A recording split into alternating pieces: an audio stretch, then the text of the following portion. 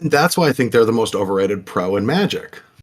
Hey, we're live! Hey, what's up, everyone? I'm Brad Nelson. I'm joined by Ross Merriam, and today we're bringing you May's Mana Traders series. It's Pauper action today. Yeah, very interesting format. Definitely a bit of a change of pace, but a very nice one. This is a format that I used to play quite a bit in like 2013, 2014. It's a lot different now. Yeah, it just much as most formats in Magic are. Things have changed, and what's a good way to explain what's happened in Pauper? It kind of feels what's the word? I mean, is homogenized a good word for it? It kind of feels like the density of things that cost one that are great is just through the roof. Yeah, the metagame is both condensed, curves have condensed, and the format has gotten, quite a bit faster than it was maybe 1 or 2 years ago. I remember checking in on the format then and seeing a lot of Monarch and a lot of decks that looked like they were interested in playing 20-turn games. And now, with the addition of some really powerful, cheap cards like Experimental Synthesizer, and even cheap, other cheap card advantage like Deadly Dispute, I think it's a lot easier both to gain an advantage a little bit faster and also turn that card advantage into an advantage on the battlefield and start closing the game. And that's what the top decks in the metagame right now do. Yeah, and we're going to go here in a minute to the metagame breakdown and start breaking all that down. But I just want to fill you all in. This is the May Mana Trader series. For anyone that doesn't know, each month there is a play-in phase that lasts for close to about 2 weeks. On the right side of the screen, you'll see the Qualifier League, where you just play matches to qualify. And that has its own prizing as well. This season, actually, also every season sends 2 people to the December Championship, the 30K tournament that I'm getting really excited for. We're halfway there almost. Yeah, we've got about 20 players qualified, or we'll have 20 after this weekend. Yeah, and the 2 that got there were Fingers 1991 and Casa, who both went 19-1 in matches. Like, I don't know if I've ever went 19-1 in matches. I've done it exactly once in 20 years. When I saw that, I was like, wow, they know their proper. So I believe they're in the field. Hopefully they are trying to get their shot at first place 3,000. They're already qualified. And tomorrow we'll be sending first place and second place to that December championship as well. But they're already got their seat. And how many players are in this? I believe 108. 103. 103 players are in this tournament. Thank you. And we have 7 rounds of Pauper action. Yeah, should be 7 rounds with like 6.5 X1s or better, if my rough math is correct. So should get 1 or 2 X2s sneaking in, but really looking to hit that 6-1 mark if you want to make the top 8 for tomorrow. Yeah, well, let's actually take a look at the metagame and let's break this down, because what we were talking about is just a lot of cards in the last year and a half, including what I believe, correct me if I'm wrong, is Pauper was this format that Wizards was having a tough time with, like, delegating enough resources to, so they created a committee of community members to be a part of it to help them with some of those difficult decisions of how do we make this a more fun and replayable format. Yeah, and one of the things that the Pauper panel has really done is made some necessary updates to the ban list. These Affinity decks were really strong, so we got rid of Atog and Disciple of the Vault. That way, Affinity wouldn't always be the most played deck. Oops. Sorry for having a few extra Affinity cards in Modern Horizons that ended up in this format. Yeah. Affinity's still quite good, though the deck is very different than it used to be, and I think a much healthier deck to exist. I'd like to compare the new Affinity to kind of like the Cat Cauldron decks. I mean, everyone loves Cat Cauldron, and they feel very similar. Yeah, they feel very similar in just a high density of cheap things, a lot of card advantage, just kind of grinding through a game. Yeah, and when you think of Affinity historically, that's not really what you think of. You think of really fast, aggressive strategies that are trying to end the game very quickly, and that's what they were able to do with ATOG in particular. So taking that out of the metagame really forced the Affinity decks to adapt, and then recently they lost Disciple of the Vault as well. So now they are that grindy deck, sacrificing Ichor Wellspring to Deadly Dispute. And just generating a whole boatload of extra cards. But while they're spending all of this mana casting all these extra cards, their threats are free. Frogmite and Mirror Enforcer, and that's the real, advantage that they have on the rest of the metagame. The other decks in the metagame have to spend more of their resources to actually deploy their threats, so they're not able to get them out as efficiently, or they have to delay their card advantage engine. Affinity kind of gets the best of both worlds, able to play both roles simultaneously. Now, but if we're looking at Affinity, when there's artifacts in the field, there's artifact hate. And now we are in a format that we can't play cards like Stony Sands, even though that wouldn't be that efficient. I mean, it would be pretty good, but their mana base is all artifact lands. It would be pretty good. It would be pretty good. But if we look at the top of this metagame too, and one of the key reasons, we've got Boros Aggro, Familiars, and the Boros Bully Goblins, Boggles. I believe 4 of those archetypes, they all play white. And I see this one card in all of their sideboards. And what does that do? It is Dust to Dust, 1 white, and removes 2 artifacts. I can't remember if it exiles or destroys.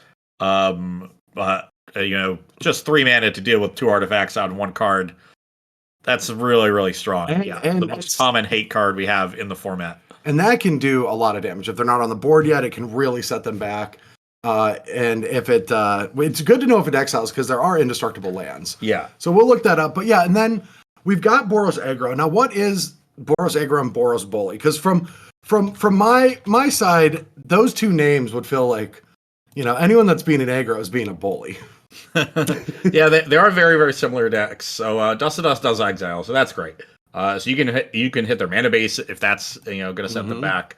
Really, really powerful card in the sideboard of both Boros Aggro and Boros Bully here. But 2 very, very similar decks. Lots of cheap creatures, usually going wide. How they generate their card advantage is the differentiating factor. Boros Aggro, more artifact-centric. They're playing Glint Hawk, Experimental Synthesizer, Ichor Wellspring, and that's how they're generating their card advantage, and in doing so, still generating more of a battlefield with those cheap creatures. Oftentimes, if they want to go super wide, they're now playing Kuldotha Rebirth. Ooh. Yeah, great to sacrifice either of those artifacts to Kuldotha Rebirth. Though some lists don't. And Boros Bully, they actually play Squadron Hawk as a primary source of card advantage. They're always playing Battle Screech. Oftentimes the aggro version doesn't, because they don't have as many white creatures. And then playing Faithless Looting. Great with Squadron Hawk. You have more flashback cards in the Boros Bully deck, so you have more ways to abuse Faithless Looting by discarding cards that you can then access from your graveyard. So they really differentiate themselves based on the kinds of how their card advantage engine works, but they're both also trying to create these very wide battlefields, difficult to answer with traditional spot removal. That's great. All right, so we've got 2 more decks before we get to our first match. It says pairings will be going up soon. We'll get situated. Yeah, pairings are going up now, so the players will start pairing. We're going to get into all that action. Keep in mind how coverage works here. We are going as fast as the players. We are not stopping the players from starting their matches, at least today. Tomorrow, we've got some more control. We'll tell them to hold up for us. But today, the players are going to go. We're going to keep up. We're going to be jumping into matches halfway through after our initial matches conclude. And we've got hand cams. And I was pretty jealous. I wasn't able to do coverage last week, but it seemed like you 2 had quite a few hand cams during coverage. Yeah, we are often at the mercy of the players to allow us to see these things. So hopefully they have followed our instructions. But they often do. And that really is, quite helpful. So because we're able to just hop into different matches with spectator mode on Magic Online, we're able to just go rapid fire from match to match to match to match, and sometimes get through, 2, 3, 4 in a round and show you as much Magic as possible. Yeah, I like it. And as a player too, one of the more frustrating things when I just want to play in a tournament that matters to me is being told a lot of things from coverage, what to do, where to be, what to wear. I don't like any of these. And so I just love that these players can just sit at home or wherever they're playing from and just play their tournament, and we just kind of have this bird's eye view. Yeah. Of what's going on. You know, but just like flip the settings in the right spots so we can, take a peek if we want. I agree, but I'm going to say it. I'm just going to say this. I started Melee a couple years ago. I kind of jumped the fence from player to the other side of it. Magic players just don't listen. They don't listen. They don't read anything. They don't listen. It's just how they work, and that's just what they're going to do forever. And you just kind of got to live with it. You're not wrong. Yeah. All right. We kind of know what Dimir Fairies is. I want to get to familiars because that's the one name that really is like, what's a familiar? Well, Familiar is a deck that is named after Sunscape Familiar, a card that many of you are probably not familiar with, unless you played Pauper recently or played Extended 20 years ago. And I don't know if you remember this deck from Extended, Brad. But yes, I do. The Azorius Mind's Desire deck that was a major player in Extended right around the time I started getting into competitive Magic. So Sunscape Familiar is part of a common cycle in Plane Shift. It is 1 and a white for a 0/3 with Defender and reduces the cost of your blue and green spells by 1 generic mana. Back in the day, they used it with Snap and Cloud of Fairies. Right now, they're using it with Snap, and they would use it with Cloud of Fairies if they could, but Cloud of Fairies has been banned for quite some time. But really, it's just trying to reduce the cost of things like Ghostly Flicker and Muldrifter, and this is the control deck of the format. They're generating, a lot of value with Ephemerate, with Muldrifter, with Ghostly Flicker, and playing a very, very long game. Archaeomancer. Yeah, and we actually have a match of familiars against Affinity ready to go. 2 really popular Magic players, in my opinion. It's Sandoce and I believe Will Pulliam. Yes. And that match is ready to go. So let's get in on the action in round 1 of the Mana Trader series. Here we are. Okay. Oh, the best. Will has the best island. That is the best island. Disagree. Well, I mean, chat, we are on a delay for tournament integrity, but when we come in, I want you all to say that, Ross is wrong and that these are the best, most beautiful basics in. I mean, we even have them behind us in Corey, and this is Corey's house. It's not even mine. I'm not even being biased. They're in this house. And Corey doesn't actually know we're here, so don't tell him. All right, so Blood Fountain's another new one of these cheap artifacts that comes down with a blood token. Later in the game is going to get 2 artifacts back. Yeah, so accelerates the game plan really well by generating 2 artifacts early and then later becomes a source of card advantage. Really exactly what the Affinity deck wants to be doing. Wow, yeah. All right, so we're going to see what I haven't said Karuland in a long time. I don't even know if any of these youngins don't even know what a Karuland is. All right, so we're going to probably see a Thoughtcast here. Chromatic Spire into blue. That would be what I would expect as well, but we'll see. Nope, blue mana just cast another Chromatic Star, so... Okay, and I'm getting word that my luck on the Mana Traders coverage continues with neither player having a hand cam. And then a Deadly Dispute sacking Chromatic Star, so just setting up and generating some card advantage, creating this large battlefield of artifacts. And then on the Azoria side, Seagate Oracle, also just generating some card advantage. Very slow starts, but that's to be expected in a matchup like this. Now, I'm going to need to use your brain for memory. Now, one of the cool things about Will's deck, this familiar deck, is it has a extremely light splash of black for Snuff Out, but Snuff Out cannot destroy artifact creatures, can it? I believe Snuff Out just says non-black creature. Okay, I thought it's not a terror. But let's make sure. Yeah, just non-black creature. Oh, okay, so it can interact in this. I was gonna wonder. I was like, if Affinity's the most popular deck, that seems like a very aggressive 4 in your main deck, but it will be able to. And we've got a good board coming up actually here. Yeah, and this is really the major advantage I was talking about with Affinity here. They're able to turn the corner super quickly with these free threats. That Mirrored Forcer costs 0 mana. Get the makeshift munitions down as well.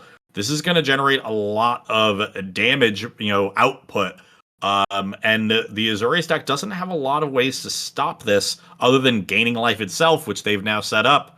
But Galvanic Blast is going to take out that 0/4. What is that? God Pharaoh's Faithful? Right. Mm-hmm. That's sort of their major defensive piece, early blocker against aggressive decks, and also a ton of life gained when you have Ephemerates and Ghostly Flickers going off all the time. And yeah, just setting up with these, very small creatures that are gaining card advantage, but it feels like this is just, these games are a grind. We can just see all of these things on display that are like, this game's going to go forever, right? Because we've got all of these ways to sacrifice to kill things, especially in response to any of the flicker effects. And then also the 2 blood fountains to bring back creatures. Yeah. But San Diego now just out of gas, no cards left in hand. So, this is what they have. They can use those blood tokens if they want to like cycle through some lands, but those are blood tokens that they probably want to sacrifice to this munitions. And another Godfarer's Faithful, that is going to be very helpful in stemming the bleeding. Well, there's been no blood so far. But there's about to be. Don't worry, there will be blood. There will be blood. Yeah, Mirror Force is definitely going to be able to get in. And then, yeah, there's, how many artifacts are in play right now? Like, theoretically we could put sacrifice half to get to half life, but that's not going to be that valuable anyway. At this point, is this really one of the key win conditions? Is just like the draining, or is it? I feel like it's about these Gurmag Anglers and these Mirror Enforcers. Yeah, the creatures are definitely doing the heavy lifting. Munitions is sort of playing cleanup duty and giving the deck a little more interaction against other creature decks. But Munitions in a matchup like this that is going to go super long can, over the course of 20 turns, deal a huge chunk of damage. So, it's not going to look super impressive in the short term, but you got to really tally it up over time. Okay, Snuff Out here, I assume targeting this Mirror Enforcer. Yeah, this is going to get flung at something. I do like that the Snuff Out normally costs 4, but you get the rebate, you get the 1 life back. Yeah, looks like targeting the Archaeomancer, trying to get that out of the way, because that is a key part of the engine with Ephemerate or Ghostly Flicker, so you can always rebuy your blink effect. And then something else, right? Yes, and then, yep. Whatever you want to blink. Seagate Oracle to generate card advantage, or anything else you may have access to. The Dust Settles, just another Blood Fountain, create another token. And, I mean, from my perspective, it feels decent for Will here. Still has some cards, might not have any engines in place yet. Yeah, I do think these Blood Fountains are going to play a pretty big role here, recurring Mirror Enforcer and Karkland Shamans or whatever else to keep the pressure on. But yeah, just not a lot of pressure right now out of Affinity. It's going to be really up to Will over these next couple turns to set up an engine or generate some significant card advantage during these turns while he's not under a lot of pressure. What is getting snapped here? Maybe the Seagate Oracle? That's what I would think. If you hover over the snap, the recta, we can see what that's targeting, I believe. Yes, targeting his own Seagate Oracle.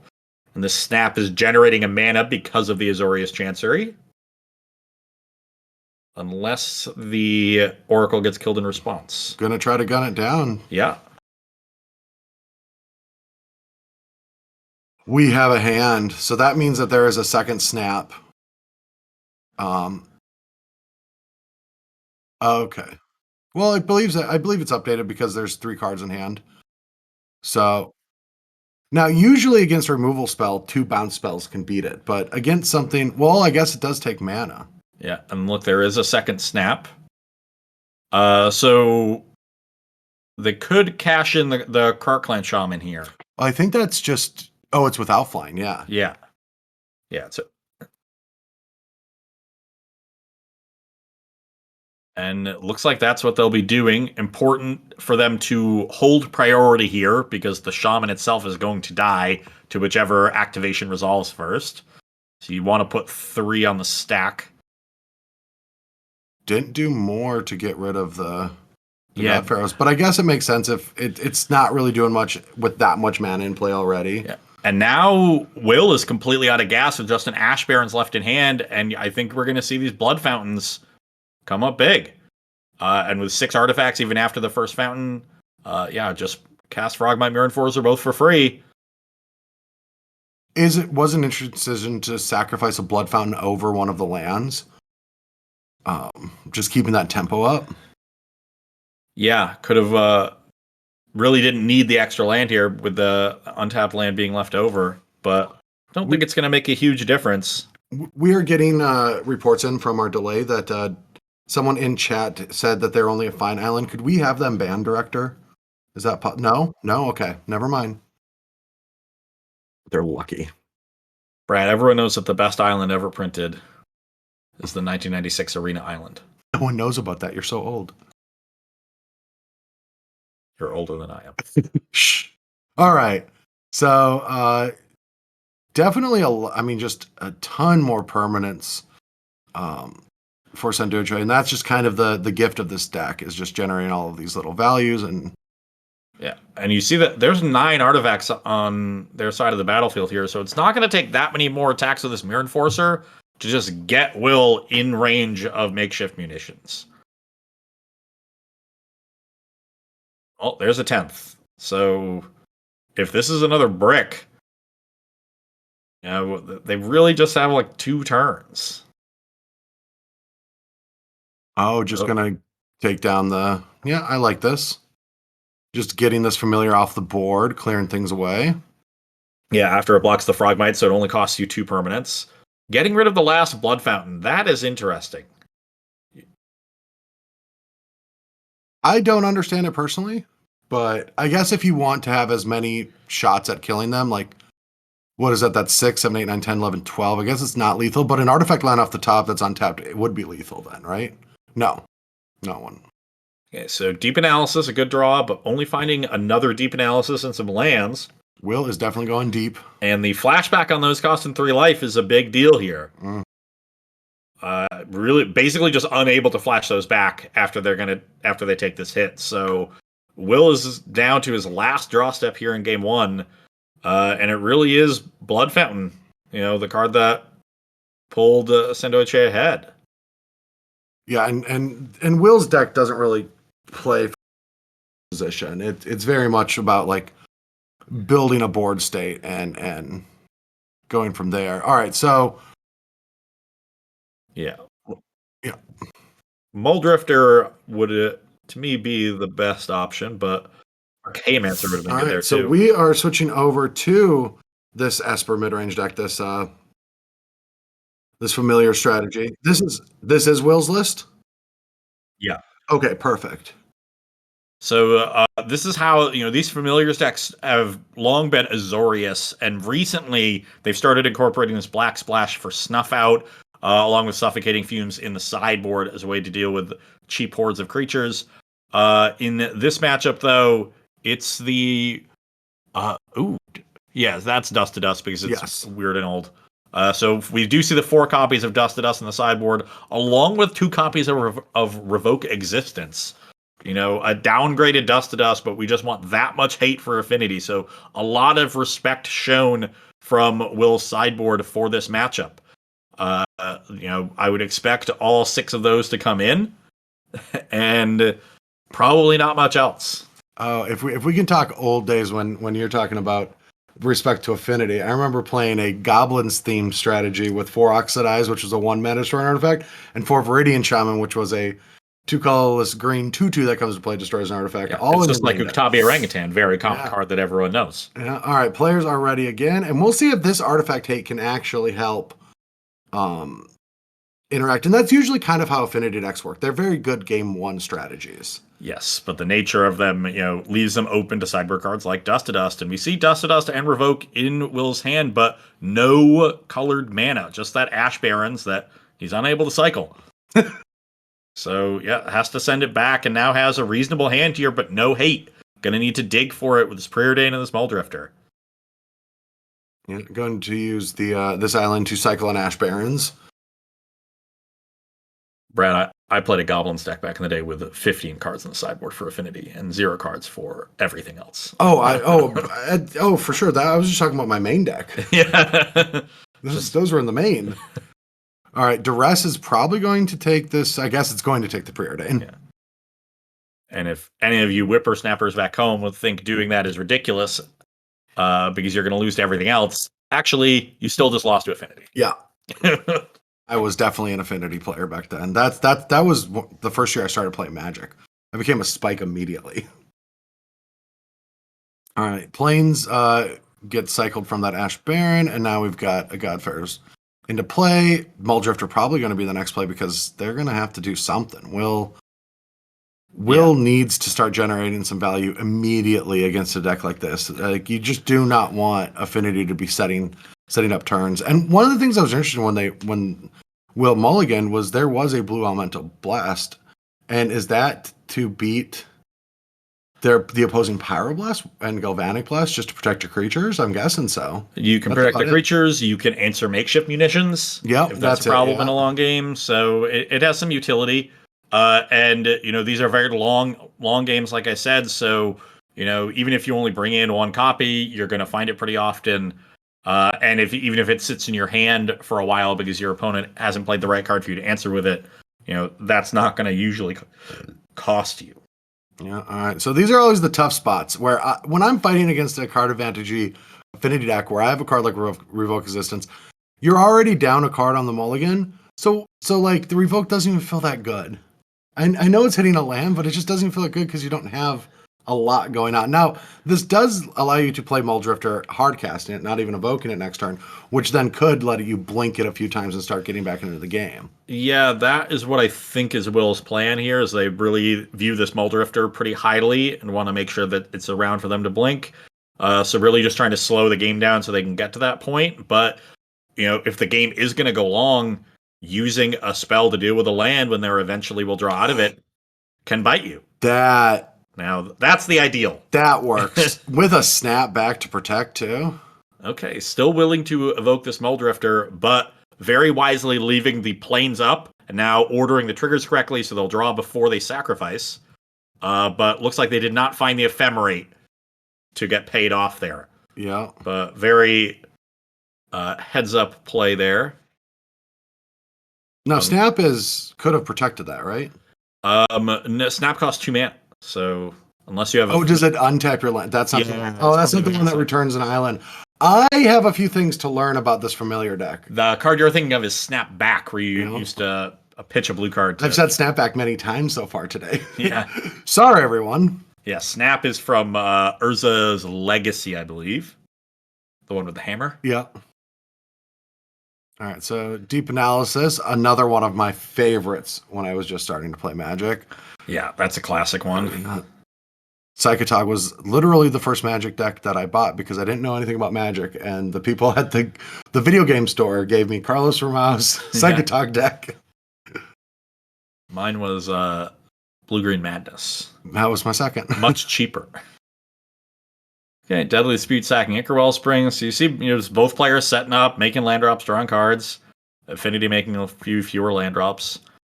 So now they're at 9 cards in hand. Deutsche, if they didn't find a third land here, well, it's still Will's turn. Okay. So yeah, this was a Deadly Dispute in response to the Deep Analysis tap out. Yeah. Normally, you're going to want to cast those draw spells on the main phase so you can continue to make your land drops. But here, Sendoiche, under no pressure, doesn't want to have to discard the hand size, so realizes they're in a position where they can wait. Makes a lot of sense. Just taking one of the 2 snaps. Yep, only option there. Yeah. All right, let's see what happens. Now, this Archaeomancer has a few good options, actually. Could just be a Seagate Oracle. Oh, there's a little delay here. That's a dust to dust on 2 lands. That's a good draw. I was wondering why both white sources were getting tapped. Same. I was like, why would you Seagate Oracle and leave yourself out of white? But this makes a lot more sense for tapping double white. And your opponent's light on lands, so just hammer them there. Ever since 2004, 2003, this has been Affinity's life. Really good game 1, struggles after that. And I know I said earlier that, using your spells to deal with lands in a long game might come back to bite you, but this Azorius deck has such a strong end game that you can afford to do that and just make sure your opponent is stymied for as long as possible, and then get your engine set up, and now you're just going to overwhelm them. But you can also set up, especially with some of these, is double 2-for-1s. And because they already missed a land drop, the Archaeomancer can come down and hit the next 2 land drops next turn if the Seagate Oracle can find a land. Yep, very, very good point. And I will not be surprised if that is exactly the play. And then the next 2 lands, you can snap the Archaeomancer and revive it. Yeah, it's getting dirty. So let's see what this Seagate Oracle finds. Now, this treasure token could get sacked for a Pyroblast here. And that might be what the decision point is from Sandoiche right now. Yeah, and that's tough to do because the treasure token is really valuable when you're so low on lands. Is this what you want to cash it in for? Yeah, and they don't know there's an Archaeomancer sitting on the wings. They'll let the Seagate resolve. In a second, we will see what that found. Oh, baby! Didn't get the land to be able to Archaeomancer Dust to Dust. That sucks. This might be a deadly dispute. Yep. Just digging for more lands. We might see a concession here, to the next one. I guess maybe you just live through it. This is kind of probably how this deck plays. You keep grinding. Yeah, I mean, they have 7 cards in hand. They're under no pressure, so...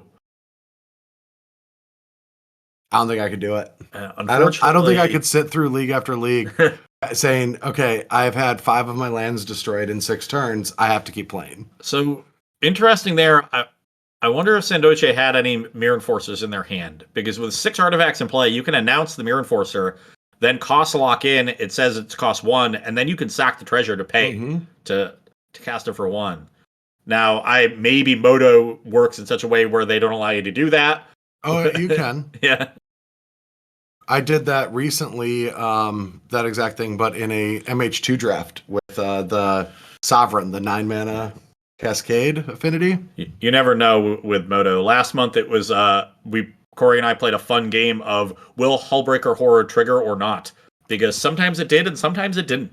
Well, it was just not. It was having an off day. Just let Hullbreaker Horror do its thing. I can't remember what the bug is. It was like if you had like something on the stack, it would work.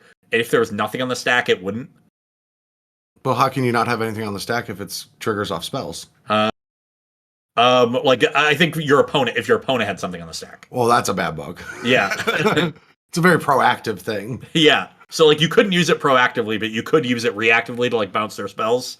Oof, that is not good. All right. Snap is probably hitting that Seagate. Because, I mean, that Gurmag Angler could go all the way.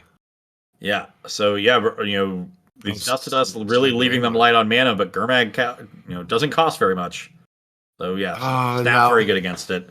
Oh, this is dirty. Oh, yeah, now the Archaeomancer, this might be what's going to get Pyroblasted. But they have a blue Elemental Blast. Oh, my God, this is filthy. This is filthy, yeah. And now we're going to say goodbye to probably the Blood Fountain and the Vault. Might just say goodbye to the Frogmite so we can start getting busy. I could see any target. Yeah. One of them is Vault of Whispers. Yeah. Beyond that, dealer's choice. And no gas left from Polium after this, though. It can be found. They do decide to get rid of the Frogmite, so we're going to try to get busy with these 1-power creatures. First Blood!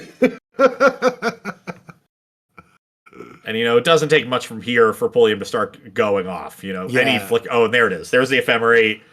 Probably want to attack first, Will. There you go. Yeah. He got a little too excited there.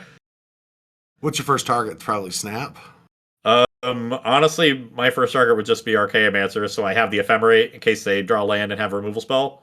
No. I mean, what does the Archaeomancer get? Oh, but it gets exiled. Yeah. Yes. You just get Snap. Okay, they got Blue Elemental Blast. That's protection too. Either way. Yeah. There it is. All right. So, do we have the Affinity Deck that we could pull up? Yeah. From that point, they just have Dust to Dust looping. Oh, beautiful.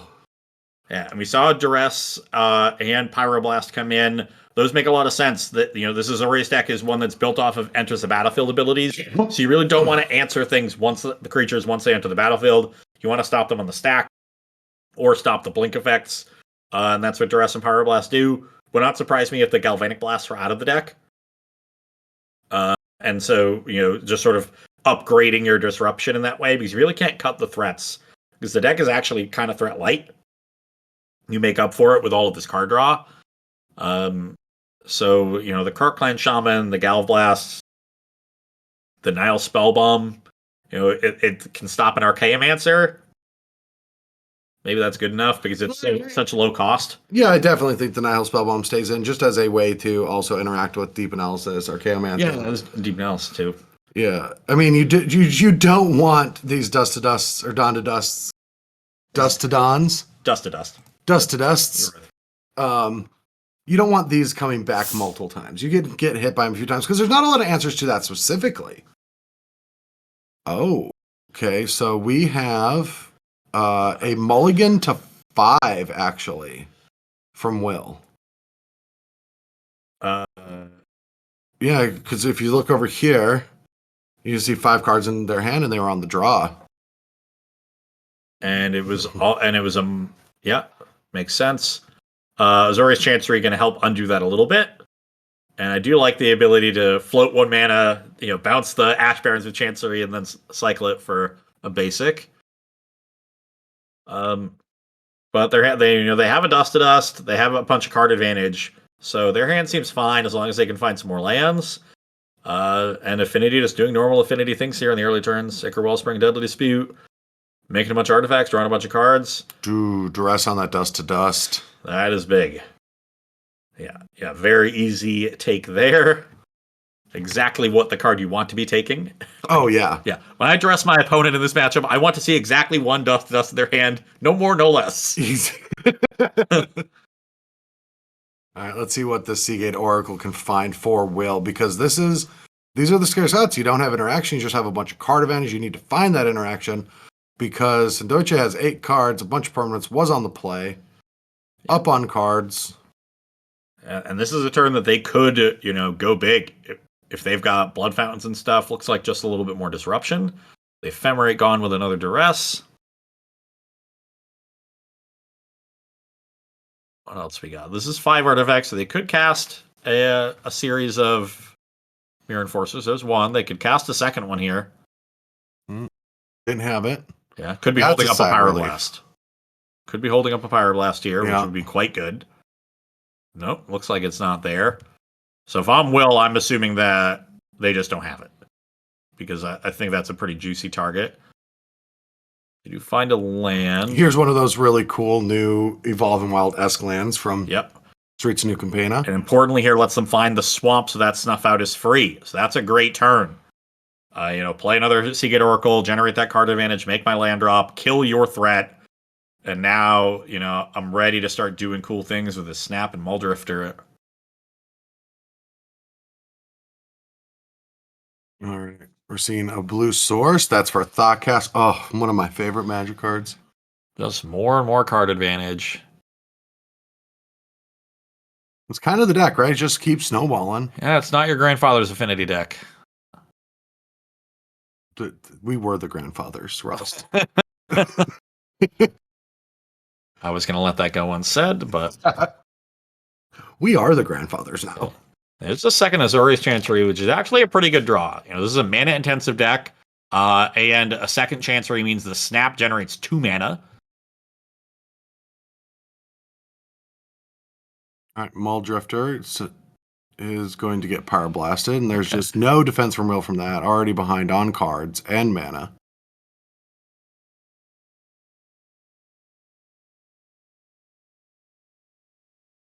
Yeah, not a ton going on, honestly, for either player at this point. I think that this next turn, if Sandoche can generate a threat or 2, will be big. Are they just going to cycle this Chromatic Star? Yeah, or they are blue mana, yeah. And Frogbite doesn't really count. Yeah, they are what seems to be flooded. They might have an interactive spell, But Yeah. besides that, they don't have card advantage or threats. Price, they don't want to, fire off this Nile Spellbomb to cantrip, but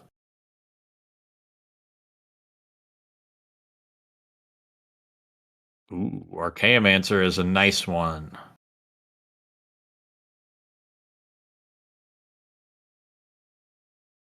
Archaeomancer will definitely test if Sandoche has another Pyroblast, because without finding a Dust to Dust or Ephemerate, a lot of juicy targets. So I guess the Nile Spellbomb's there. So Archaeomancer will just draw out the Spellbomb. Mm.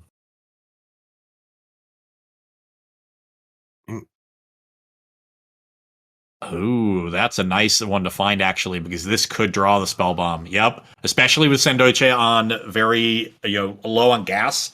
They really want to cycle this. So showing them any kind of value.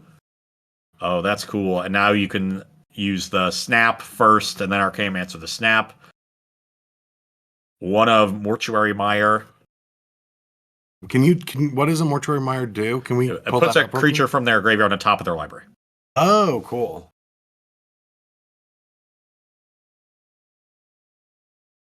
Yeah, that is a fun one. Yeah.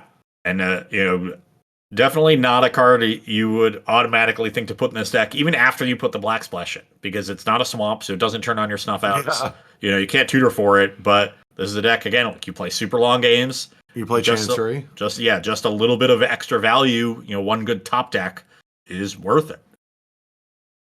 Well, this Sandoche really needs to find some string of card advantage at this point to start finding pressure, because Will's about to go off a little bit with the Snap and Archaeomancer. That's assuming they resolve. With 5 cards in hand, I'm kind of assuming Sandoche has another Pyroblast. Mm-hmm. I think they might have been sandbagging the one when I thought they would have used it on Seagate Oracle. And, with the multiple dresses, they knew that there was a Muldrifter there. So that could be just a sign that they really value Muldrifter in the matchup, and that's a card they know they need to stop, which makes sense. And Sandoche is a formidable opponent. I've just streamer, grinds all the time, plays a ton of Arena, plays a ton of competitive Magic. Let's just say that. Well, this Blood Fountain can rebuy a Mirror Enforcer to start generating some pressure. And still 5 cards in hand, so just a couple pieces of interaction, and I think Sandoche will have a pretty commanding lead in this game. Although Deep Analysis is a really good draw. All right, Deep Analysis. It's a tough one to Pyroblast. Yeah.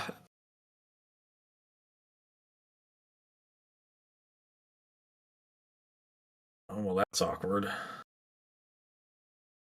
Kind of getting a little punished for not playing the Swamp. You could have played Swamp and then left the Plains up when you cast this Deep Analysis, and then left it up all the way for the Ephemerate.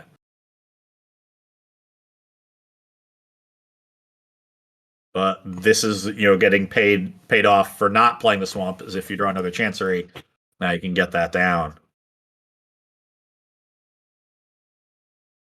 Full grip now with Yeah. 7 sources of mana. And 6 cards in the other hand.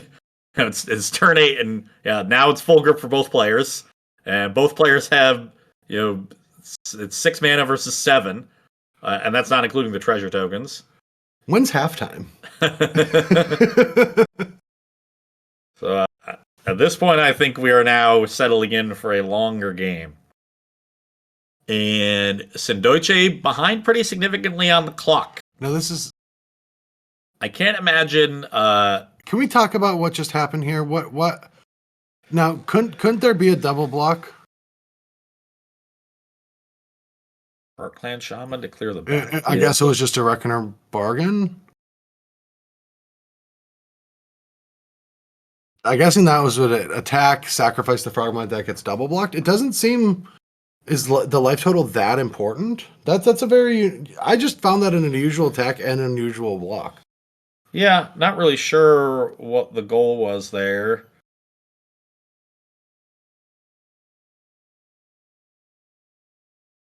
I just know me, and I'm going to take that double block. It could definitely have been wrong.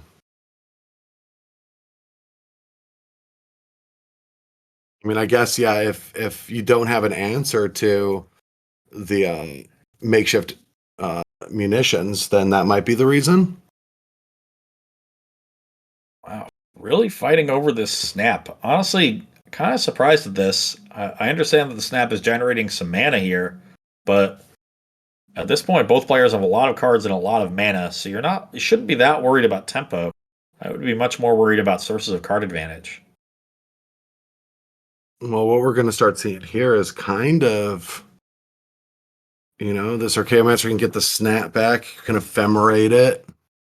Oh, we're gonna see dirty things. Yeah. Only the dirtiest of things. We might see another Power Blast.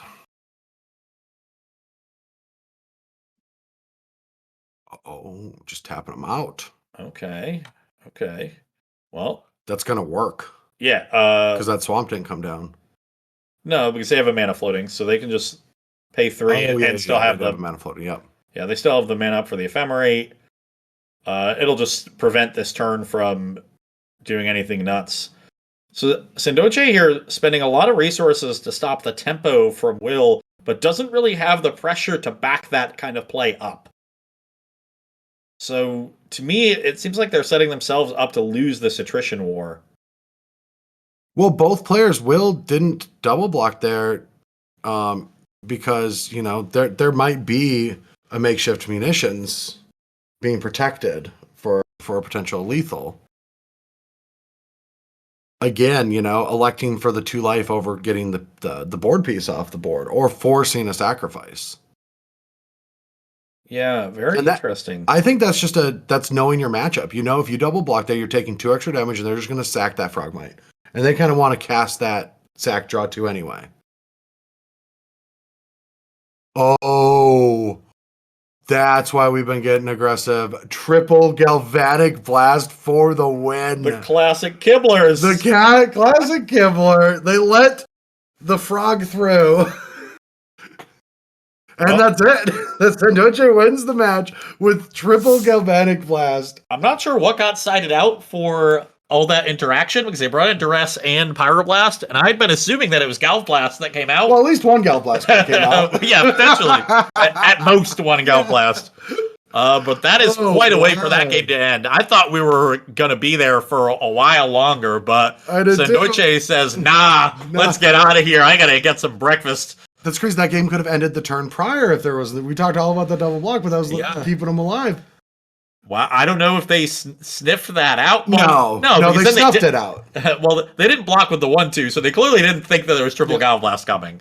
But yeah, really shows you some versatility here from the Affinity deck. They're able to play long games, but with all that direct damage with Galvanic Blast and makeshift munitions, sometimes you go from playing this, long attrition game. I think that's most where games. You want to use your life as a resource to just dying. Yeah, I think that might be most games. And that's one of the reasons why, if you see the new Voltage Surge, why it doesn't hit the face. Galvanic Blast might have been a mistake. Yeah, I think WotC has learned over the years that, if burn spells are going to be able to go upstairs, they can't be super efficient. Yeah, they've got to... All right, well, we actually have another match already. We've got Boros Bully versus Goblins. Let's see who our players are for round 1. Match 2, we've got Guild Pact MTG versus Sen Pop. And do we know if this is game 3 or earlier? Yeah, we don't know what game we're in right now. We might be able to there if you refresh.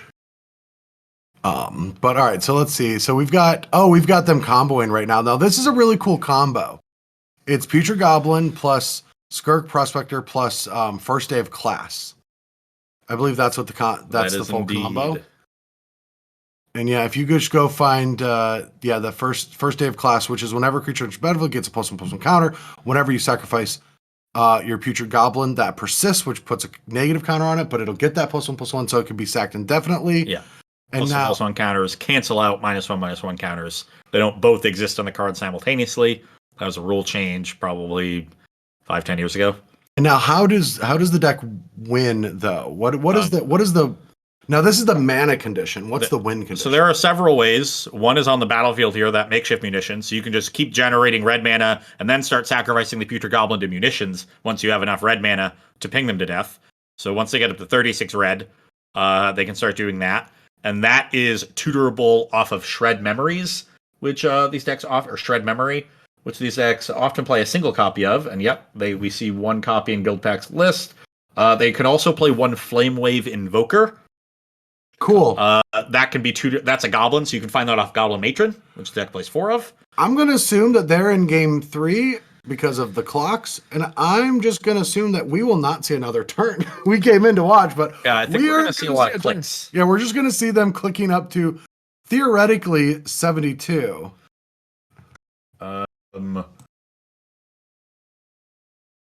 Getting up to 36 mana and then sacrificing it 36 times. Yeah, I was gonna say I'm not familiar with what Ramosian Rally does, but unless that somehow stops makeshift munitions, and it does not. No, it does not. It is a pump spell. So yeah, looks like it is all over but the Cryon here. Yeah, this is cool. We did get to see the deck finally do its thing in action, just jumping in. But yeah, Adrian, what do we have any other matches we could jump into? No, okay. Well, how about we just come back to us instead of just watching them click through when we haven't had a storyline, and we'll just talk about that Will and Sandoiche matchup real quick. Yeah, I'm honestly just still a little shocked. I was, I was mentally preparing myself for a long, grindy game, and then it was over in a blink. Yeah, I was impressed too. And to think about it though, that's what this Affinity deck can do. Is it can just generate a lot of permanents on the board and threaten that half-life mechanism, whether it's through munitions or other direct damage. And honestly, that's my kind of deck. Like you were telling me about a modern deck that's new.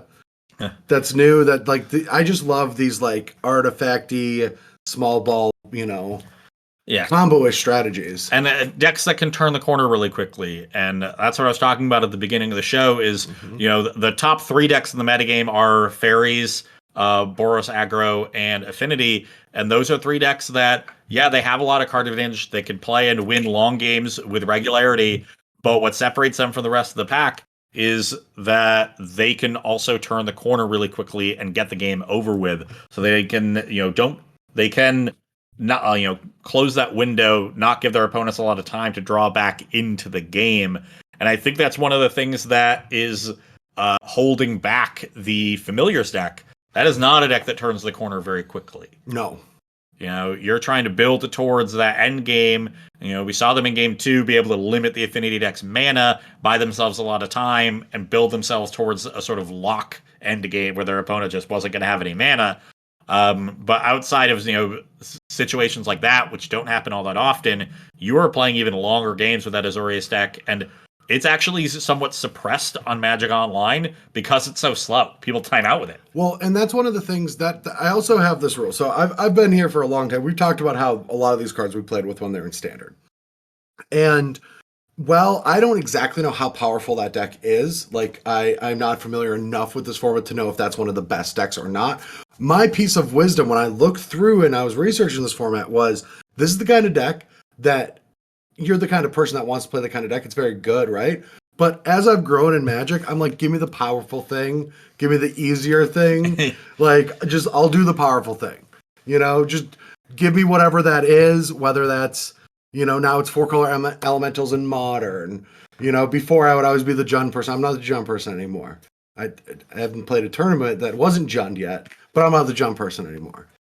And I will play Jund next time, but You'll always be Jund guided. Yeah, I am. But you know what I mean though? Like, I don't want to play those long turns, have to have the answers always right, have to have everything line up. Yeah. I want to do the degenerate thing. The deck that is winning on a razor's edge, where, every small mistake that you make, every, card that is off in your sideboard is really going to cost you. You start thinking that you have to play perfectly to win with it, but you can't figure out what perfect was without looking back at the game. Yeah. In the moment, you did play well. You just didn't play perfectly because you didn't have the right information. You didn't know it. And it's that spiral. And I get it. When you're starting to play Magic, when you're starting to be a grinder, when you're starting to try to get to the next level, you start putting all that weight and pressure on yourself.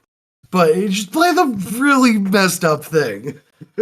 Just 12 your opponent. Yeah, just triple Galvanic Blast. We've seen it successful in 2012. We see it successful now. Yeah, and Jesus, that was 10 years ago. Yeah, but yeah, if we're out of matches, should we take a short break, Adrian, and then we'll be back for round 2 when they get paired up? All right. Well, we're going to take a short break. What, 6 minutes? All right, we're going to be back in 6 minutes, everyone. Thank you for watching. We'll be back for round 2, and we'll see you shortly.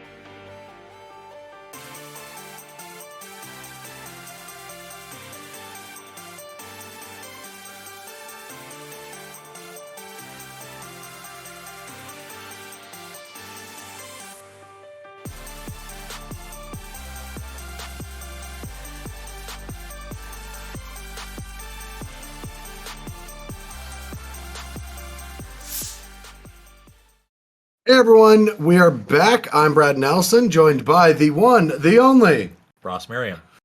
Enthusiasm. I have that. Well, I'll bring it up for both of us.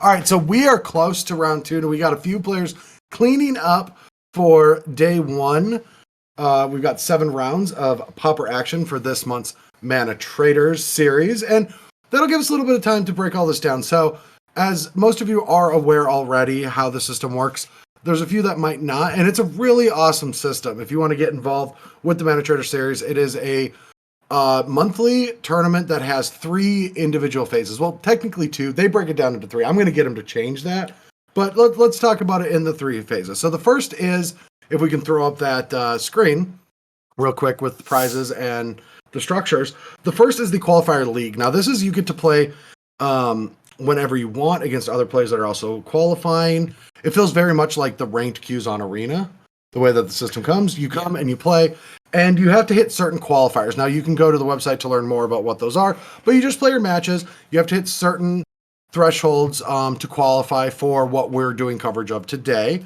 and that comes with its own prizes. Now, if you see, you can play even if you're not a Mana Trader subscriber, but there's a lot of bonus money involved if you're getting in on that Mana Trader subscriptions. Yeah, you should probably do that. Also, I have found that my Mana Trader subscription has allowed me to play a lot more Magic Online. Now, I used to be anti-subscriptions back in the day when they first started. I was like, I just want to own all the cards and I want to have it all. That's not the easiest, especially if you're starting off on new formats and things like that. And I burned more money buying and selling cards just to play with them than I did, having a subscription. That it saved me so much money of grinding Magic Online. Yeah, and even for a format like Pauper, which presumably is significantly cheaper than standard Pioneer and Modern, there's still a lot of different decks. And if you want to try out a bunch of different decks and really have that handle on the metagame that only comes from having experience with a wide array of archetypes, then even a format like Pauper is going to become very expensive. Yeah. So having that ability to just shift to decks whenever you want without it costing you any extra money, paying that flat fee a month is really nice. And now this series of tournaments allows you to monetize that subscription by raising your potential winnings in these tournaments substantially. And one of the things to keep a note, and it's not on the slide that we want to talk about, is this year of Mana Traders tournaments, the series, is 11 months. It's went from January, and it'll go until November. December will not have a qualifier into this because it's actually the 30K championship. 48 players throughout the entire season of the 11 months will qualify into that tournament. Now, we've already given 18 qualifications away, including 2 for this May series for the top 2 players for the qualifying league, which both went 19-1 to get there. 19-1. Fingers 1991 and Casa both went 19-1. It's just absurd to me to get in there. And then the first and second place today, well, we'll be doing the top 8 tomorrow. So today will be 7 rounds of Swiss. We'll cut to a top 8. We're going to come back at 4 p.m. tomorrow Eastern time and be covering that top 8 and seeing who is not only going to win the $3,000 first place prize for the weekend, but get qualified for that $30K in December. Yeah. And so if you're watching this for the first time thinking, I must be really far behind trying to qualify for that December championship because I haven't played the first 5 months of this tournament series, you can qualify next month. Yes. It's 4 qualifications each month, 2 from the league pool and 2 from the end of the month tournament. And, nothing you did in the previous months matters. It's all contained within that month. Yep. So you can get all the work done in June. You can get it done in August. You can get it done in November. But I love how this is broken down. There are 48 slots, but that only qualifies 44 players. So there are 4 at-large spots based on the point system. And that really rewards the people that were very consistent and patrons of the entire series, but just didn't get to that first and second spot. Yeah. So it's great to, reward some of those people, but have a system that isn't entirely dependent on grinding all year. And that's what this system is. Yeah, and as Ross and I know, we both have played a lot of these intimate tournaments. We both were in, how many invitationals did you play for Star City Games? I assume you mean Players Championships? Players Championships, that's it? Two out of the 4. Okay, yeah, I played 3 of them, and we both had different. Thank you.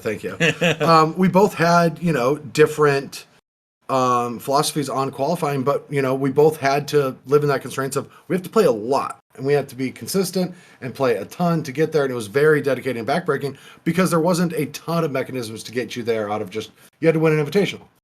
Yeah. And so having more shots in this series over an entire year is going to make for a really exciting tournament. And I love and I can't wait to see what they do with this tournament. We don't have the details yet to be announced.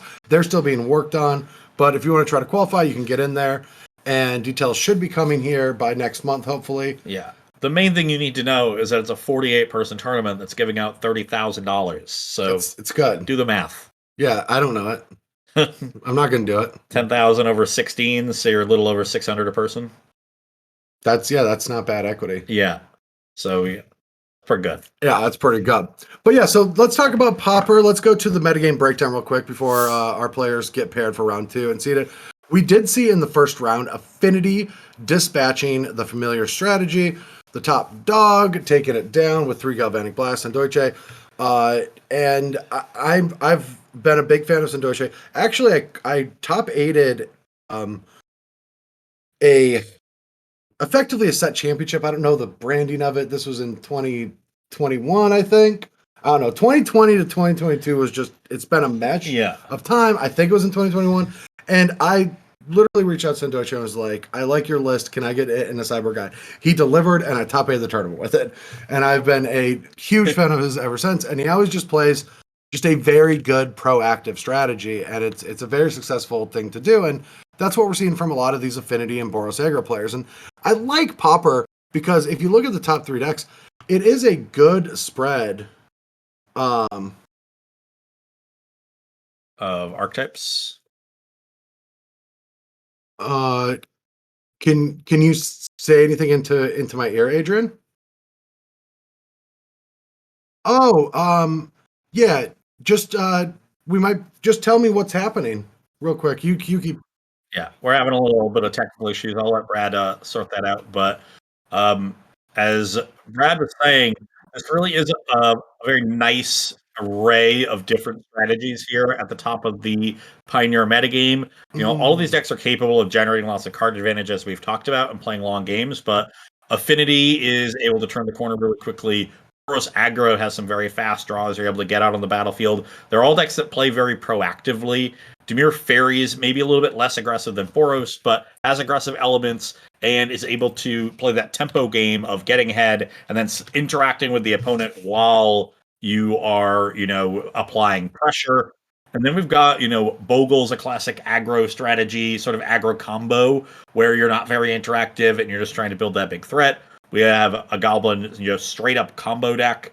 And Goblins in this metagame is a very all-in combo deck. You don't really have the tools like they do in Modern to play a backup grindy game plan.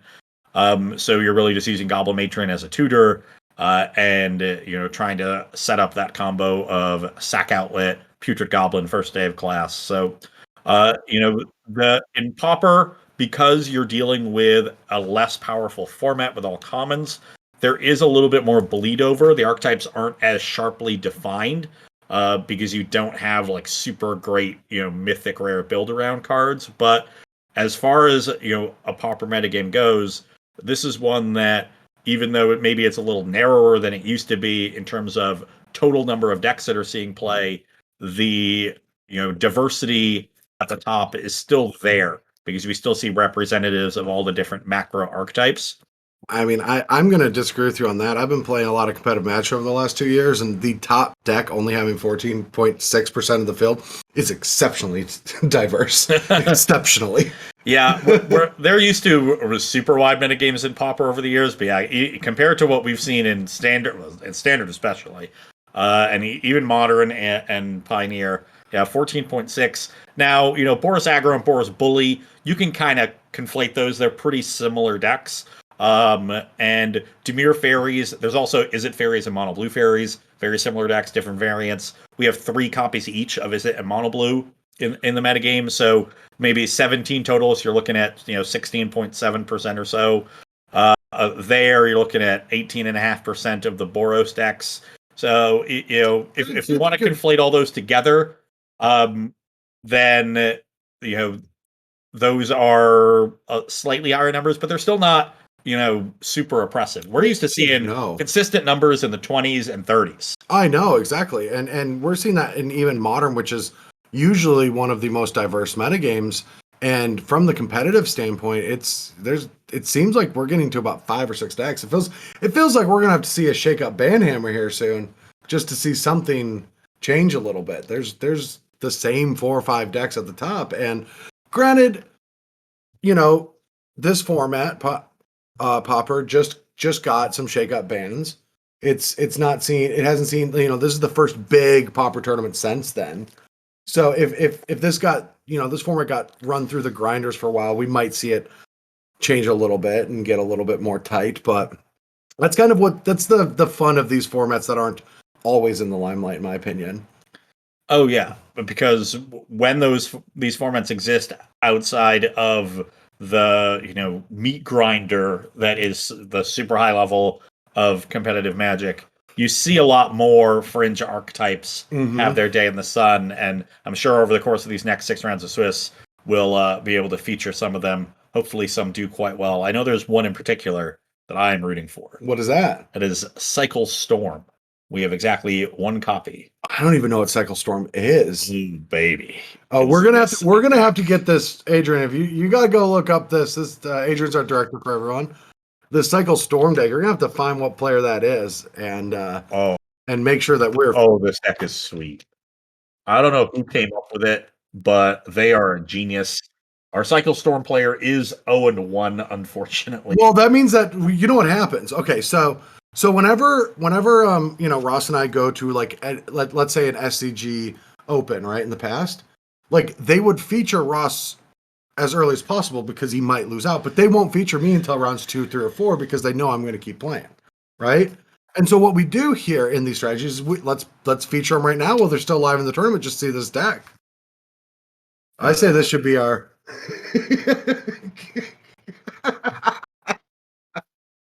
Bring it back to the booth. This is a face we can't miss.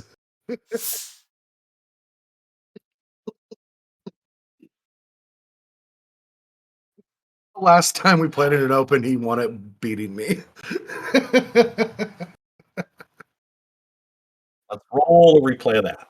Yeah, let's roll the replay. I don't think we have the rights. Pretty sure we got to get permission on this broadcast. Yeah. In case you are curious, and any of our viewers at home, about the Cycle Storm deck, essentially, it plays all the creatures that cycle for 1 mana. Yep. Okay? And so you spend your early turns just cycling and tearing through your deck. That fills your deck with your graveyard with creatures.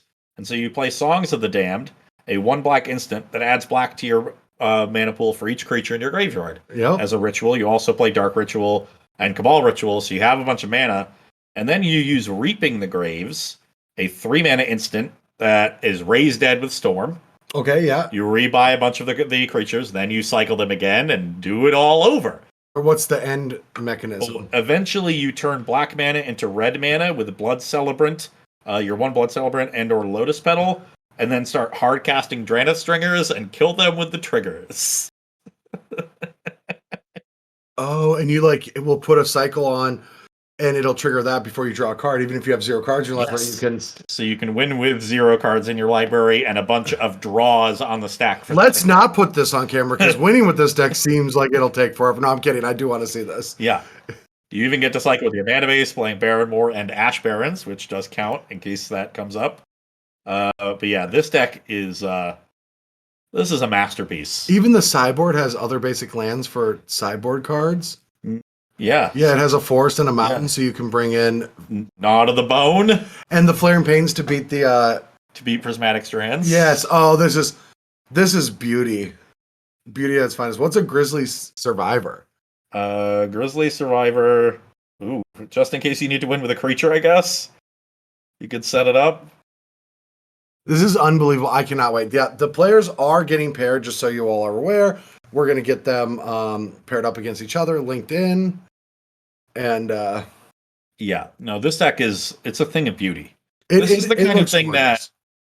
this is the kind of deck that I look at and I think the person who came up with this either has way too much time on their hands or is a genius. Well, Or both. all good Magic players are both. Those are prerequisites for Yes. being good at Magic. Yes. Once again, Brad, you are not wrong. Yeah. Yeah, I didn't get to where I am with limited time. Yeah. I didn't get to where I am with a healthy work-life balance.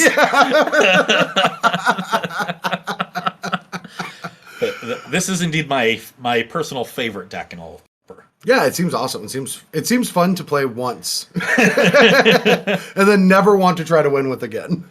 Yeah, I believe I tried to play a league with this deck on stream once several years ago, and it didn't go well. No. You can also win by hardcasting Horrors of the Broken Lands. Just power them out with rituals. Yeah. And go nuts. Yeah, sadly we don't have this one queued up for a deck list since it was just one copy of it. Oh no, this is the deck list. No, I mean for visual aid.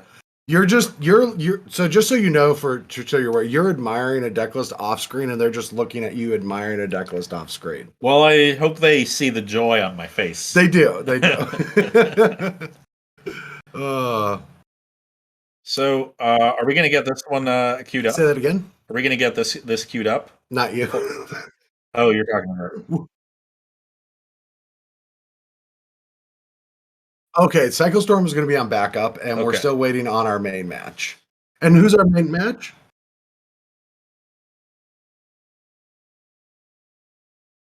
Oh yeah, Boros versus Boggles is going to be our main. Okay.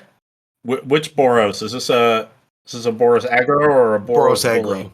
Okay, so this is going to be the more artifact focused version, playing Ichor Wellspring and Experimental Synthesizer. Yeah, and one of the key recent additions. And Glint Hawk. Or Skyfisher. Yeah. All right, we are heading off to round 2 now. Players are ready to be playing, and this is going to be an exciting one for me. I'm going to need you to capitalize that Boros. That's just that's me. That's my OCD. All right. I think we're waiting on Lord to pick the mulligan. Yeah, so this is one of our players to watch, Lord of Atlantis. That's Max Komanowski. That's going to be our Boggles player. And who are they playing against? Can we, is that like E? Go Baron. This is another one of our players to watch. Go Baron is Andreas Peterson. And you're not going to believe this, Russ. They both have hand cams.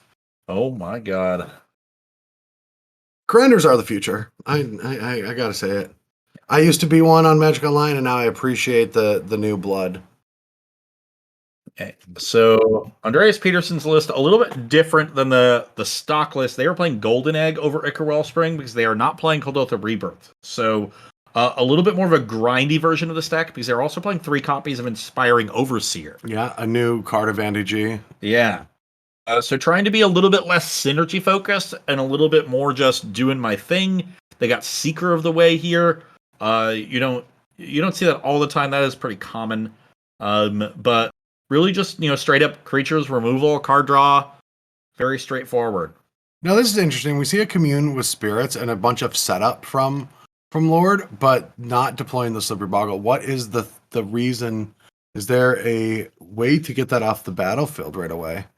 I don't think so, but there's also no way to take it out of their hand, and it's only a 1/1. It's likely not really going to do a whole lot until you can start enchanting it. And with these Ancestral Masks as their main enchantments, they knew that wasn't going to happen until, at least turn 3 or 4. So they're really only a turn behind where they otherwise would have been. All right, Spirit Champion coming in, drawing a card. Well, that is a great card for this deck. Another creature that you can sometimes enchant if your opponent's out of removal. Just cantrip through your deck, make your ethereal armors good. And it looked like just a straight concession, missing land drops, not playing anything. Yeah, a 1-land keep there from Echo, and no second land. And this is not the matchup where you want to stumble. No, not at all. Now, do we have a deck list to go to? Perfect. We're going to check out Boggles. Now, up a game already. And there we go. All right. So now looking at this Boggles deck, Armadillo Cloak, Ancestral Mask. These are what's going to be really, really getting the job done. Yeah, and interesting because when we think of these Boros decks, we usually think kind of artifact heavy, but there's only Experimental Synthesizer and Golden Egg. You know, this is more of an aggressive deck these days. This is the change that has happened. There are some more artifact heavy lists with Rebirth. So those who dusted us are not really going to be very helpful. You know, Gut Shot doesn't kill anything. So Lifelink? I like the lifelinks because you know you're going to be racing. That's about it. Yeah, maybe a lifelink over like Cartouche because you don't really need the extra creature. Like that's more for black decks that can play Edict effects, or at least in game one it can chump block, but lifelink's going to be better in those scenarios. So honestly, I think that's all we're going to see here. I see something else to do after the broadcast. That ethereal armor. That's my job to notice these and fix them. So I am going to write ethereal armor down and fix that after the broadcast. Can we head over to the other deck list, see what they have waiting in their sideboard? We don't have it up just yet. Okay, so I'll just take a look at it on our end. And Dust to Dust does not target enchantments, it is just artifacts, so that one not going to be particularly helpful. Dawnbringer Cleric, 4 copies here. Back into the game. That could be helpful. And that Electrickery can do a little bit of damage as well. Yeah, gonna want the Electrickery because when you overload that one, it can deal with a Bogle. Oof, we're gonna have to see another mulligan from Echo because of just a Karoo opener. And another one-lander. And with a bunch of 2-drops. This one's probably also going back. That Synthesizer could get lucky.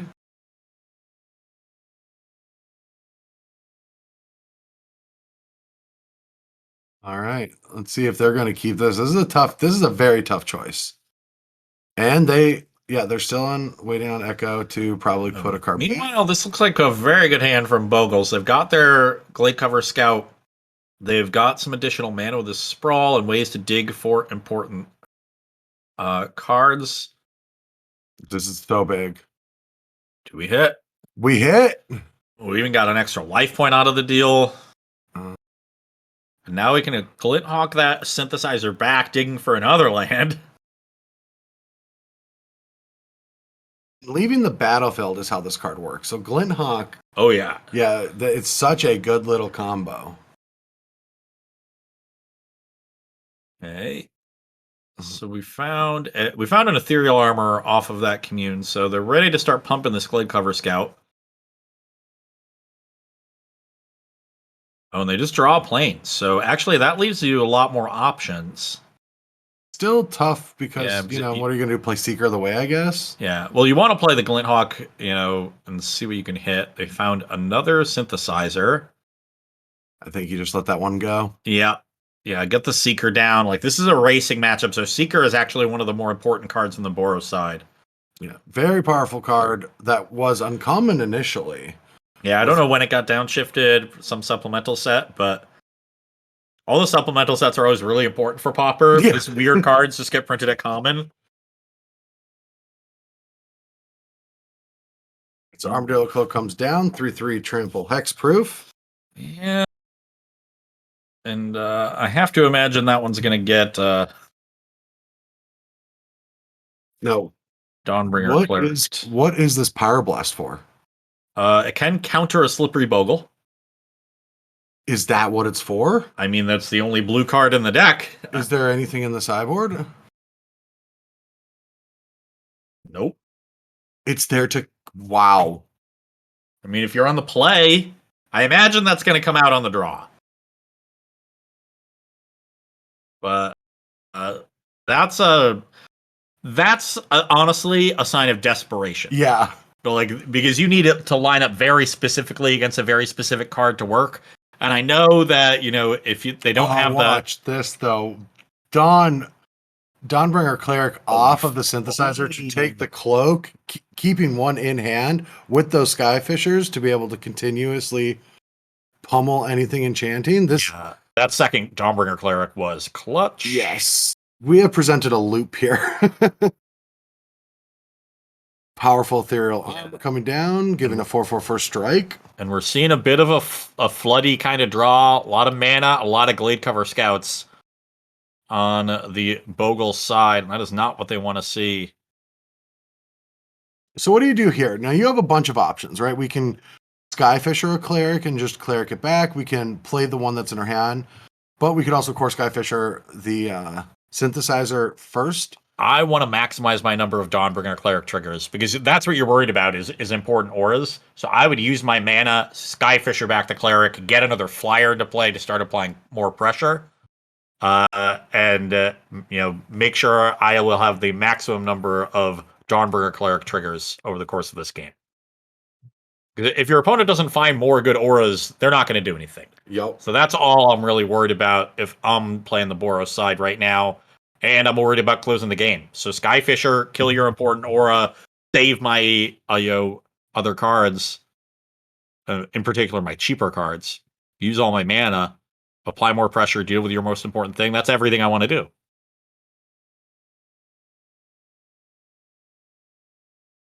And it looks like that is what Echo will be doing.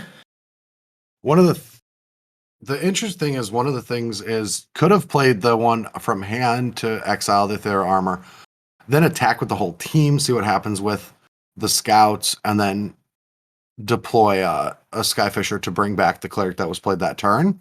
I don't know if that's how aggressive you want to be here. Because you can't really I don't know if you want to send the Seeker without sending the Cleric. Yeah, I would not be inclined to send the Seeker because they can trade it away without losing all of their hexproof creatures. Mm-hmm. I'd be fine, trading for all three of them. But I think this is just going to be a hawk. Just quick sides. Huh. Interesting. With Lord not knowing that they had more auras, you would think that they'd have turns to draw. Another Armadillo Cloak or something like that to get back in that game. But I guess these players are seasoned veterans of online play where concessions happen generally a lot faster. Oh, and there is the one electricity. That's what was holding it back. Playing around that one electricity before getting something equipped in the main deck. Also there's always been this debate as long as I've existed of do you concede when you still have some equity left? And now you do that sometimes in tournaments where people say for time reasons. But when I'm just grinding on Magic Online back in the day, I would concede even if I was giving up a little bit too much equity because there's the mentally taxingness of it. And if you're just going to play Magic all day and you want to learn, and you want to, you want to either qualify for the series or whatever. There are other factors at play other than just your equity in each individual game. Now tournaments are a little bit different, and in this case, that was game 2 with both players having over 20 minutes on their clock. Yeah. So feels a little fast to me, but we will just get to game 3 a little bit faster. And not a great hand from the Boros side. There's no artifact here to bounce with the Hawk. We do have a Dawnbringer Cleric, so I assume that's the reason it was kept. Not sure why we really want to hold up this Galvanic Blast instead of just getting a tap land onto the battlefield. I'm with you. It seems like not the strongest keep. Bunch of lands, nothing really to do with them. Yeah, really hoping to find a golden egg or a synthesizer here to go with that Hawk.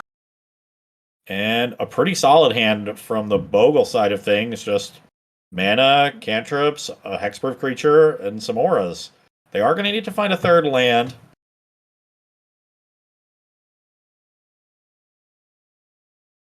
But even if they don't, they've got... Oh, they drew an Ethereal Armor. That's... Go with that Rainboard. Yeah. This game's going to end very quickly. All right, so where's that cycling deck? So, yeah, this is 6. No, 8. Yeah, that's 8. So we can blow up the Ethereal Armor, but this is still a 4-power first strike Trampler. And like there's not many bad draws left here. Any untapped land is awesome with Ancestral Mask and Cloak. Any, cheap aura is great. Other creatures. Looks like they did not find a land. Spirited Companion, but another Ranker. Yeah, there we go. So now this is a 6. But the game's over at this point, right? Yeah, there's really not anything you can do. I mean, it could have been a Dawn to get rid of the cartouche to be able to double block. Yeah, you could have ripped another cleric, hit the cartouche. They don't draw third land, then you draw Electrickery. There were some minuscule outs there, but yeah, the Boros deck just stand there, kept it on the strength of one Dawnbringer cleric, and that was not nearly enough to stop a strong draw from the Boggles opponent. And honestly, Boggles to me seems like a pretty good call. Like there's all these decks are playing interaction and they're a little bit slow. They're trying to draw a bunch of cards, then turn the corner. Boggles is just trying to get you dead. Yeah, I think Boggles in the history of Magic for me has been my most hated. I hate if I have a bad Boggles matchup. I despise playing it to a spot where I am spiteful internally to the play. I'll never tell them, but I want to tell them. And then even when I'm playing a deck like Jund, where I'm favored because of Liliana's, I still have. I don't know. It's just. I mean, I played Auras this past weekend, so I don't know what I'm saying. But there's something a little bit different. Right, we can actually go down to your match. Naya Auras than Boggles. Boggles is a historically hated deck. All right, so Storm is up a game. Don't get too scared here by this. That means we missed a Cycle Storm kill. We did miss a Cycle Storm kill, and now getting pummeled by. Can we pop out the Storm player's graveyard? Yeah, let's get that. That's going to be an important thing to keep note of. What's our creature count there? I see 1, 2, 3, 4, 5, 6, 7, 8, 9, 10, 11? 11. Okay, this Song of the Damned seems pretty good. But and protecting over this Cabal Ritual first. Yeah. We got a Pyroblast, but 6 cards in hand to 2 mana up. I'm not too confident that there's not another piece of interaction there. Yeah, can we personally go look at Marbek's list, if you can pull that up? So this is It Fairy is a less common version. Oh, but the Cabal Ritual resolves. Now Song of the Damned gets sprited. We will still have 3 mana to just reaping. Yeah, I mean, but that will be lethal in play, and there's no more mana. Oh, there's 1 land? Yeah, but 1 mana isn't going to do it. Yeah. There. Yeah. That's fine. We get a game 3. Oh, no, there are Street Wraiths. So if Street Wraith can find another ritual. I called it immediately everything or something. Yeah. So they had a couple. They had 2 looks off Street Wraiths, going to 1 to find another ritual to go off there, but could not find it. So we're going to get a game 3. And looking at the It player's sideboard, we're actually looking here. Here's the deck so everyone can see now. Yeah. So we've got Duress, Pyroblast. These are important cards for a matchup like this, I'm guessing. But Duress also does not always counter things thanks to Spellslinger Sprite. Yeah. The best fairy creatures. I mean, I love me a Spellslinger Sprite. But I do have to imagine Duress and Pyroblast are both coming in. So knowing that, I wonder if we might see some matches going on. We got Swamp to start off, and it looks like there is a mulligan coming from cycling, but we've got things to cycle. We've got 2 Songs of the Damned, so yeah. Looking at the It player sideboard, really only a couple Pyroblasts and a Red Elemental Blast, and the Relic. Or no, the Hydroblast. I mean, to counter the opposing Pyroblasts. Yeah, okay, and a couple Relics. Because you really the Screds are very bad, so they've got to get those out of there and probably trim, a Lightning Bolt and just bring in things that could interact. All right, so we're on turn 2. Let's see if there's a threat that can come down, or brainstorming main phase. Really important for the Is It Fairies deck to establish some sort of clock. Mhm. And no threat here on turn 2, just using a preordained to clear away this brainstorm, presumably.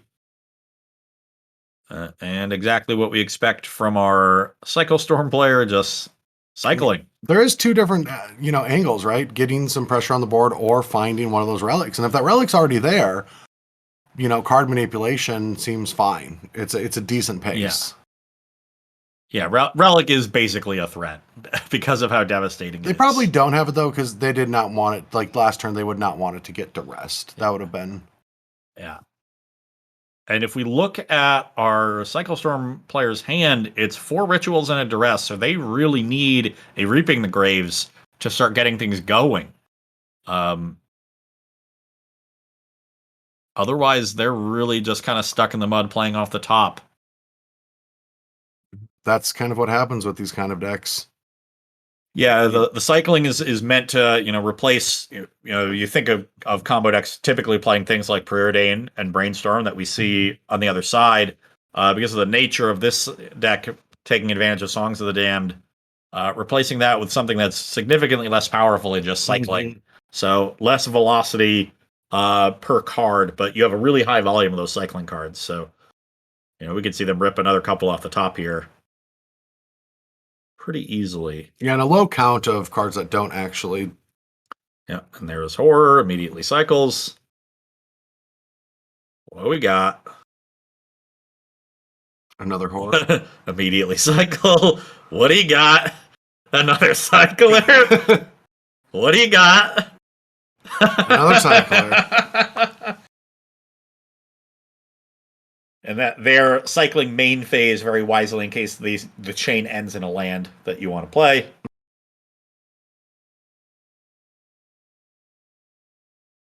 this point, I would expect further Baron Moors to be cycled. Usually don't need that many lands with this deck. Especially with so many rituals. Yeah. Yeah, at this point, you're just looking for Song of the Damned, right? Yeah, looking for Song of the Damned, and Duress not nearly as good as Pyroblast here, both because it isn't really effective if your opponent has multiple counter spells, and also because it taxes your black mana when you have a basic mountain. And it won't even interact with the spell starter sprite.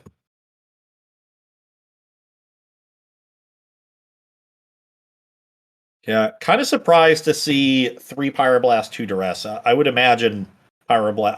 I would personally want to play 4 Pyroblast before the first Duress. All right. Discarding that Stinger. Another Song of the Damned. Maybe you need Duress against things like Boggles. There it is. Okay. Do you start? You just go for it here? Oh, just going to Duress. That kind of makes sense because Duress is taxing your black mana. Yeah. And immediately spell stutters that, even though that's not a card they can take with the Duress, that could be a sign that there's a Ninja of the Deep Hours coming here. Which would be really bad, because not only is that more pressure, more cards, it's also spell stutter back in the hand. Well, the thing about this hand, though, is that taxes the mana for the turn. Yeah. And you have enough rituals to get through to get to that Reaping. And of course, Storm, a very good mechanic against counter spells. Yes. It didn't deploy anything, but as without knowing, the only way to stop shenanigans coming from the next turn is to counter both the initial rituals, the Dark Ritual and then the first song, or the Dark Ritual into Cabal. And honestly, they have 3 songs, so you can lead with the Cabal Ritual, Dark Ritual. If they both get countered, fine. You're happy to use those as Duresses. And if those resolve, you now have enough mana to run off all 3 songs, hope one of them resolves, and if one of them resolves, you have enough mana to Reaping and go from there. Wow, not even deploying anything. Just making land drops. I'm a little wary because most of the counter spells are 2 mana. There are some 1 mana ones. There's a single Spell Pierce and a single Dispel in their list, and this is an open decklist tournament, so the players have access to this information. So I'd be a lot more worried of them getting to 6 mana. we're going for it now. And they draw another Cabal Ritual, so definitely plenty of rituals here. All right, 3 mana in the pool. 2 get spent on a Cabal Ritual. Now this does have Threshold. That's the mechanic, right? Yep. All right, I remember. All right, so that'll be for 5 mana. It's really tough to counter these. These are the bait rituals. So this is going to get them to 6 and then to 9 off the other Cabal Ritual. Even if all 3 songs get countered, that's 6 mana left over. You can reap with 3 mana floating and 3 untapped lands. And that's the worst case scenario. And you'd be reaping probably every single creature in the graveyard.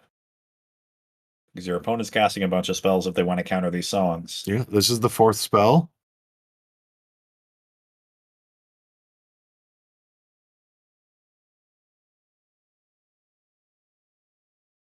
So, yeah, really just not a lot the Is a player can do. And here you see the pitfalls of not being able to get any pressure down. Mm. The Cycle Storm player had all kinds of time. They even took that extra turn. Last turn to set up here and really never got punished. That was for 9. All right, so first song down. And now they just have a red mana up, so these other 2 songs are going to resolve. And now you have a bajillion mana. Oh, looks like they have enough mana and enough storm. They want to hold this song and get more mana with it later. Yep. That makes sense. Just keeping good track of. They said they had 9 creatures, so they're going to choose to bring back 8 of them and make the songs. Basically giving up a card here in order to have a more mana later on. And that's something that you learn when you play combo decks like this. Or like Storm, or a lot of different combo decks over the years. There's an engine to get you a lot of mana, and usually an engine to get you a lot of cards. Yeah. And you got to decide which one of those is more important at any point in a given game, and skew your tactics towards giving yourself more mana or more cards. All right, another Cabal Ritual. You used to do that a lot with Elves in Legacy, where you deploy more Elves to get more mana, or hold them back to get more cards with Glimpse.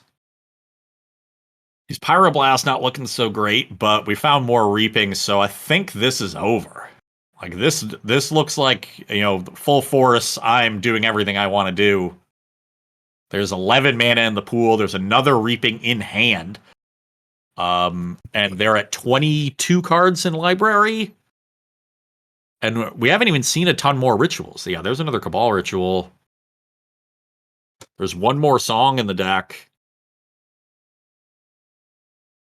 Yeah, I'm very interested to see how this actually plays out. So every time something goes in their hand, they cycle it immediately. It's just, I'm guessing these are actions that are going to be taken. It's easier to just do it this way. Yeah, I think that's just about saving time.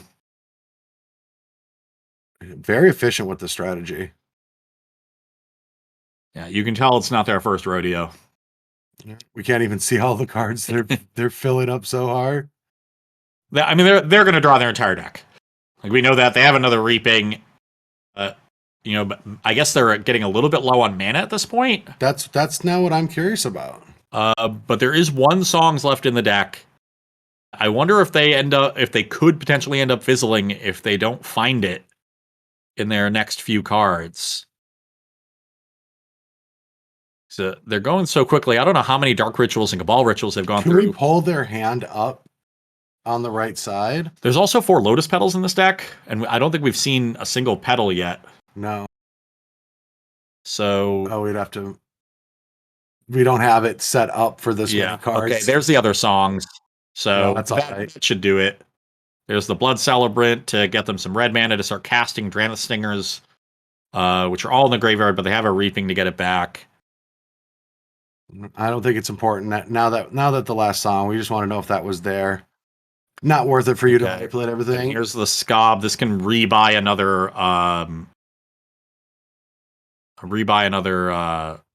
songs. Is that what that card does? Yeah, it exploits a creature, and when you exploit a creature, you rebuy an instant or sorcery. Oh, that's very powerful. It's just 4 mana rebuy a spell. Okay, 34 black mana now. So now we'll make some red with the Blood Celebrant, cast this last Reaping the Graves, return a bunch of Cyclers and 4 Drannith Stingers, hard cast the 4 Drannith Stingers, then start cycling creatures, and the triggers from Draenei Stinger will be on the stack on top of the activation of cycling, which is when you draw the card. You can let all those triggers resolve, then cycle something else with the draw still on the stack so that you don't deck, and win with Draenei Stinger triggers. Unbelievable. And even if there's like a lightning bolt in hand here that can kill one of them, that shouldn't matter. No, it has to be plenty. Yeah, they have 1 million mana and enough cyclers. Yeah. Make sure to let those two resolve. Put another Straight Wraith on the stack. Let all those resolve. There it is. So that was so cool. Yeah. Okay. We're on the comeback trail. 1-1. Yes, 1-1. 5 more, baby. That's all you need. 5 more wins, and we can get cycling in the top 8. Beating one of the premier decks in fairies. Showing the chops. That was truly cool. Like, I have no idea how it plays out under pressure. If there was like how it actually beats like a relic, if that ever came down.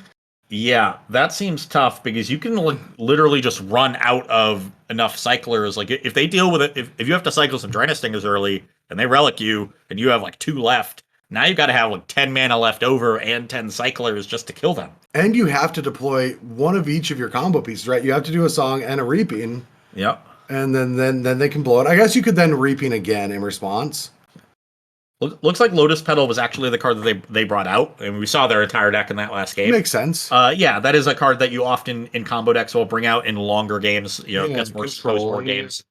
So that looks like they probably just trimmed like a cycler, or maybe this Dahada's Ploy or something, because I think they had 5 cards to bring in. They had to bring in a mountain too, so 6 cards to bring in. But yeah, the Graveyard Hate definitely a problem for this deck, but not a ton of Graveyard Hate around. Like, what are the other decks that use the graveyard that put those kinds of cards in people's sideboards? So, there's no reason to be super afraid of cards that aren't around in super high numbers. Yeah. Yeah, there's a 2 of it in your opponent's sideboard. Okay, draw it. Show it to me. What I love about Pauper is these decks have slowed down. They seem like they grind and they have a lot more interaction with each other, but the games are blistering fast. We're in round 2 and we're struggling to find additional matches. This ain't modern. Yeah. Where there's always going to be 2 people going to time for sure. The decks are capable of playing long games, but they are proactive. You know? There's a big snowball element to everything that's happening. Yeah, like even we saw it in round 1, Azorius Familiars, that is the premier control deck of the format. And that is all still a proactive deck. Mm-hmm. You're not sitting back and casting, Memory Deluge and countering your opponent's spells. You are, hard casting. You're casting Deep Analysis and countering your opponent's spells. You're casting Seagate Oracles and playing to the battlefield and setting up these, endgame loops with Ghostly Flicker and Ephemerate. And there is the potential to end games, very quickly. And that's been one of the major changes over the last few months in the metagame. Well, we've got Goblins vs. Familiars right now, so let's go take a look at this. Goblins is my second favorite deck in the metagame. It would also be the deck that I would play in tournaments like this, because we no longer have Goblins vs. Familiar. And I don't know where all these tokens came from. Looks like Mog War Marshals? And Kadotha Rebirths. So is this is a feisty mono red. Oh, version. this is a very different. This is like fair goblins. Yeah, this ain't combo goblins. Yeah, this is like bushwhacker goblins, because Goblin Bushwhacker has been downshifted. That is pauper legal. You can't play Reckless Bushwhacker. You can play the original one that has Kicker, not the one with Surge. The Kicker one was always a common. Was it? I thought it was uncommon in Zendikar. No. Okay. So you can play Bushwhacker goblins, and Synthesizer is great in a low curve deck. So I'm sure they're playing 4 Great Furnace and maybe like Bolt and Galblast. I mean, there's nothing they can do, right? Well, they do splash the black card that gives -1/-1 to all creatures. Yes. Usually see 1 to 2 in sideboards. And this is this is Casa. Let's see if that's a prismatic. Yes, this is Casa that got second on the leaderboard. Oh, Do we see yeah, they have a prismatic strand, so They just used it, yeah. They just used the last one, so that bought them another turn. They have one copy of Suffocating Flames. And that's what they need to find right now. And it's in their graveyard. Oh. So that's not good, because they don't have enough mana, even with a land drop, to cast it and an Archaeomancer. They're one short with a land drop. Maybe if a snap got involved in another route, that's... Muldrifter for 2 mana is not gonna... I guess they do have another turn, actually, because they're still at 10. Mm-hmm. Okay, so they're drawing 4 cards here.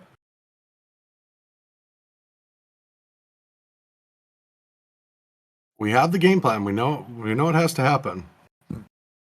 Yeah, we got to find a way to rebuy the Suffocating Flames. All right, snap the sacrifice of goblin target creature gets +1 until end of turn. All right. Unfortunately, only 2 Archaeomancers in their deck list.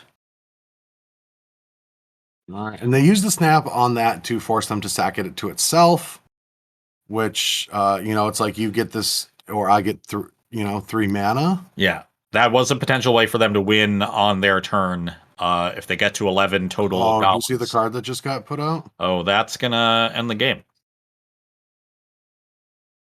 So they're gonna have 10 creatures, all with 2 power attacking, 9 get through. So it should be an 18-point attack here.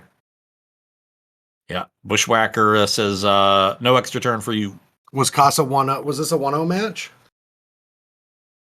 Oh, okay, so Casa's still in it. All right, well, that is the second loss in 21 matches, or 22 matches for Casa in the Mana Trader series so far. Yeah, so, they're already qualified for the December Championship. So at this point, just playing for cash. Just playing for up to $3,000. Yeah, that's it. Only $3,000. Yeah, so, I didn't know that just, beat down goblins was a thing. Yeah, there's a lot of fringe archetypes around. You don't see them in as high numbers, but that one, Mog, just a lot of the goblins that spray the battlefield are commons. Mog War Marshal, a big one, and Kuldotha Rebirth. And then with things like, I don't know what the name of the one they had in play, but it's just like the one from Onslaught, Goblin Sledder. Mm-hmm. To sacrifice and give +1/+1. That is a way for you to turn, let you attack, and then turn your block to goblins into extra damage. Yep. Make sure the game ends quickly. There's a lot of good burn around. So we saw Lightning Bolt in the deck. That I wouldn't be surprised if they had Galvanic Blast as well. Mm-hmm. So a lot of the times those Bushwhacker decks will have a really strong turn 2, turn 3, deal 10-12 damage and not be able to close the deal. Yep. The really strong burn spells, very helpful at closing the deal. And then Experimental Synthesizer, I think, a card that really bolsters that deck. Yeah, we've got a 4th match to quick go to. Let's take a look before round 2 ends. Just keep firing them off. So this is Goblin Combo. We're trying to sacrifice Putrid Goblin to Skirk Prospector after casting Last Day Class. And Salvado, who plays in a lot of these, is playing with a 3rd color, actually. Yeah, so this is, they call Jeskai Ephemerate. Very similar to Azorius Familiars. Trying to set up these loops with Archaeomancer, but here you see Cleansing Wildfire is sort of their acceleration plan instead of Sunscape Familiar. Very good with these indestructible artifact lands, and good at destroying opposing artifact lands. Very good against Tron, so it has some benefits.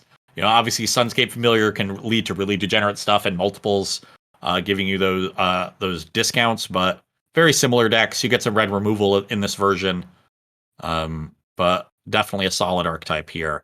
And it looks like we've gotten pretty long, which, normally as a control deck, you think, yeah, I'm happy with that. But 4 cards in hand for the control player versus 6 in hand for goblins, not something you're happy about. And they do have the combo here with a Pyroblast backup. They actually have double combo with Pyroblast backup. And this is important that you can sacrifice Putrid Goblin and cast First Day of Class with the Persist trigger on the stack. This gives you access to 1 extra mana. Yeah, that is really cool. In case you need it. So, very important to know if you're going to be playing this deck to know that trick, especially for turns like this where they're going to need every bit of that mana. Potentially. Oh, the Ephemerate on the Cleric to exile it while it's being unearthed. That's a dagger. Now there is an Unearth in hand to bring it back, but there's nothing to do with that mana. That Unearth was going to need to find something to that matron for the combo. Well, hold on. Is there another Pewter Goblin in the graveyard?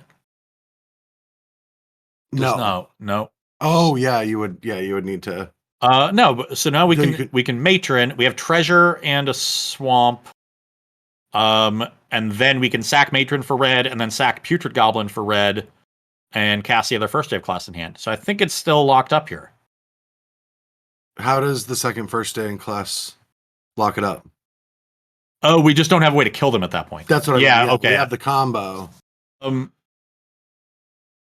Interesting. So we're just getting an attack in. I mean, I think do we just go for it while they're tapped down? No, I think they did the combat. Now they're just going to do this to get the introduction. And the introduction is going to come down, let them draw an extra card. Yeah, the other first day class actually already resolved. So now they get to just dig. So if they find a way to another Goblin Matron or some kill condition, it's over. Masked Vandal will not do it. And we can use the other first day of class. There's usually a second introduction to Prophecy in these deck sideboards. So if we really, and that looks like that's what they're doing. Yeah, and so they're going for it. They're trying to. Well, you've got a control deck tapped out. You might as well try. But this is all in. Yeah. See 3 more cards. Can we find the kill condition? Oh, are they gonna go for it one more time? Now there's usually not a third introduction, so this learn will probably just be rummaging. So that's only one more look. And they did not find it. I'm truly impressed on you knowing that there's 2 of them in the sideboard. That you did your homework this week.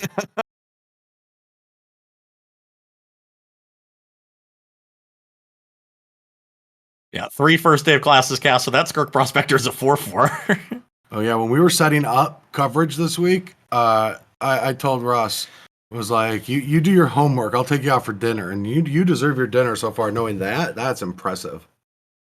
Well, yeah. So now we see one of the main reasons that they went for it. Really, knowing that Ephemerate's coming off on the Archaeomancer, you know they're going to have interaction. So this idea that you could hold the first day of class and hope they don't have interaction with only 2 cards in hand, that it was on board that they were going to have it.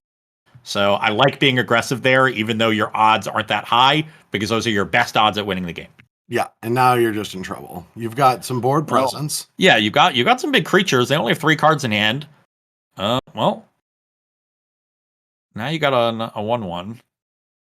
The main creature though is this 4/4 Prospector. So Bolt not handling that is big. But if this ever gets like snapped, interesting. I would have almost expected the Fire Ice and Bolt to just team up on the Prospector. And there's the Matron 1 card away. Oh, that is so brutal. And is this getting a Hydroblast? Yeah, Ephemerates are just. Yeah, at this point, Ephemerate Archaeomancer is going to take over the game.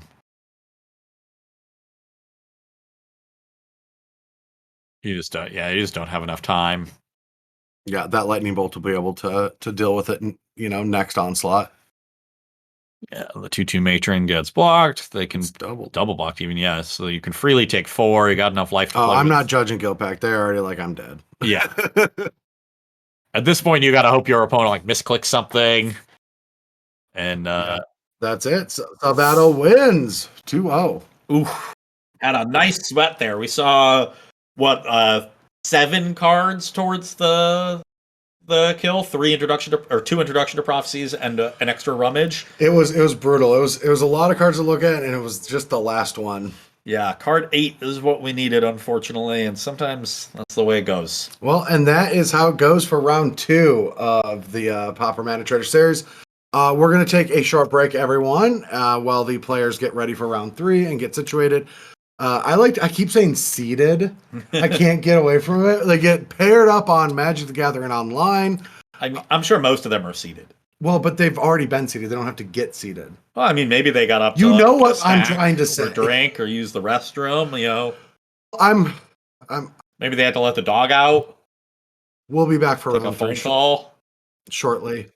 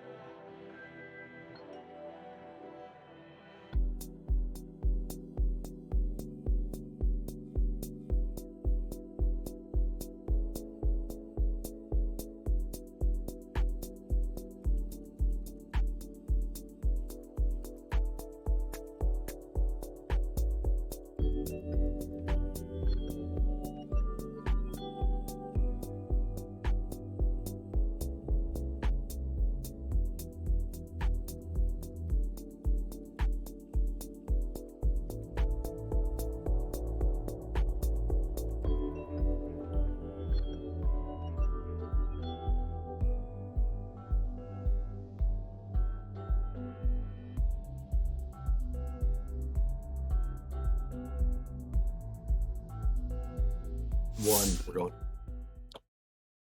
Hey, what's up, everyone? I'm Brad Nelson. I'm joined by the one, the only Ross Merriam, and we are here for round 3 action of the Mana Trader series. Pauper May. I butchered that whole intro name. But that's kind of what I do. I've done it my whole life. You're a butcher? I'm definitely a butcher, yeah. You know, I'm a vegetarian, so that's not really a great mix. We have the match ready on that note. So how do I go to that? Yeah, let's send it down. All right, so as we clean up, our director will be cleaning up this the is names. Lord of Puntlantis, Max Komanowski playing Boggles. We saw them win last round, playing against Sandoiche, who we saw win round 1. That's awesome. We have our champions bracket already. Yeah, this is our 2 players off our players to watch leaderboard, starting off the tournament strong, but only one will emerge with a 3-0 record.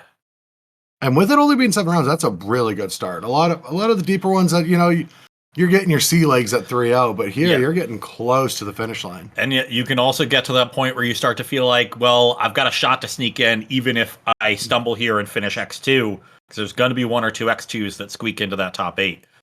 Very happy if I'm the Affinity player to be on the play in a matchup like Boggles. Not as happy to see a turn 1 Bogle. Yeah, And especially not the strongest start with just a turn 2 Frogmite. You do not want to spend 2 mana for a Frogmite.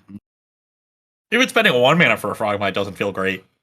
To me, that just means that you're on a lot of the card advantage, the affinity cards, not the other artifacts and card advantage generation. A very weak turn 2 with just Utopia Sprawl, no other land. That makes me think that the Utopia Sprawl came off the top, because I would think they would just sprawl turn 1. Or the Commune with Spirits just came off that draw. Because I feel like wouldn't you want to commune to try to find that second land? Yeah. I don't know. Maybe not. All right. Well, we'll see. We got both hand cams now, which is great. And a very, very weak hand from Affinity. Almost impressed for the keep. Yeah, because they know the matchup. So if I'm on the Affinity side, the card I'm most looking for is that Krarkland Shaman. Only 1 in the main deck, but that's your way to actually interact with these creatures. That is, until they get Ethereal Armored. Yeah. The aggression starts. The Frog comes in with Ethereal Armor. And we're going to see Frogmite getting sacked. To a Reckoner's Bargain. Oof, more lands and a counterspell. The counterspell isn't bad. It's not that good, but it's not bad. You've seen an Ash Baron come down. And this Armadillo Cloak is going to get Metallic Rebuked as quickly as they can possibly click. Yeah. And not a whole lot going on for Boggles past that. A couple more Glade Cover Scouts in hand. That's too many. You know, we're like 1 to 2 Boggles is the ideal number. 4. Yeah, the deck should be called Bogle. yeah. But also nothing going on the Affinity side. Very flooded here from Sandoiche. And a Rancor should end this game very quickly. Rancor creates a bunch of aggression. Gets the Bogle up to a 6 power. Companion will get it up to a 7. They wisely tap the Ash Barons to float a green in case they draw something else they want to do.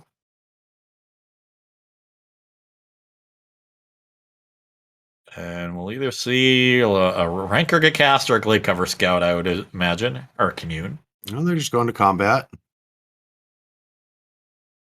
Druid Armadillo Cloak, also a great one. And I would guess Cloak leads to an immediate concession. If the draw step from Sandoiche doesn't. Taking a second. Lord was taking a second to try to throw away one of my Boggles for 1 damage, seeing if that changes the clock in any way. And it actually would, because the Cloak is going to get the Bogle up to 10 power. But I guess you can just do that next turn. With 3/1/1s coming in. All right, Galvanic Blast will shrink it down by 1. That's actually a heads-up play. All right, this has to be a big draw. Thoughtcast something. Concession. Wow, some of these games are just fast. Well, that's no surprise when With one person Boggles, is playing Boggles. yeah. All right, so we'll be able to take a look at one of the deck lists here. Let's see what Sandoche is able to do in a matchup like this. Now, we've got those Shamans. Very powerful card in the matchup. Yeah, basically lets you, wrath the board by sacrificing a bunch of artifacts, which, is going to cost you a lot of material, but oftentimes is quite worth it. Also, that one copy of Chainer's Edict. Do love me a Chainer's Edict. Yeah, that's a blast from the past, but that one is going to be quite good. I imagine those 3 coming in for some Galv Blasts, and I would probably bring in some Duresses too. Get that last Galv Blast out of there. Nile Spellbomb I don't think really does anything. Makeshift Munitions doesn't seem great. Metallic Rebuke doesn't seem great, so it'll depend on exactly which cards they think are worst, but they can easily bring all 6 of those cards in. The Blasts and the Gorilla Shamans not functional here. So we can move on to the Bogle sideboard, see what they've got going on. I imagine some Dust-to-Dusts, and yep, there's 3 of them. Yeah. Yeah, I would guess that's it. You don't really need Lifelink. I mean, Boggles is the kind of deck that you don't really want to change too much of your makeup. Yeah, so just bring a couple of those in. Not sure which card you would think is the worst. If that Chainer's Edict wasn't there, I'd be inclined to cut Cartouche. Yeah, well, we're going back to the game, see how things shake out. Sandoche is going to be keeping this decent start. It allows you to play a Blood Fountain into double Frogmite. Can we get the Mirror Enforcer down? We can right away. Oh, yeah, this should just Blood Fountain lets 2 Frogmites come down, and then that's enough to pay for the Mirror Enforcer. Yeah, that's pretty good. Your turn. It's okay. Yeah, a little bit of refuel too for anything to happen after that. The Rancor is actually really disappointing here from the Affinity side because you really want to chump block and just sack the creature you chump block with to this Reckoner's Bargain and Deadly Dispute. Now just going to have to be a little bit more proactive with it. Interesting that they would star instead of casting the Bargain, but I guess the Treasure they can... Yeah, that's actually the same. So, all right, well, I think that... I think we need to find the one Chainer's that Edict. Chainer's Edict needs to be found. This is about as fast of a draw as Boggles can have. Turn 1, Bogle. Turn 2, Armor Rancor. Turn 3, Ancestral Mask. Like, this is the night... This was a good draw from Affinity, and they had to stare down the nightmare draw. Well, this does work, right? It's not optimal, but it... How big is it? It's what, 10-6? It's a 12-10, right? No, it should be a 10-6. I'm just doing Ancestral Mask is each other? Yeah. Okay. I thought Ancestral Mask counted itself. It does not. Yeah, it's each other. Okay. Yeah, so it should be it's 6. Yeah, so the Kirkland Shaman can answer it. Yeah, we'll get in for 8, and I think this is going to be sweepy time. The old 7 for 4. 3. Rancor goes back to hand. Oh, yes. Well, you kind of got to pull the trigger now. Or is it a 10-8? 4. Yeah, it is. It's a 10-8. Because it's plus 4 from the mask, plus 3 from that, and then 1 from itself. Yeah. That's 2, 3 triggers. Going down to 2 lands to do all of this. That is so much effort. But, there's not much left going on, so now we got some time. And 2 lands is enough to get this Wellspring down and sack it to a Reckoner's Bargain. Yeah. You got a Galvblast in case they draw like a Spirited Companion as their next threat. See if they can find another Bogle here quickly. Well, we will see off of this commune. Oh, they found the Spirited Champion.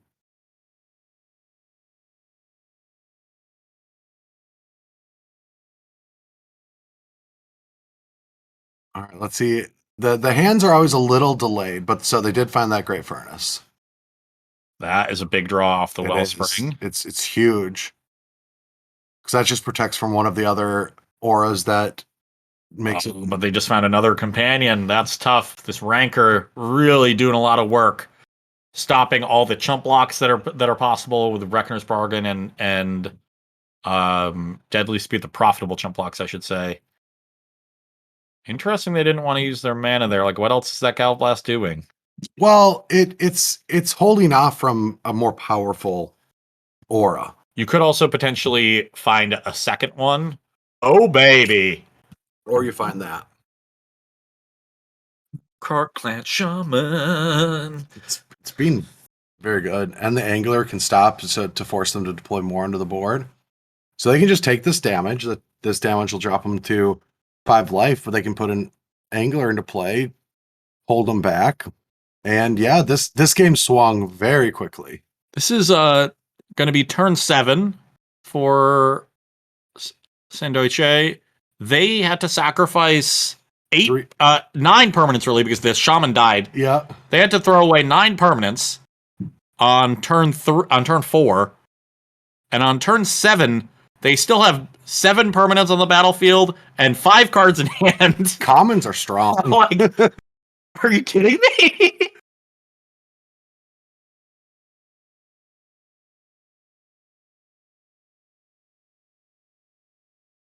And now they've got, they actually are going to have lethal next turn.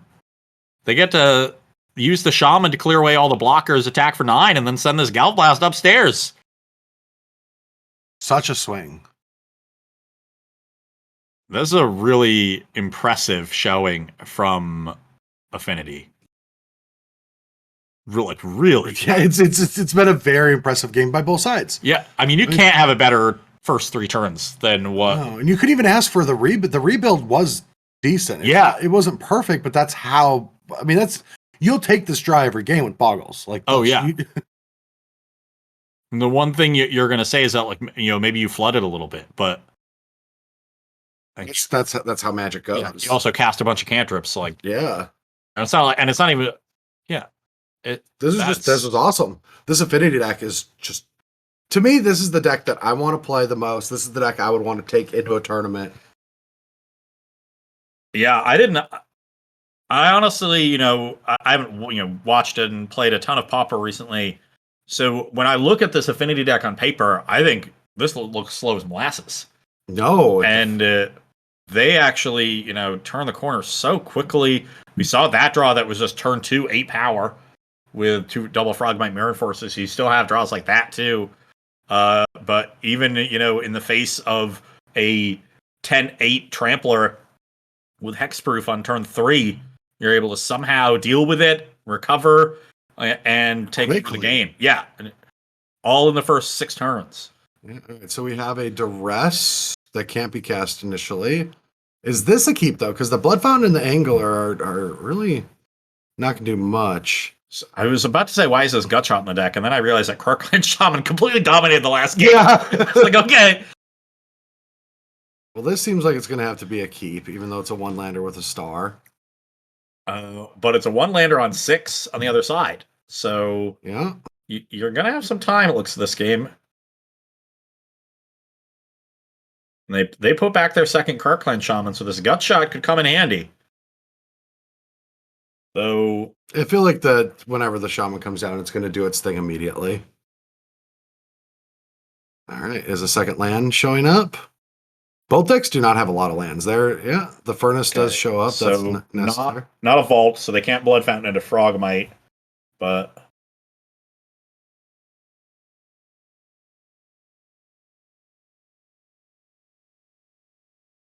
I dig it. yeah, so now if you Gutshot it, we still get to just turn the star into Answer Your Scout, but Just doing it right away. yeah. Interesting that they're willing to do this. They've thrown both stars away, and they're not able to cast this Blood Fountain. So the Frogmite and Mirror Force are kind of stuck in their hand because they've played a little loosey-goosey with their stars. I'm also not the biggest fan of using the Gutshot there. Why not attack first and then do it? Yeah. Okay, you found a Wellspring. I really need to find a Black Source, especially with that second Mirror Enforcer.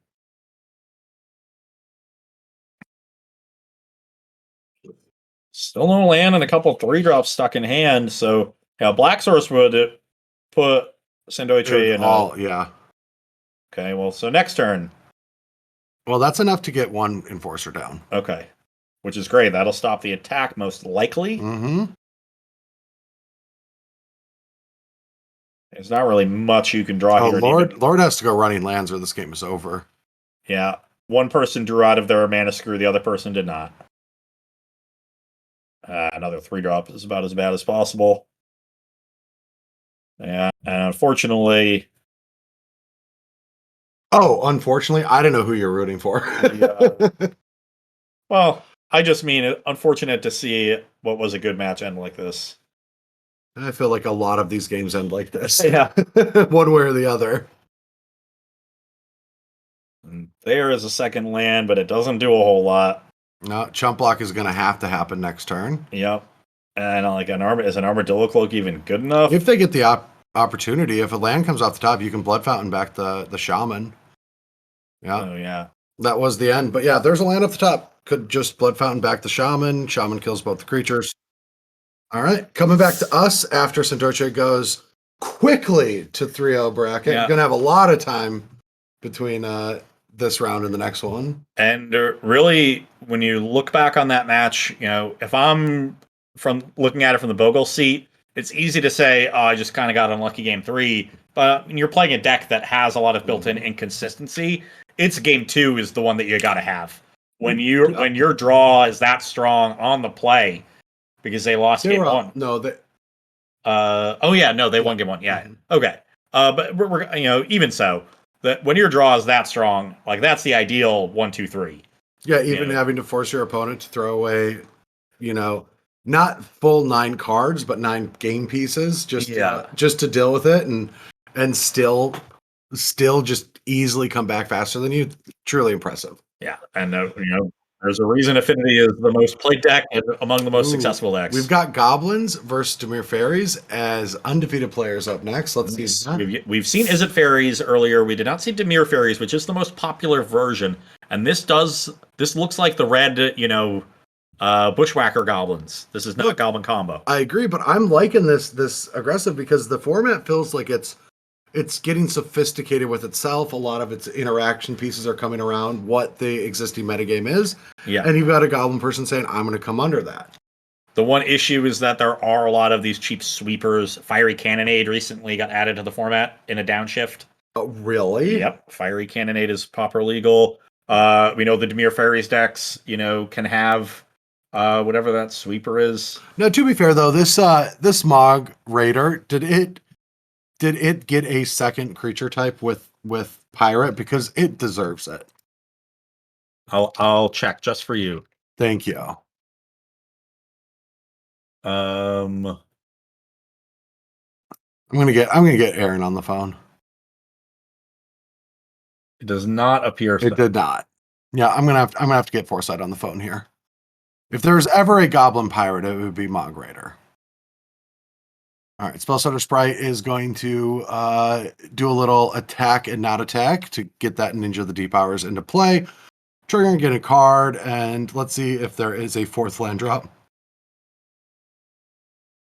I would assume so.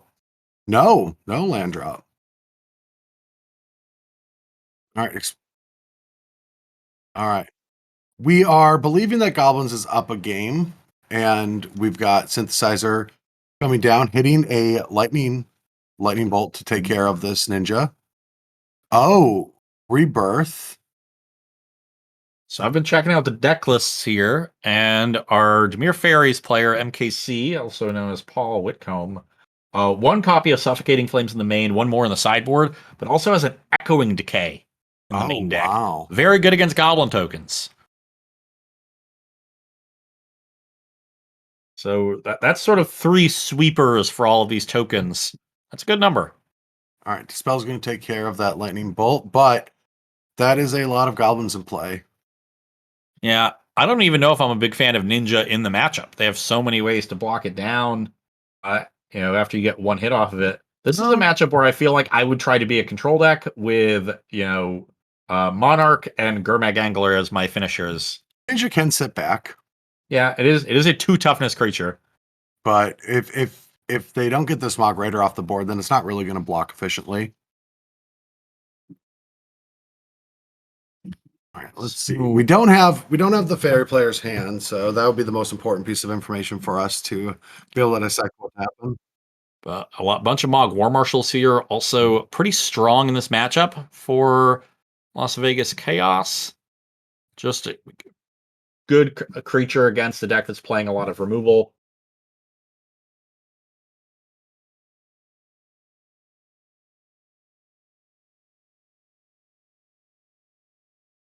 Very Seer, not a very high impact card, but necessary evil in your Ninja of the Deep Hours deck. Don't mind me real quick. I'm just trying to figure out how to adjust Corey's lumbar support on his chair. Don't even know if it has any.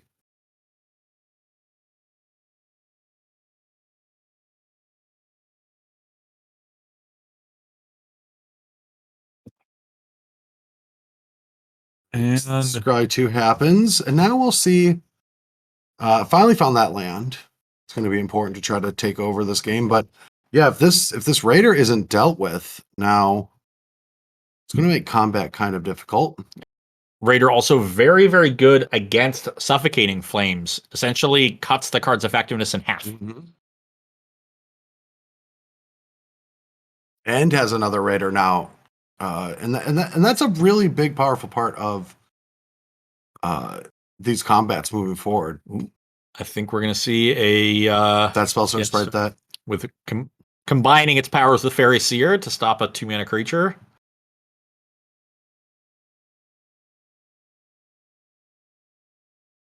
It's like Vegas is chomping at the bit to cast another spell here. Yeah, I would have been a little scared. Like, what are they going to cast in response? Because if they could kill one of the fairies, it would have stopped the countering. Yeah.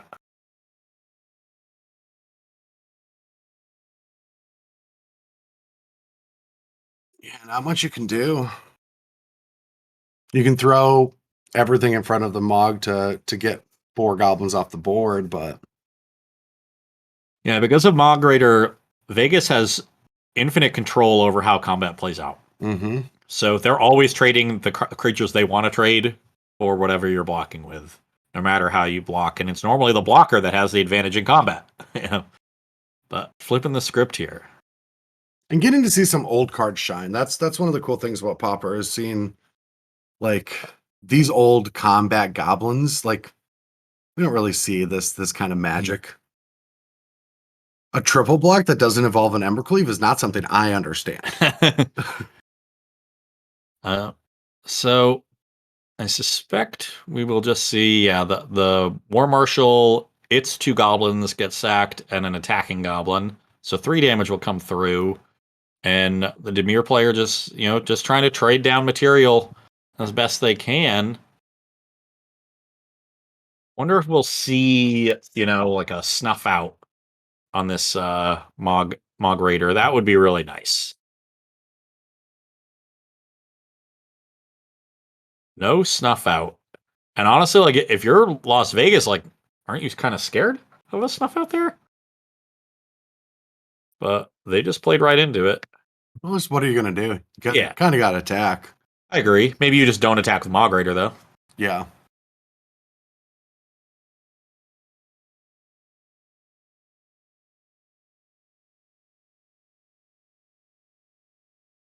Okay, that makes sense. Trying to get these goblins off the battlefield so that the angler can dominate.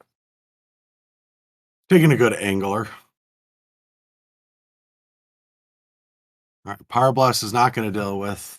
Yeah, and now there's no good attacks.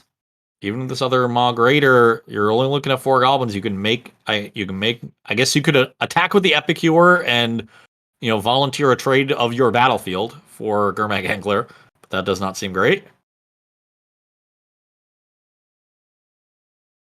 I think they're going to want to pitch the Raider to the Blood Token, but I would have done that on my own turn. I think I would still hold on to it and maybe just keep the Blood Token around for the actual like the land, the piece. Yeah. You can't really do much. Because the thing about this deck is it's not generating a card advantage now. And so I guess they are just going to do it at end of turn. Yeah. And they did discard the Raider. You've waited this long. Just wait till the next turn. What if you just draw land? Yeah. And they did draw at least one land, so You have to wait for the land to update. Yeah. and they Matt's punished. Yeah. Oh, that's brutal. Though if the land was the first draw, then not much you would have been able to do. You would just have a Mog Raider here. Still wouldn't have a castable Rebirth. So now, interesting to want to counter this. I guess it is a really good blocker. It's a 1/3 that replaces itself. Yeah. It's a pretty powerful card on this board state. Yeah, looks like fighting over it. Yeah, MKC agrees. Well, if I'm Las Vegas, there is one card in my deck I'm hoping to draw here. And what's that? It is Experimental Synthesizer. That's true. Draws you some extra cards, gives you a sacrifice outlet for Rebirth. I do love Brainstorm in a fetchless format, but there's so many unique ways to clear off the top of the deck. Yeah, there's Ash Barrens, Yeah. Evolving Wilds. Sometimes people use Preordain. There's Augur Bolus. Yeah, you used to not see a lot of Brainstorms in Pauper. When Ash Barrens got printed, there was a big deal for that reason. Now you actually don't see a lot of Ponders. Yeah. Oddly enough, probably one of the most powerful commons ever printed does not see play despite being unbanned. Because there aren't enough shuffle effects that you want to play it over Preordain. So Preordain tends to be the choice, and you don't really want to run 12 cantrips because the format has gotten so fast. Well, there's the synthesizer. And it resolves. So, and you hit a Pyroblast off of it, so you know your Rebirth is resolving. Though I would imagine they would counter this synthesizer if they could. Yeah. And you still have just that Augur to take care of if nothing gets countered. Yeah. So and we hit a Bolt.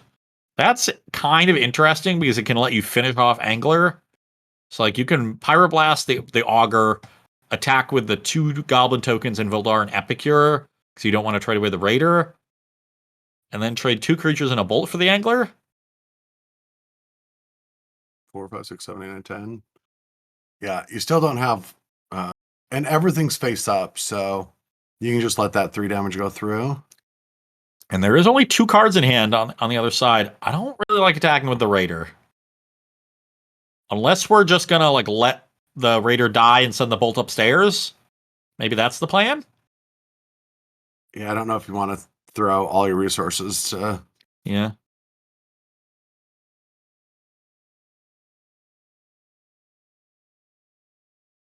Really depends what those 2 cards in hand are.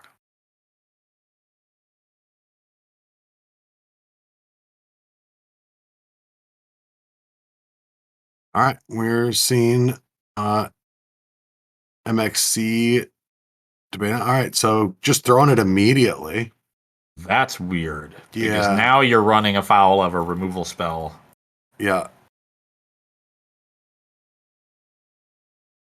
Yeah, should have let the 2 damage go onto it first, then bolt it. Yeah. But it looks like not going to get punished, so they get 3 damage in, and now look. I guess it's the other way around. It could have been a counter spell. Yeah, you get hit both ways, but a counter spell would stop that. But based on how that turn played out, I'm pretty sure they don't have a counter spell. Yeah. Oh, but they had it. Oh, and they got. And that's why you don't want to throw away the Raider. Got punished for throwing away the Raider, and now everything's looking great for Dimir.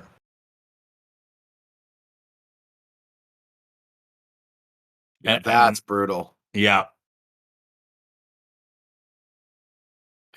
Getting a little sloppy here. And they didn't get punished the first couple times. Just the old 4 mana. Ninja's great.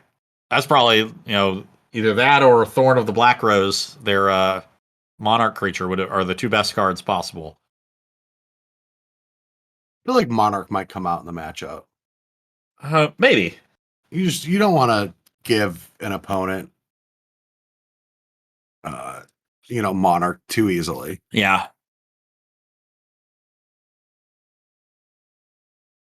I could see both sides of it. Like, yeah, it's easy if you need to play it early for them to take it from you, but you're also like such a hard control deck in this matchup that you just need sources of card advantage. What just got cast? Was that? Oh, that is a 2-mana instant that puts a +1/+1 counter and a lifelink counter on a creature. It's called Unexpected Fangs from Ikoria. Wow. All right. Well, Ninja is now lifelink. And honestly, look, not a card that I think is great in this matchup, though obviously really cool on Gurmag Angler. Yeah. And that's it. That is not the 2. match. Yep. Now you got to worry a little bit if you're MKC. Only 8 minutes on the clock there for this third game. That's fine. That's divisible by the start, right? Or is it 30? It's 25 to start, so you get 8:33. So they're just below pace, which means if you speed up a little bit, I think they'll be fine. 8 minutes is fine. yeah. Generally speaking, but they should be aware of it. Oh, I will agree that talking about the clock is a very exciting thing for coverage a lot of times, but I remember many times finishing games with like a minute 45. I generally start getting worried once I'm under 5 for the start of game 3. Oh, that's nothing. But you just don't get to think anymore. You just have to pick whatever judgment call you have immediately. I'm also a slow clicker. This looks like a pretty solid hand from Goblins here. Founders Denizen is a great 1-drop. Mogwar Marshal, one of your better cards in the matchup. And then some Sledders, which we know are important against the sweepers. And Makeshift Munitions, we saw this out of the Affinity Deck against Azorius Familiars in round 1.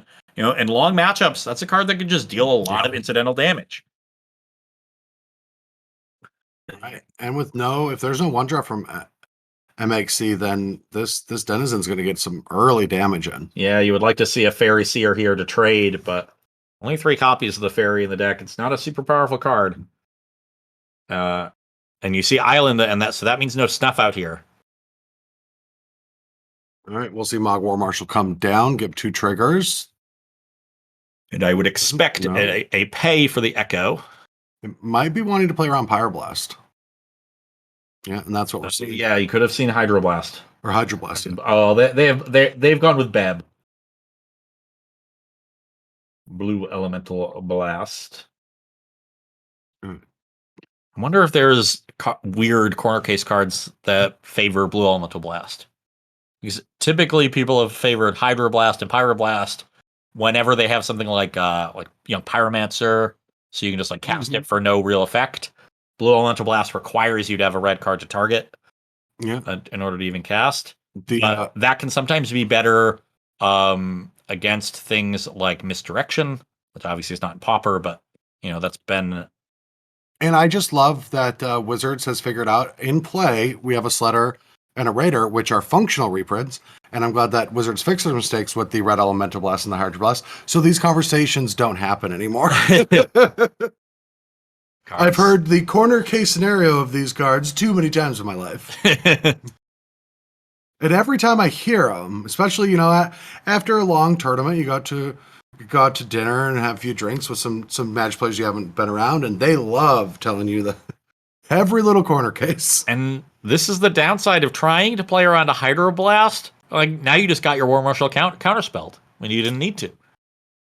Yeah, but that might be mana efficiency on MXCs. This might have been a better way to play this out. I don't know. I don't think there was a Hydroblast there or a Blue Elemental Blast there. I think it would have been cast on turn 1 if it was. Probably. I think it would have hit that Founder Street Denizen. Yeah, you're right. So would have. I think I would have jammed the War Marshal. Tough. It's tough though. Because you also then have to play 1-drops into a Spellstutter Sprite on turn 2, where you can play a 2-drop into Spellstutter Sprite mana as well. That is a good point. Spellstutter. This board is scary. Yeah, we do find black mana here with the Ice Tunnel, but a sweeper, not great with all of these pump effects around. Now, if I'm Las Vegas, I'm going to play the munitions here and not run a 5th creature out, because the way the Sledder or Mog Raider works against the -1/-1 effects is if you have an odd number of creatures, you get to save half rounded down. Yeah. And if you have an even number, you get to save half. So you're effectively exposing a third creature to the sweeper by playing it out here. You want to keep an even number on the battlefield. All right, looks like we're going to see a Hydroblast.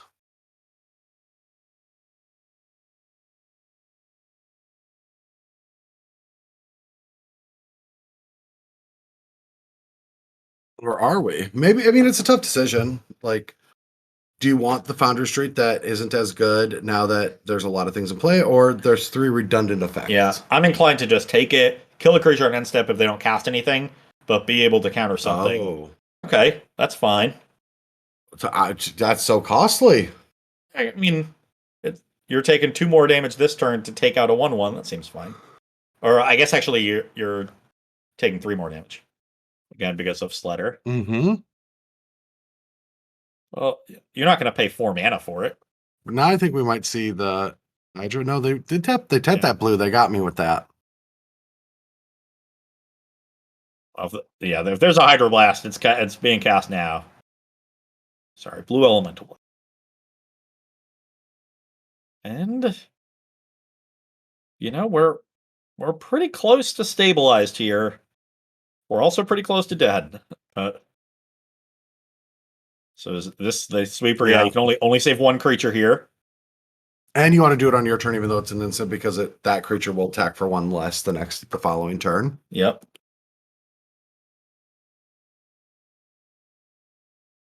So you get rid of 2 of them here. So you're at 7.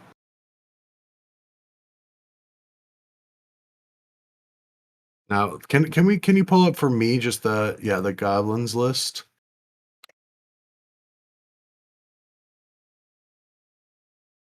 I want to see how much burn they have. They have 4 in their main deck. They have 4 lightning bolt, 4 goblin grenade, and 2 fire blast. Goblin grenade would be lethal. Oh, the bushwhacker. Bushwhacker is almost lethal. Yeah, that's 1 life. But you have to have another suffocating flames here, and even that leaves them with a 1/1. Bushwhacker. We saw Bushwhacker and the game that we came into a round or 2 ago from this Monterey Goblins deck. It is a powerful top deck. All right, this brainstorm better be good. Yeah, you need like Suffocating Flames Hydroblast or Augur of Bolas into Suffocating Flames with a land drop.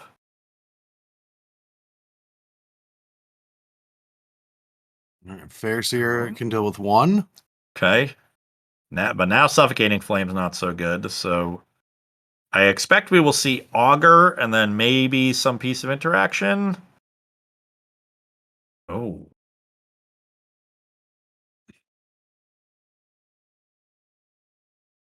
What is going on here? Hydroblast plus a 2 mana removal spell? 2 mana come down. Is it all right, cast down? And do it before blocks. So if you have a Hydroblast, you can. I guess it doesn't really matter because yeah. Okay.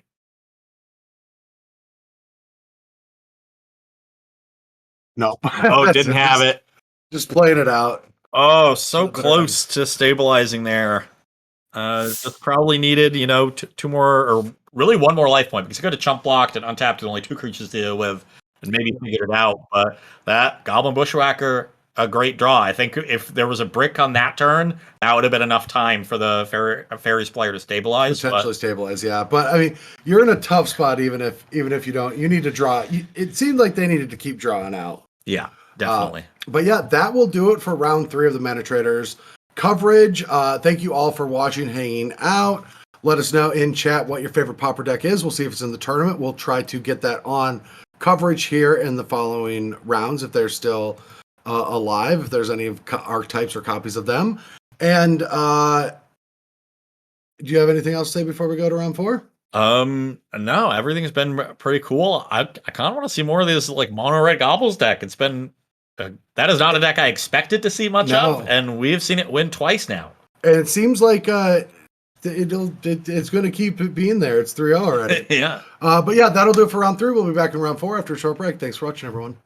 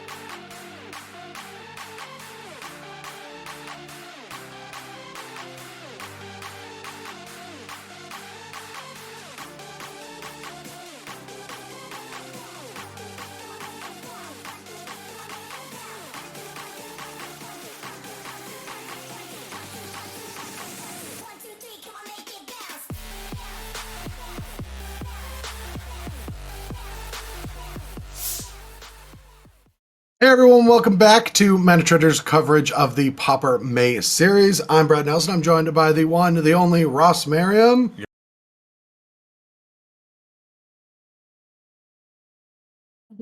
Okay, all right. So we are going into round four. The round four pairing has not started, but we do have a lot of awesome players grinding it out. We've got almost halfway through the day.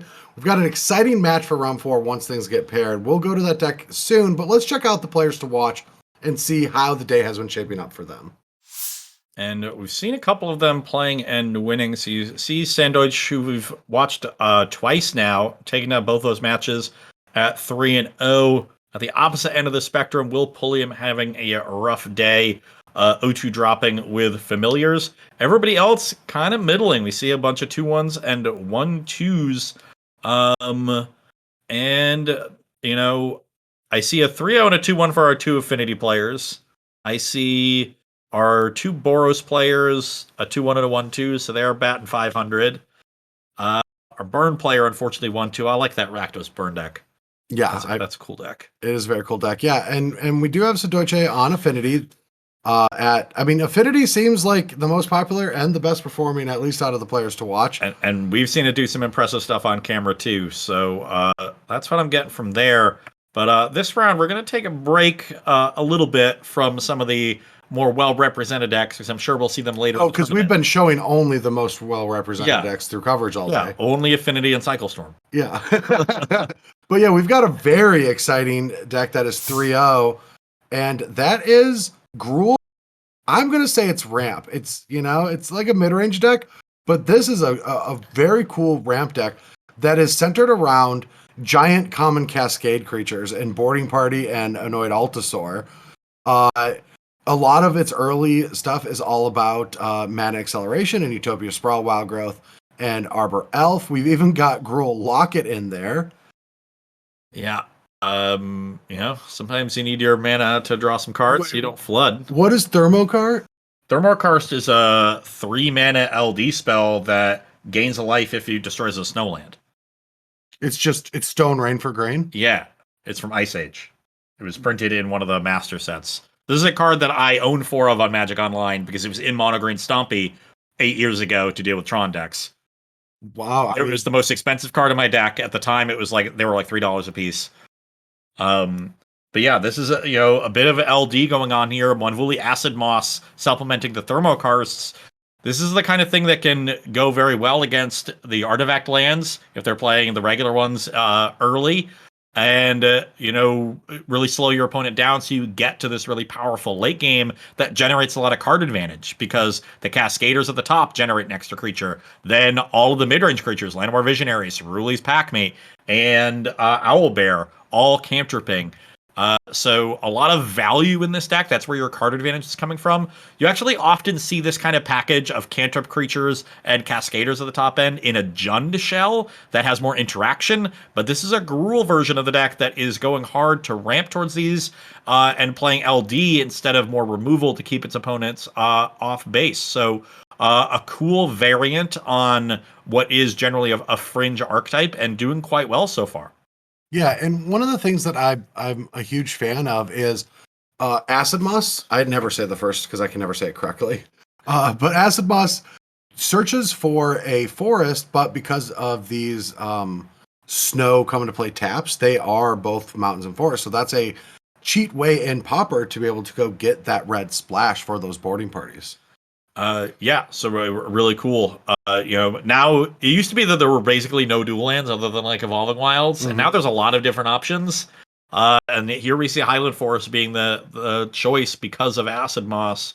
I wonder if they've ever won games by Thermokarsting their own Highland Forest because they needed the life point. I'm assuming not. You know what I really like about this deck list? That is something that I think most people would do incorrectly or do differently is the Declaimers in the sideboard.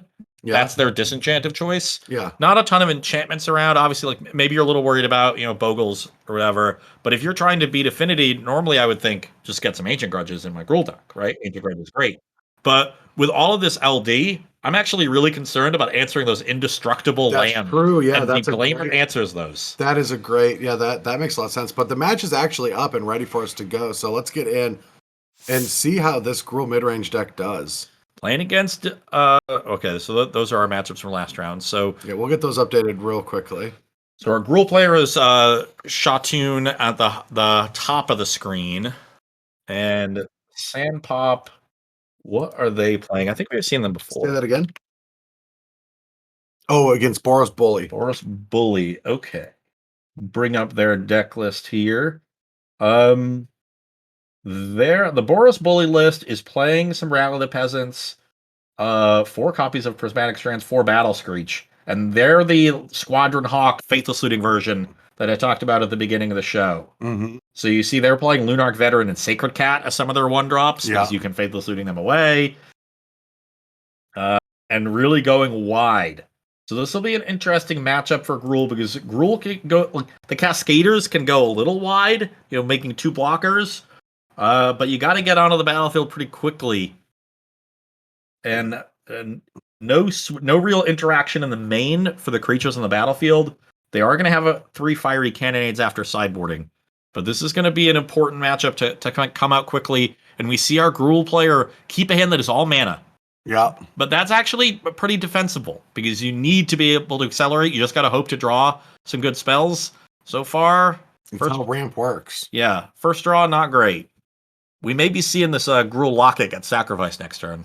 We might, yeah. And we'll see it once we go back to the deck for sideboarding, but I'm pretty sure our Gruul player knows the trouble that this match can provide, because if you look at the sideboard, they have Penumbra Spiders actually ready to go. And 3 fiery cannons. Yeah. So a good sideboard here. And not a super fast start from our Boros player. No 1-drop. Has the Squadron Arc turn 2, but no 3rd land. Yeah. Even after a Faithless Looting. Looting discards a Rally the Peasants and a Prismatic Strand, so 2 flashback cards. One of my favorite cards to come out of the last few years in Land War Visionary. And unfortunately, they are not going to be able to sacrifice Locket after this, so... Still think he'll take that draw. Oof. Okay, well, now we've got a lot of mana. That's a ton of mana. So that Arbor Elf untapping that 1 forest that has all that boggled forest. Every deck is Boggles and Pauper, apparently. All right, another Squadron Hawk. Yeah, so they do have a Rally of the Peasants in the sideboard once they found a 3rd land. So they can set up a big turn soon. But yeah, not a lot of pressure right now. So plenty of time for Gruul to find one of these big Cascaders. And actually, Acid Moss is great. Wow. Yeah, now we can sack the Locket. Still have 4 mana afterwards. Okay, we'll have a boarding party for next turn. And yeah, that is Go Hawks, go! All right. Is this another looting? Okay. Surprised we bolt the Visionary instead of the Arbor Elf. I guess they got plenty of mana anyway. And you want to get the 2-power creature out of the way because you have a 1-power guy on the ground. What are we? Oh god, another Acid Moss. Oh Jesus. All right, what's the draw? Just a forest. All right. I think they'll be okay with that. This is quite the battlefield. Yeah, this is not how I thought game 1 was going to go. Can't miss land drops against this deck. Oh, this deck is great. All right, we're already off to sideboarding. You know what? Pauper is amazing. These games are just over. They're so much fun to watch. You know what this deck reminds me of? What? Remember when Bloodbird Elf Jund was super dominant in Standard, and people played the Cascade decks that just always hit Spreading Seas to screw their mana, like that. Oh, you would attack them with Spreading Seas? No, well, like you would play no spells that cost less than 3 except for Spreading Seas and a bunch of Cascaders. Yes. So you would just like Spreading Seas them on turn 3, 4, 5, and 6 every game. I do remember. They weren't good. Yeah. but they were fun. Yeah, because all you have to do is just that deck came out, and then they just put 4 of the artifact in the sideboard that could tap for any color. Yeah. And then they went away immediately. Yeah, or some like rampant growths. Yeah, it was like a techie metagame deck for 1 or 2 weekends when the John decks were vulnerable to it. And I'm just going to say, we're having fun here. I just have to apologize, Adrian. Thank you for getting all of these slides prepared for us when we're completely ignoring them in sideboarding and just talking about old Magic. Well, I appreciate you. We know we've got some fiery cannonades and penumbra spiders out of our Gruul sideboard. Oh, yes. Let's please talk about it now that it's not displayed. Yeah. We already talked about that. I don't really know what our Boros opponent is player is doing. They've got some parapets, but that doesn't do much against fiery cannonade. So I'm on maybe you bring in this Electrickery to deal with Arbor Elf, but that's all it kills. Yeah, no. This might be a no sideboard. Actually, maybe bring in Revoke Existence to deal with Utopia Sprawl and Wild Growth. I don't know. But the Boros sideboard is... They didn't come prepared for the Gruul Cascade matchup. No, I don't think anyone did. Yeah. That's one of the benefits of being the rogue deck. Looks like we might see a hard cast Ash Barrens here, or just a played Ash Barrens. We want that mana. I would have been more inclined to play the Llanowar Visionary there. Yeah, because that mana can't be used until the following turn. Yeah. Because you're not going to play the boarding party next turn anyway. You need to draw land for the Owlbear. But I guess you're going to need a land to play both 3-drops anyway, in which case you'd probably play Owlbear. Oh, baby. The Karoo. Oh, yeah. Oh, yeah. This is dirty. Oh, yeah. Oh. Get him a body bag.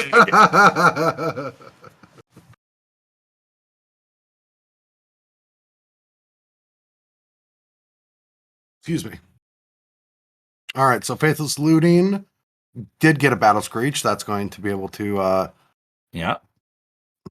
And that's a Prismatic Strand in the graveyard, oh, right? Yeah, so that protects the creatures.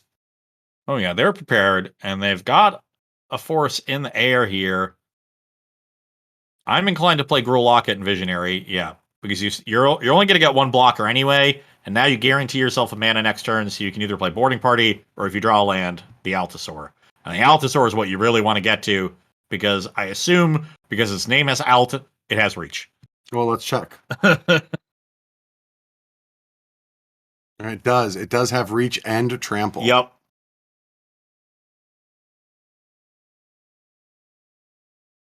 All right, so you need to get a reach trigger down ASAP. Ooh, Utopia Sprawl. Okay. Getting a second red source. More Hawks. Just go into the skies. Seems like a very good strategy for this right now, because the pump spell would be lethal now. So now we can just play the Sprawl for free, and we have enough mana with Visionary to actually play the Altasaur. And hopefully hit something. I wouldn't even mind hitting Cannonade even into the Boarding Party ending, because then you can draw another one. Party. Oh, baby. Cascade.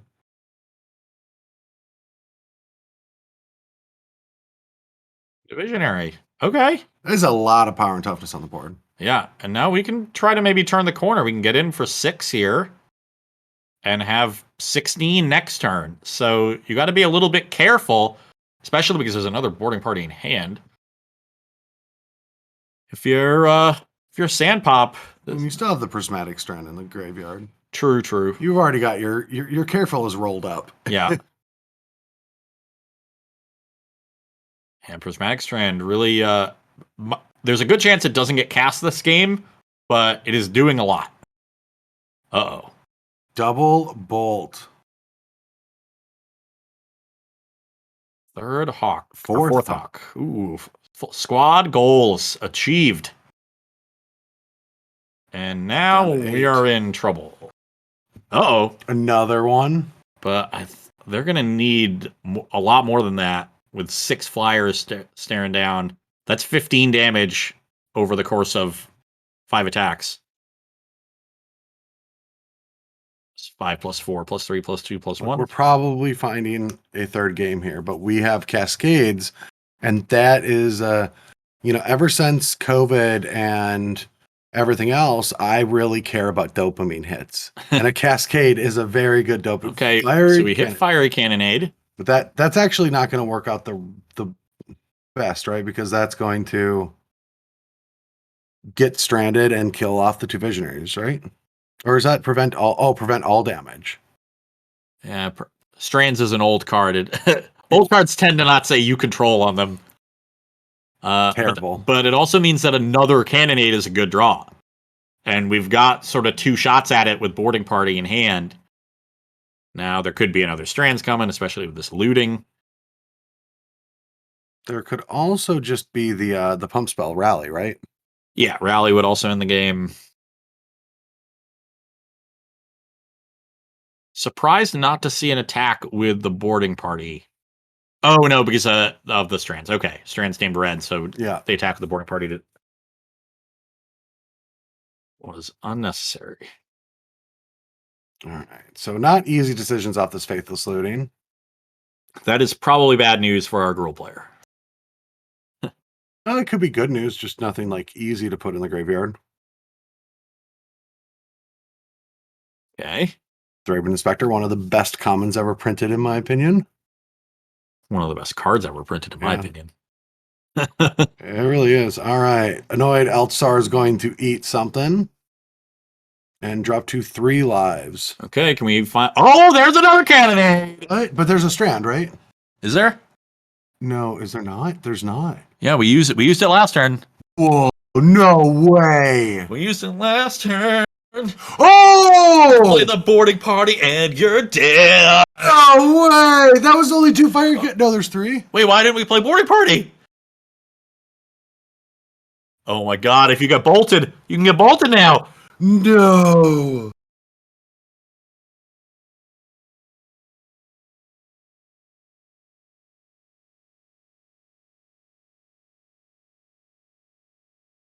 Oh my god. No, it's not there. 0 cards in hand. That's it. Oh, okay.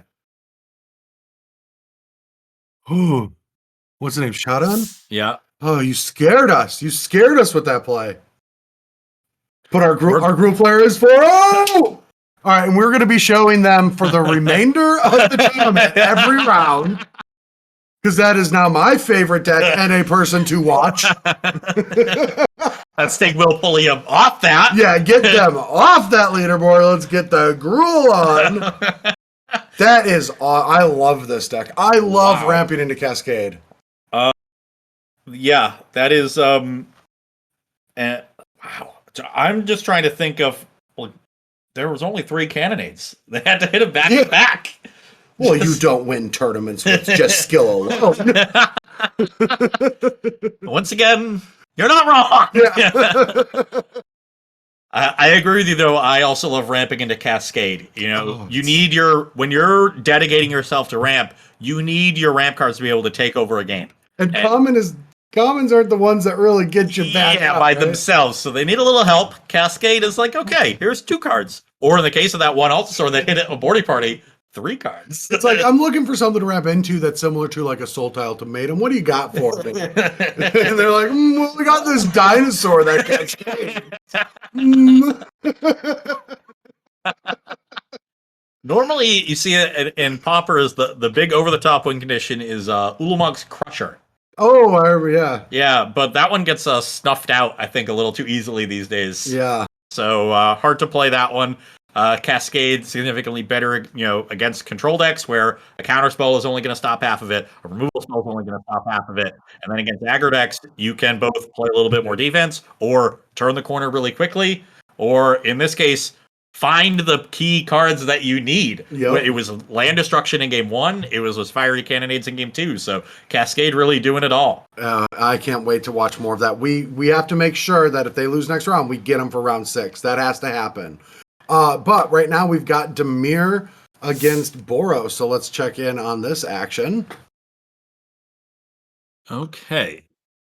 Yeah, we don't have the record just yet. We'll figure it out. But we've got Phoenix on Dimir against, is that Nathan? Nathan B. On Boros Aggro. So these are these are 2 3-0 players, so they're also playing to get to that 4-0.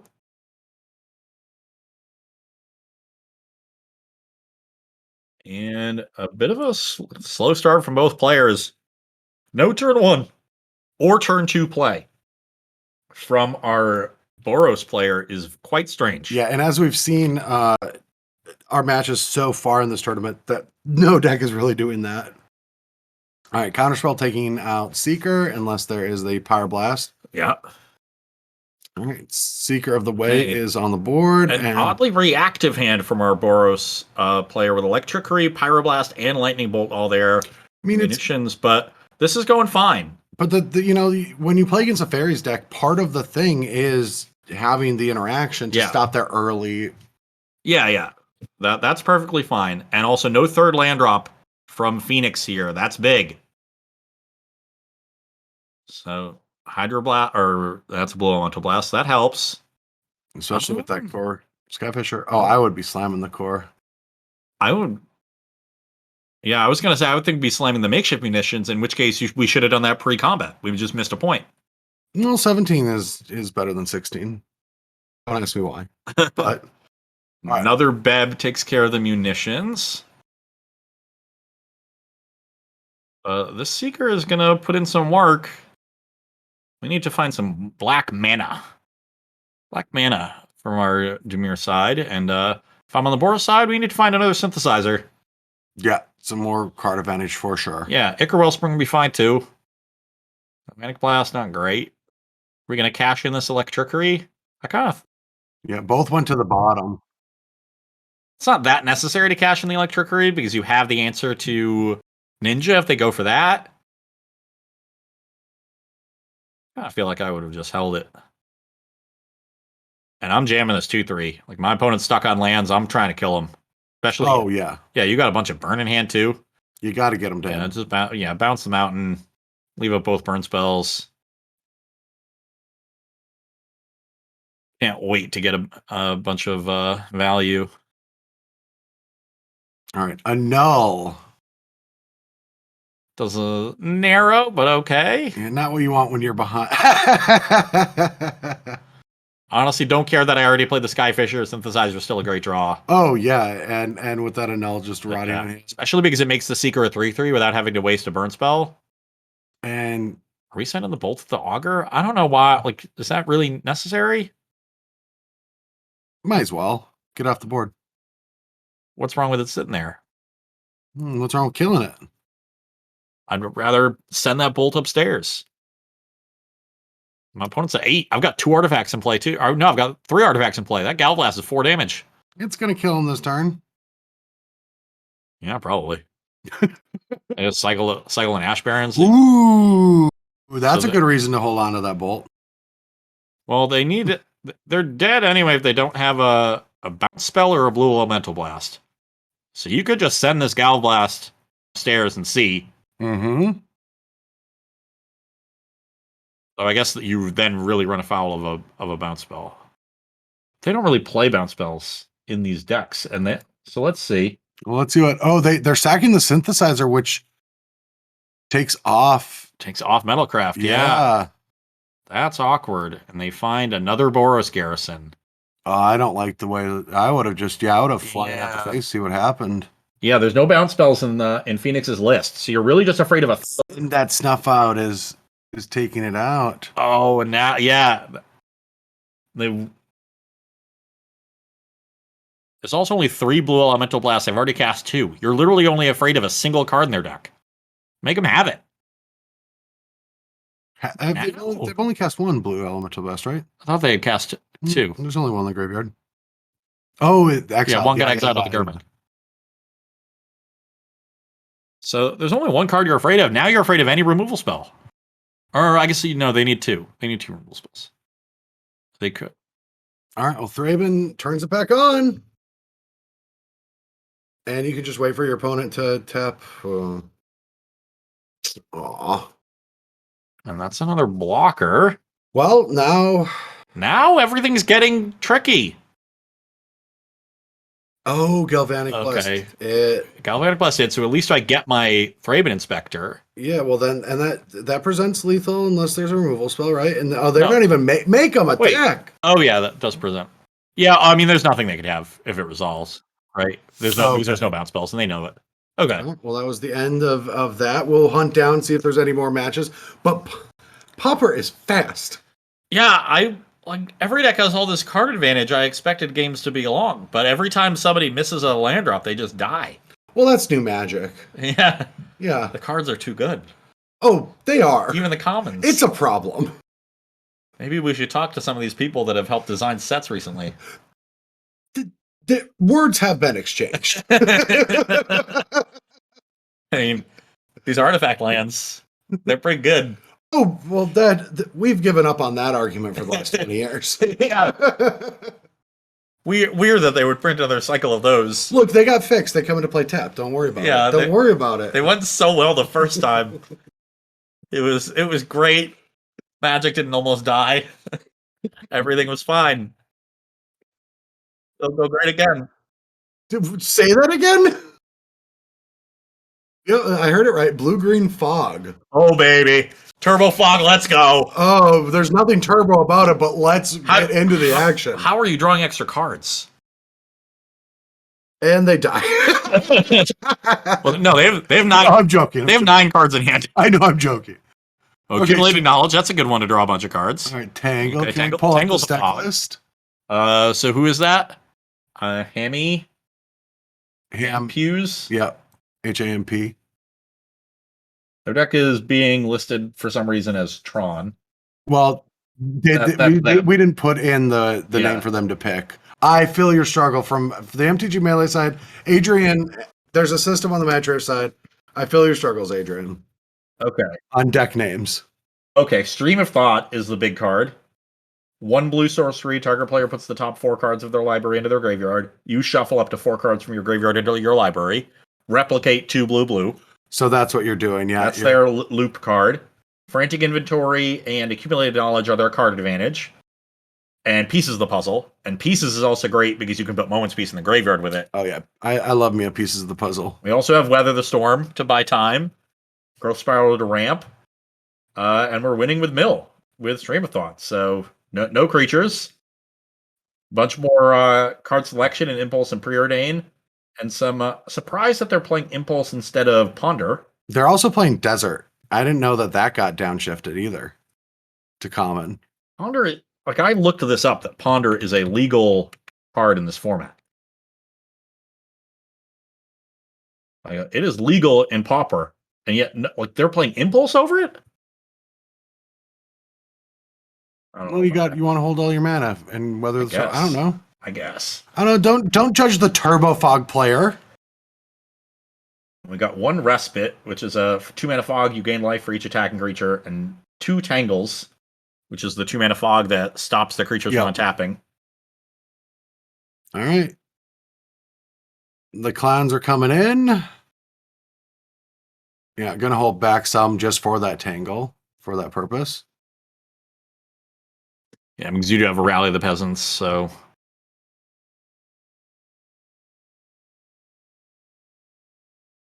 Oh, and there's a Flare and Pain. Ooh, baby.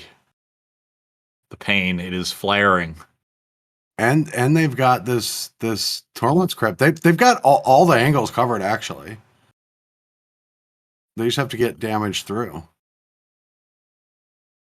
So, yeah.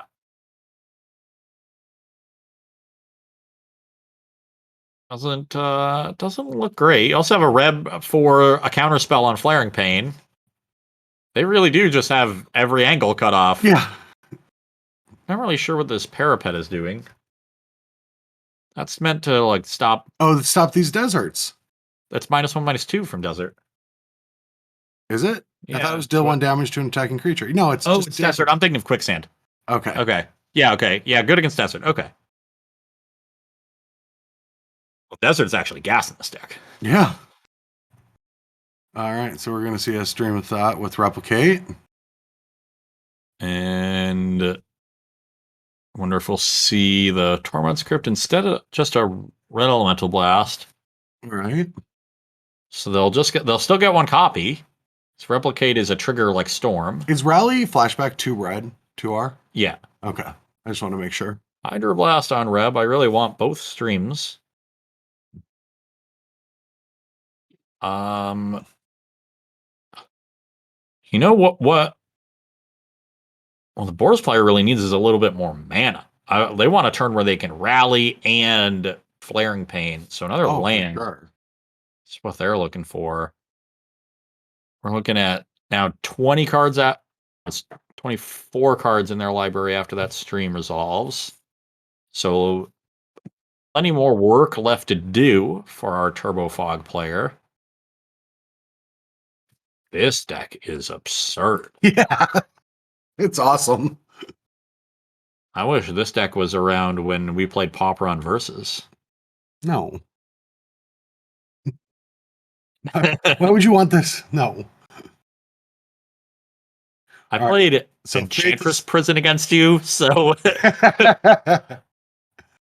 All right, so Faithless Looting, got that additional land, got a Lightning Bolt. And yeah, and that... So this is a 9-point attack, so no need to waste a fog here. Really got to use your life total as a resource when you're... Oh. Okay, at least this gains a bunch of life. I still would have just waited. Well, you want to play around Flaring Pain, right? You also do have to use a lot of your mana to cast these Stream of Thoughts, so... Yeah. Maybe you got to be a little bit more aggressive with your fogs in this version because your win condition is so mana intensive. I could see that. I could buy that. Oh yeah, more cats. So many creatures in play. I count 10. They definitely have the city's blessing. Baby. That's okay, only 9 life. Well, I still need something else, right? Like, they got 5 cards, but... The problem now is, like, how are they getting these mill cards back? Can we click the eyeball and see what they're looking at? So they got Preordain and a Moment's Piece. It looks like they put the Preordain in the graveyard. No, they just cast it immediately after. They? Yeah. Because it's on top of the pieces. Bolt going upstairs, taking a healthy 3 life out of 36. They need 1 mana so badly. Well, they have Rally plus Flaring Pain here because it's a Boros Garrison as their dual land. Oh, it is. Okay, so they can do it. Yeah, but it's not even lethal. It's 30. Well, is Flaring Pain flashback? It does. Yeah. So I feel like you just do that for the next 2 turns and hope it works. Yeah, they do have some counter spells. So yeah, Flaring Pain is a counter for not just 1 fog, but all the fogs for the turn. Their counter spell is actually Arcane Denial, which is kind of sick. That's great. All right, Hydroblast will stop it. And that's tough now because if you want a Flaring Pain, then it's gone, and these rallies now don't look very good. So I think you got to wait. I think you got to let this one go. Yep. Probably Torment script them on their turn to get rid of this Moment's Piece. This Torment script is the tricky one to me. Another piece of the puzzle. Growth Spiral, Hydroblast. I don't know what the one between it is. So Frantic Inventory, also not that great in the face of Tormod script.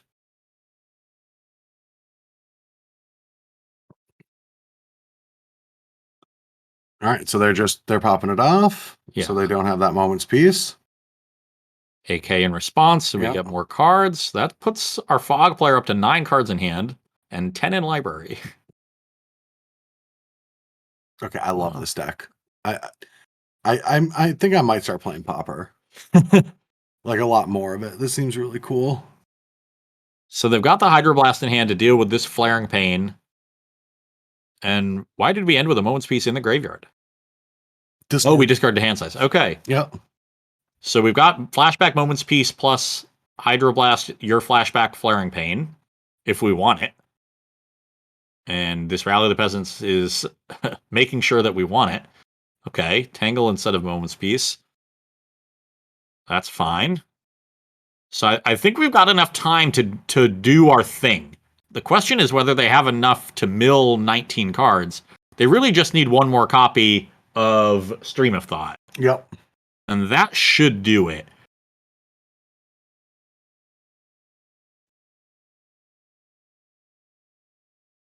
Can we check the XL to make sure that they have more Stream of Thought? I think there's 2 over there. Or is it 1? Okay, well, they have at least 1, and that should be good enough because they only need to do this twice. Yeah, there's probably just 1 more left in their deck, and they're just going to dig for it and mill them out with that while casting some fogs. I mean, they're also still at 33, though. These rallies could end the game in 1 turn. I'm guessing they won game 1, maybe not, but I'm guessing this is game 1. no, all the sideboard cards. Oh, yeah. Montero has like a million sideboard cards, and there's no way. Yeah, we don't know the record, but yeah. I don't think that's their main deck configuration. I'm gonna beat Turbo off this tournament. All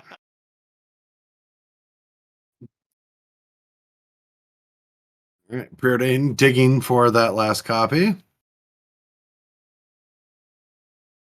So this is Hemp uses turn 15. So if next turn is turn 15 for Mondero, that means they won game 1.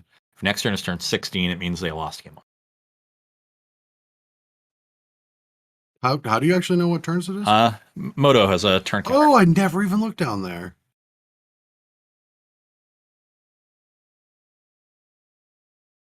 I've played a lot of Magic Online. I should know You've that. certainly played a lot more than I have. I've never even looked at that. And this Stream of Thought is ending the game because it's replicated twice. So this is a mill 12, only 10 cards left in the library. And that actually is the match. So Hampuse with a 2-0. So we have Gruul, Cascade, and Turbo Fog in the 4-0 bracket of this tournament. It's absolutely gas. I love it. I've seen the Jund like Cascade mid-range decks, which are similar to the Gruul one, a lot, like less rampy, more interaction. So like that Gruul deck is like not that much of a stretch. If you had told me that Turbo Fog would have been there, I'm not sure how I would have reacted. But incredulously is certainly the start of it. Oh, I'm excited. It doesn't even seem like it takes that long for when I hear Turbo Fog, I think it's going to take a long time for them to win a game. It did not. Well, I mean, we also came in mid-game, towards the end when they seemingly had things pretty well in hand. I think the impressive part is that they were able to win through a lot of significant sideboard hate. Yeah. Torment Script breaks up a lot of stuff. Flaring Pain is a big problem. Yeah. And the Parapet, it puts a damper on Desert, which is one of your key cards, I think, in that matchup. When you have Deserts out, you can go Fog, and then they're still attackers, and you just get to Desert down their creatures without taking any damage. And that is huge. They had aggression and multiple angles to break things up, and none of it worked. That was great. Yeah, I loved it. Do we have any other matches in round 4? Or is that it? Oh, and they're all just cleaning up. Yeah, wow. This tournament is going way quicker than I thought it was going to. I thought like the matches were going to be a slog for a little bit, especially looking at that early metagame. Yeah, and we are under an hour around at this point. Oh yeah, well that's honestly one of the coolest things about the Mana Trader series is more often than not you are under an hour per round. They keep these tournaments moving quick, and I learned that when I played my first one in December. It was standard. And the round turnover was way faster than I thought it was going to be. Yeah. And so the players, once that last round is done, we go to the next round. It is very quick, very fast. Just like Pauper. Yeah, just like Pauper. So yeah, we're going to take a short break for the end of round 4. We're going to come back right before the players start playing in round 5, take a look at those players to watch, see what decks are actually at the top now, because we are getting close. We might have a win in it in next round. You're like, pretty close to it. At 4-0, there's not going to be more than 6 or 7 deck lists in that XO bracket at this point. Yeah. And we know 2 of them. Mm-hmm. And they are awesome. And we will be back with more of the Cruel Land Destruction Trader series here. Yeah, we'll be back with more Mana Trader series here shortly for round 5. Thanks for hanging out, everyone, and see you soon.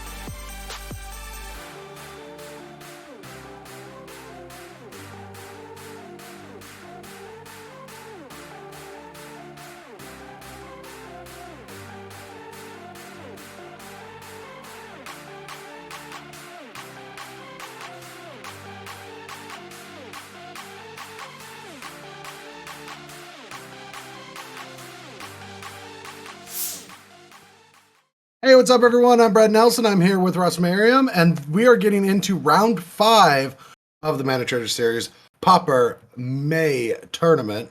Yeah, over halfway through. So this is the business end of our Swiss rounds. We got 3 more left before that top 8 cut, which we will bring to y'all tomorrow starting at 4 p.m. Eastern Time. And right now, the metagame is shaping up to be absurd.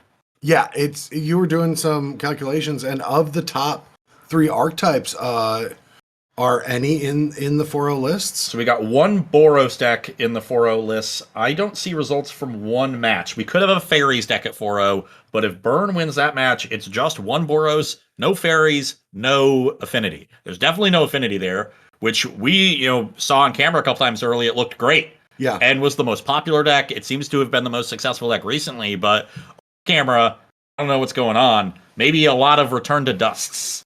A lot of return to dust, Yeah. but we'll see. We'll see how they finish out. There's still time for Affinity to take over, but we're seeing that in all of the set championships. One of the things is the deck that's most targeted is the deck you just shouldn't play, and it's like the players that played it always regret it. I often do play it and regret it. Well, we spent the last 5 years where the deck that was most targeted was just broken and you should have played it. Yes. And now things have turned around. They're coming back around again. Yeah. No, I agree. And that is one of the things. And but yeah, so I got to choose what we might be watching this round. Hold on. There's one other very important aspect of the metagame to update y'all on. Our Cycle Storm player is 3-1. They're on the comeback trail. Oh. Halfway there. Living on a prayer.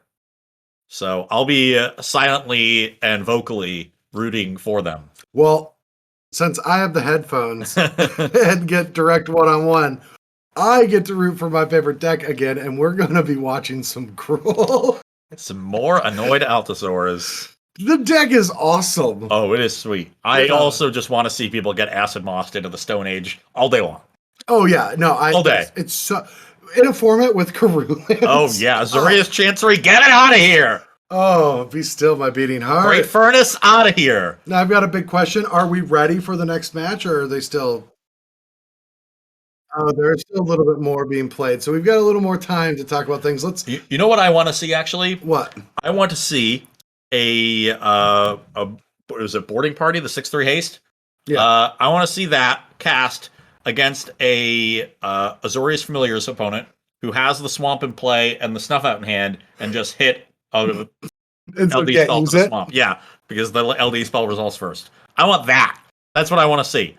I mean, I would love to see that, yeah. That's got to be devastating. What I want to see is the update to the players to watch leaderboard. Let's take a look at that real quick and see what's shaping up. Yeah, so Salvato dropping as well. Our one undefeated on this list was Sandoich taking a loss there in round 4. So both of our Affinity pilots here at 3-1, still in good shape. Just need to rattle off a few more wins, but beyond that, we got another 3-1 in Boros Bully, and then some rough days. Yeah, I mean, we're going to have to get a new list of just decks to watch. That's just Cruel, Cycling, and Fog.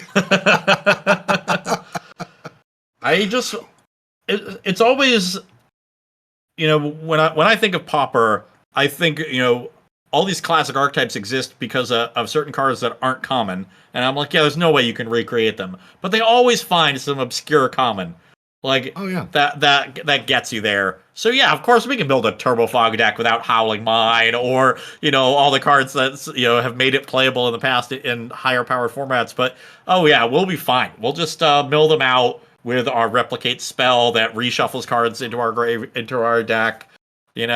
Our aggro decks somehow play Ichor Wellspring, and that's perfectly fine. And that's the cool thing about Pauper is when a new set comes out and a common is there for some mechanic, for the limited environment or something, it just kind of slots perfectly in this thing that, commons didn't have prior to that. And it just builds this really cool engine that we're seeing in a lot of these strategies. It really goes to show you that Magic, context is king in this game.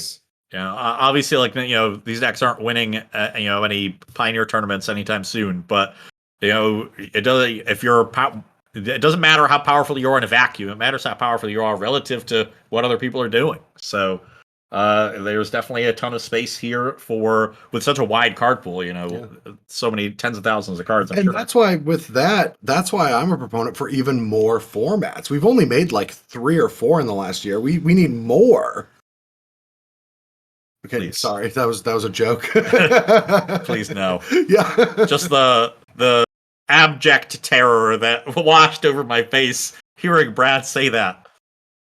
All right, let's come back to the booth until the players are seated and ready to go. Yeah, I'm still not seeing a result from this last match of 3-0s. So maybe there was a technical issue. I can't imagine a match between Demir Fairies and Burn going on that long. No, they're in a tight match with minutes. Wow. Should we just quick jump? Can we jump into it real quick? Yeah, let's just quick watch this because then after that match we'll be quick turnover. Okay. Well, this is Fairies against Affinity. Did they both get paired to other decks? Yeah. So these are not the There's 2 matches in the right standings. now. There's another match of Well, I don't see that where they are on the standings. Well, let's not worry about that, Ross, and let's watch this match of Okay. Affinity versus Demir. Dealing with this munitions is important. Oh, Jesus. These clocks. Yeah, no, they're both tight.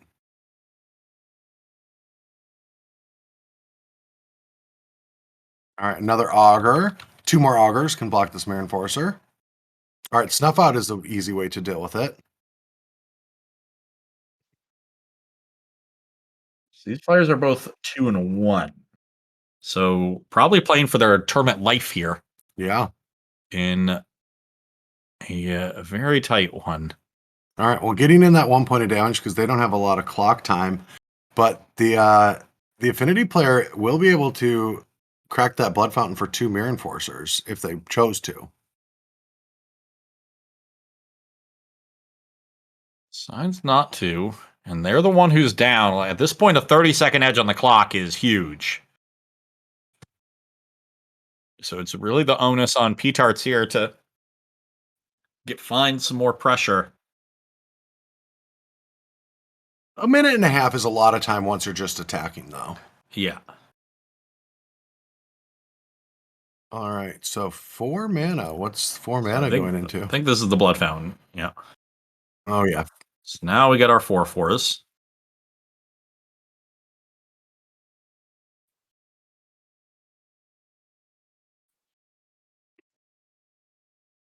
Okay.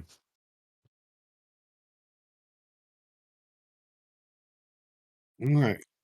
Well, no real response from our Fairies players.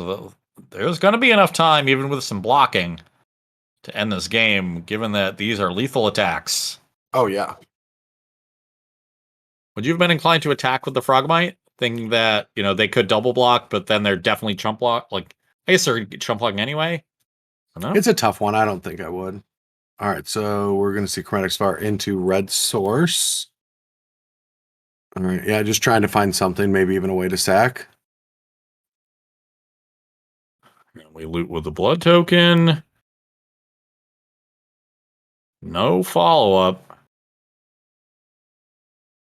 One more connect with a Mirror Enforcer gets us into Galvblast range. Or we could just have 3 of them.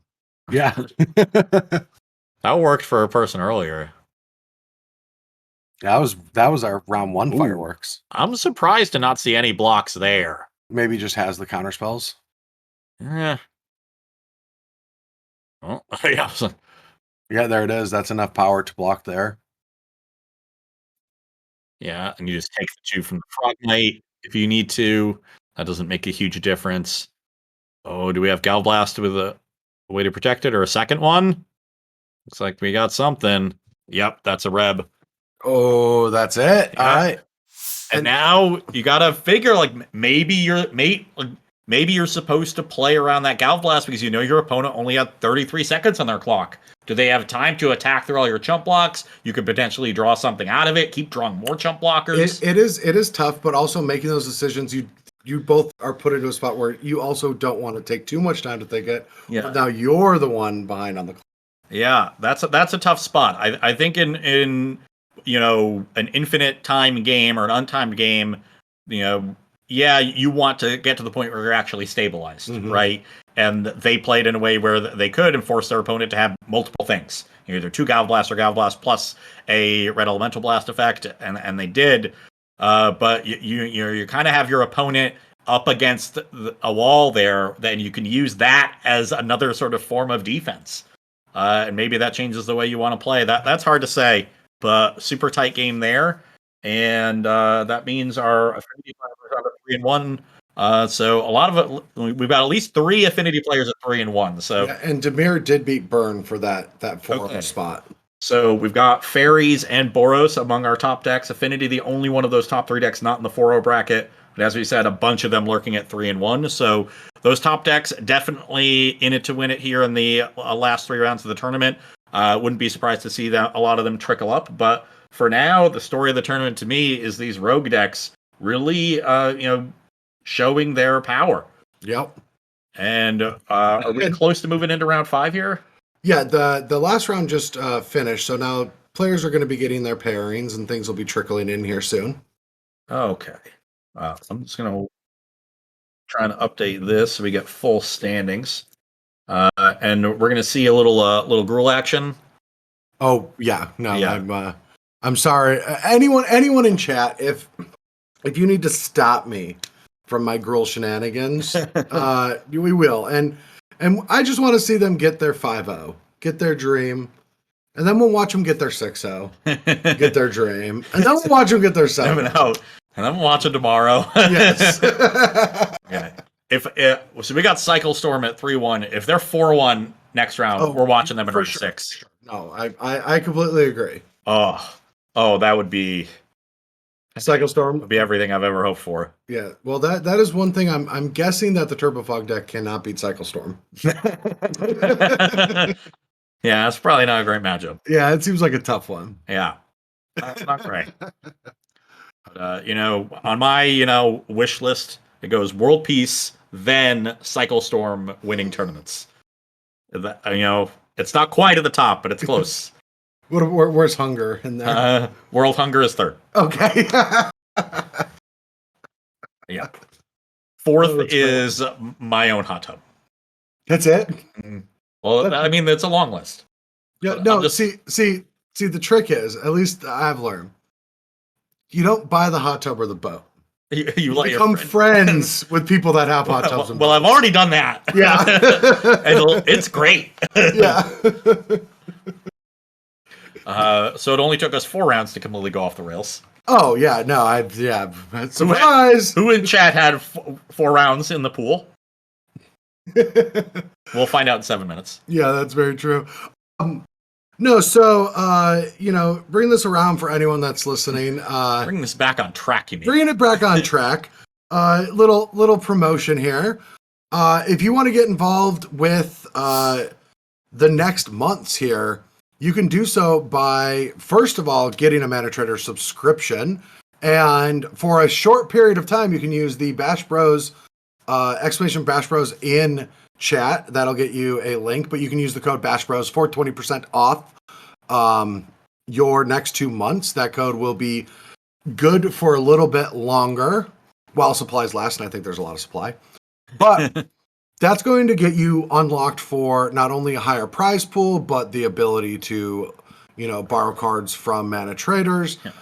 So wonderful, cool new decks like Gruul Cascade and Turbo Fog pop up. You can immediately start playing them. Yes, exactly that. But also you can buy, or not only can you borrow commons, but also uncommons, rares, and mythic rares if you want to.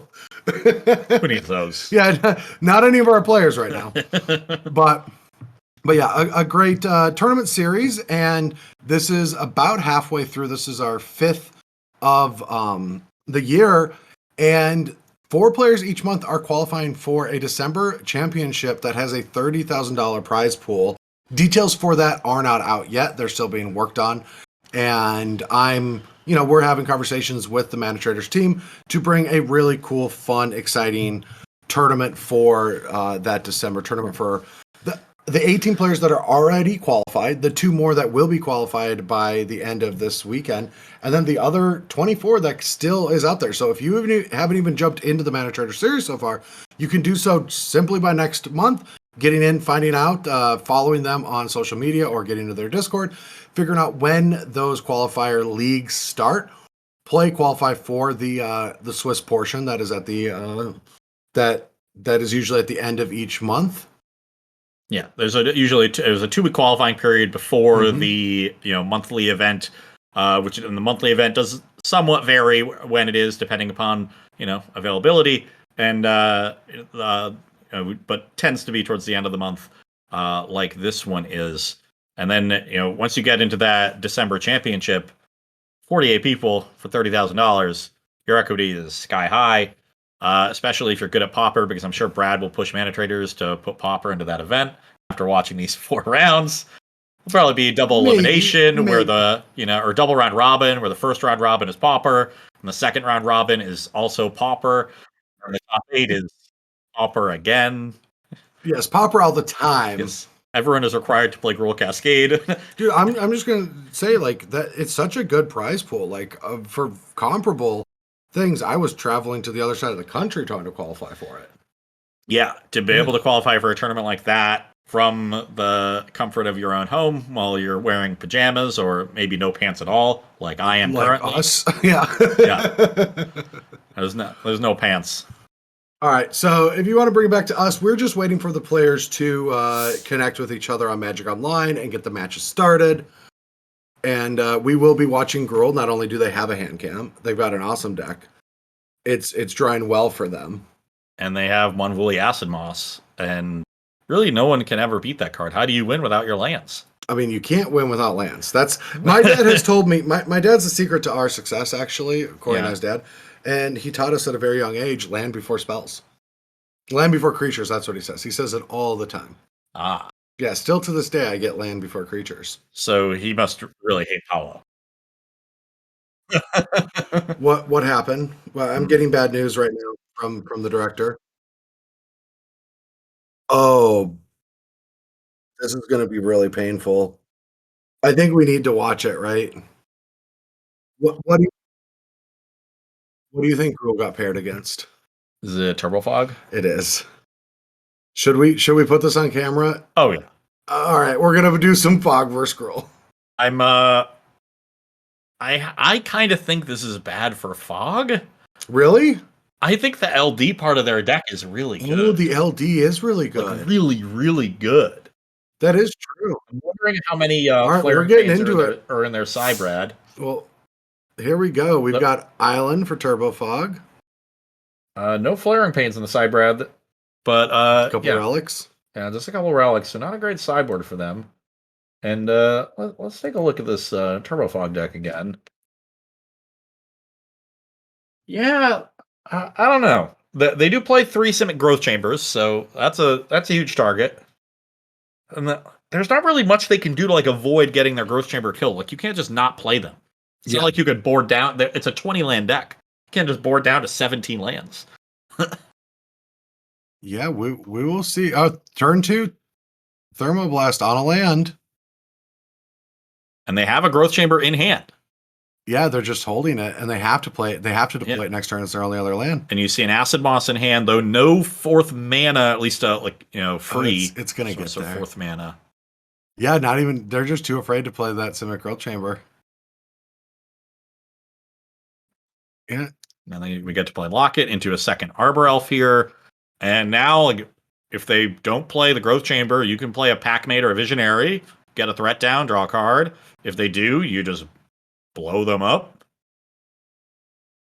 Drawing some cards. No! Yeah. Now they just don't have green mana.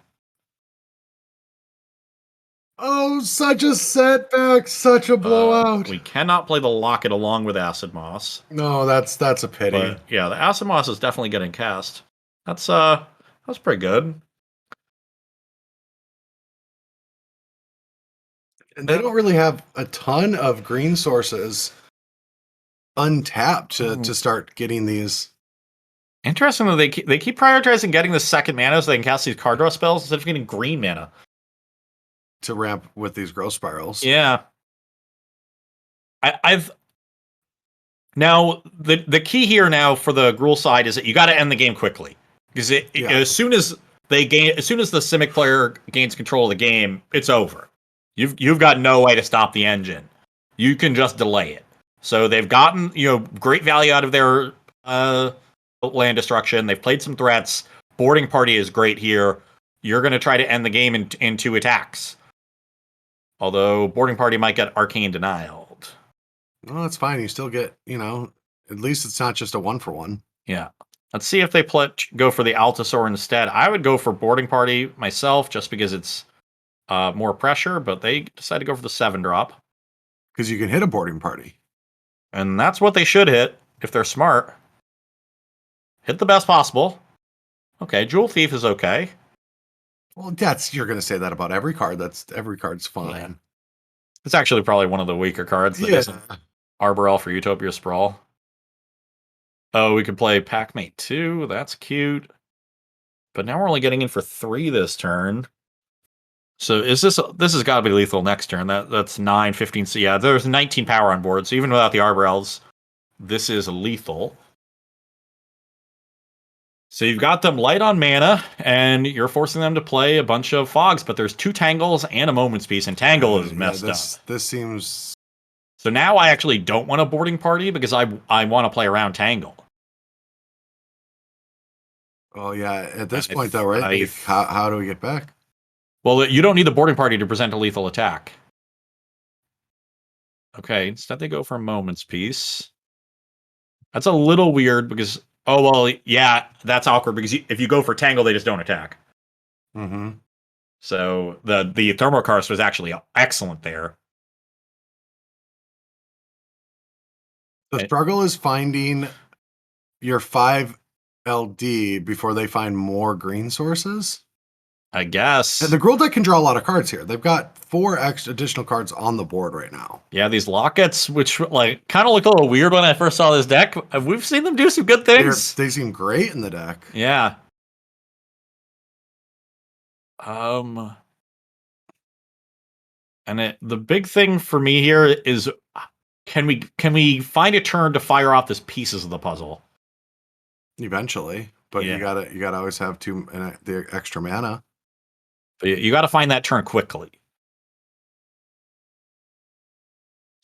Yeah, I think I'm actually sacking the locket there just to dig for more LD as quickly as possible. You have enough threats on the board; they're not going to deal with them. Because at this point, you're going to get tangled. Oh, okay. So Tangle is going to let us pieces next turn anyway. Yeah, especially with an attack that aggressive, but it has to be lethal. Because even although Jewel Thief has Vigilance, so actually there's still 13 power on the battlefield here. So actually the Boarding Party makes it lethal next turn. So if they think they're safe and they don't find a 5th land here and they go for the pieces, that could be it. I don't think, they're not going to. Instead, they're going for the Preordain. We might see.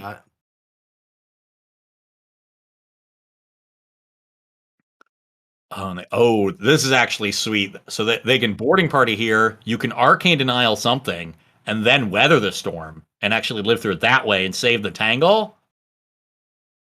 Yeah, and you want to counter this Thermokarst. And that's what the 4th piece of LD they found. Yeah, that's half of it. Yeah. And now this would be a weather the storm for 12 life.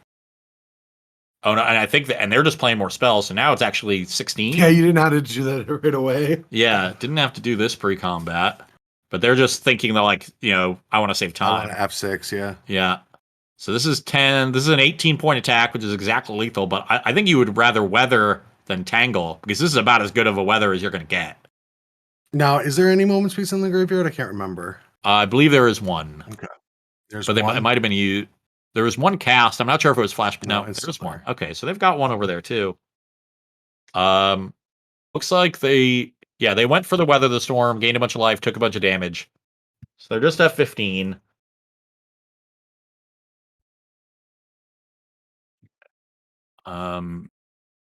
Interesting that they didn't fire off the pieces there. All right, what's Ultisaur finding? This deck really can grind. And there's another LD spell. Yeah, I mean, this girl deck, they're down to 25 cards in their library. Like, they're not messing around here.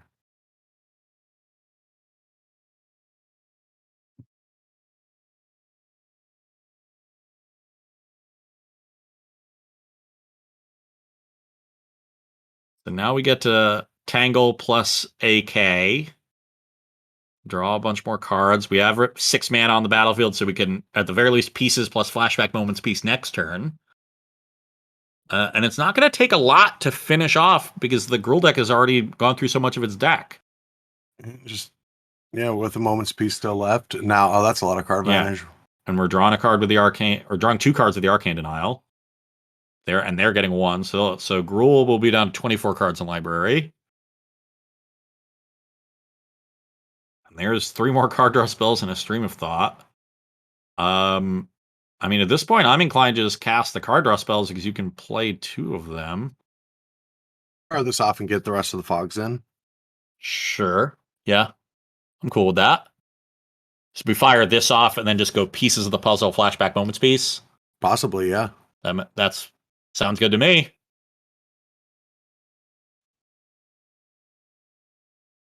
Yeah, it looks like they found just enough lands to get out of that sticky spot. And once I think the Gruul decks are going to be good at creating that, but then they just got to end the game quickly. I think not casting the Altasaur over that first boarding party. Yeah. I'm not sure if that would have changed anything because like they've got some life to play with here. But you missed out on I think they missed out on some damage. I think they also spent some turns like casting more creatures instead of getting in small amounts of damage. Sort of playing on autopilot like they would against most other decks, but Turbo Fog is such a unique deck that you do have to change your tactics. Yeah, there's been a few mistakes, like an extra 3 life. Yeah. From the Weather the Storm. And giving them more life off the weather. So between the boarding party and the weather, like that's almost all the 15 life that's there. Look, there's only 1 more fog though. Yeah, but they're drawing so many cards next turn. There's only 1 fog though.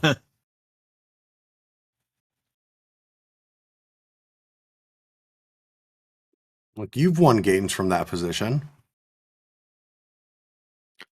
I have never another remove. Yeah, I can't say I've never lost to Turbo Fog. I've never lost to Maze's End, which was also a fog deck.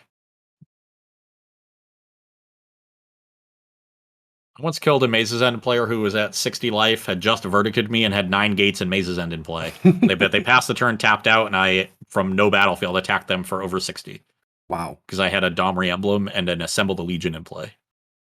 And I was sandbagging all my Restoration Angels, so I just cast them on the end step. Nice. And then activated a Gavany Township. Here we go. I mean, this plus a Frantic Inventory is... Or an Impulse, if it bricks. Yeah. No. Get it? Okay, never mind. Like it's pretty hard to brick. I guess I get it. I understand. They do only have 7 fogs. They have 4 moments piece, 2 tangles, and a respite.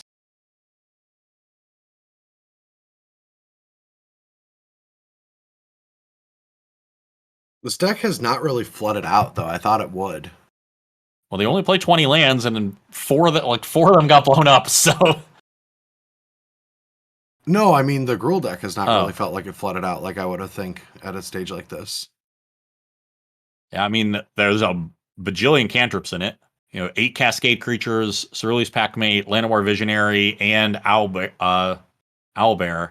So, and the Lockets. I think the Lockets were a big part of that. But at this point, I think they're good. I think they get to Stream of Thought this turn. Like I said, it only puts them to 12. So I think they're going to need 1 more fog. But it's pretty close. Yeah, this will...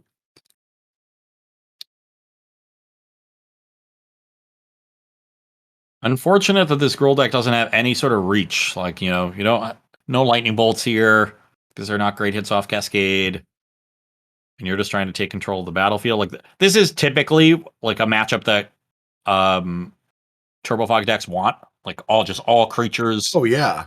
But the LD does make it kind of interesting. We saw it was a little dicey early on. They needed to find some lands. I mean, they still need to find another fog. There's a respite. Was that one life going to be relevant? Are they out of range now?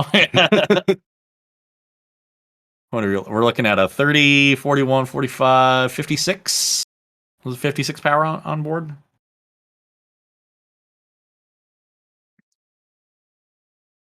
Oh, up to 23. I mean, yeah, frantic inventory. Draw a bunch more cards. There's another Moment's Piece. At this point, we might not even need another mill spell. We could just cast in a fog deck naturally. To finish off that way. Yeah. Oh, there's a Tangles. That's 3 more fogs. I think I would have held on to one of those whatever the win condition is called. Stream of Thoughts. Like they fired both of them off a couple turns ago with no replicates. If they just hold on to one, and just fire it off once they have 9 mana for 12, or at this point, fire it off with 1 replicate to win. They might still find another one. Yeah, there's 3 in the main. The 4th's in the sideboard, which is a little strange to me. Not to say like you need 4 in the main. I just don't like. What is the reason that you board the 4th in? Graveyard hate. Sure. Okay. That makes sense. And there are 2 relics in the sideboard of this Gruul deck.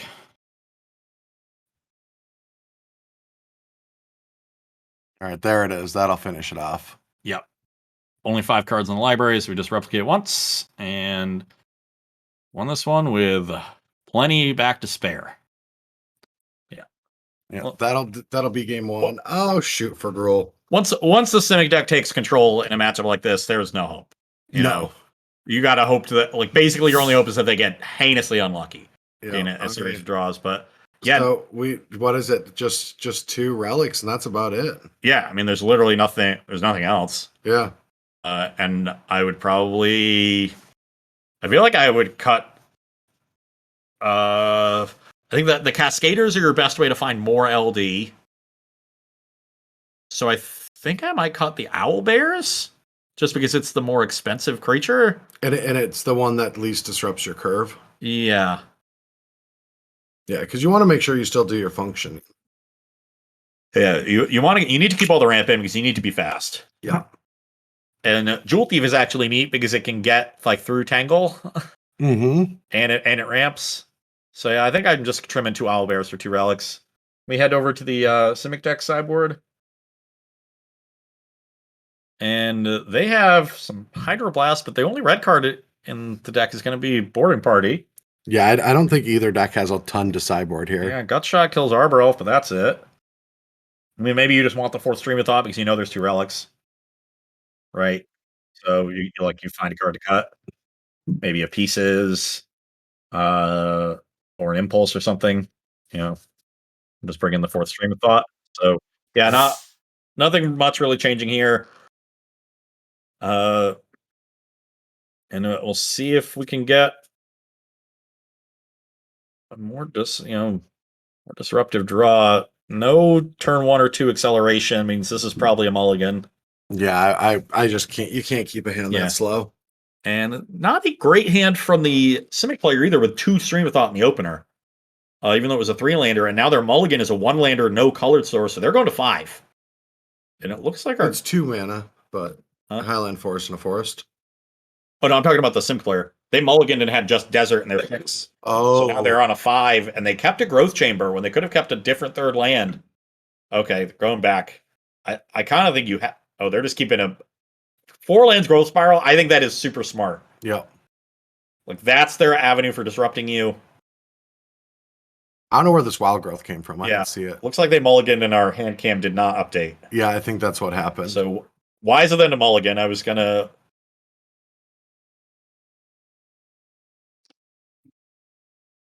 And they did bring in Gutshot just for Arbor Elf. That seems a little aggressive.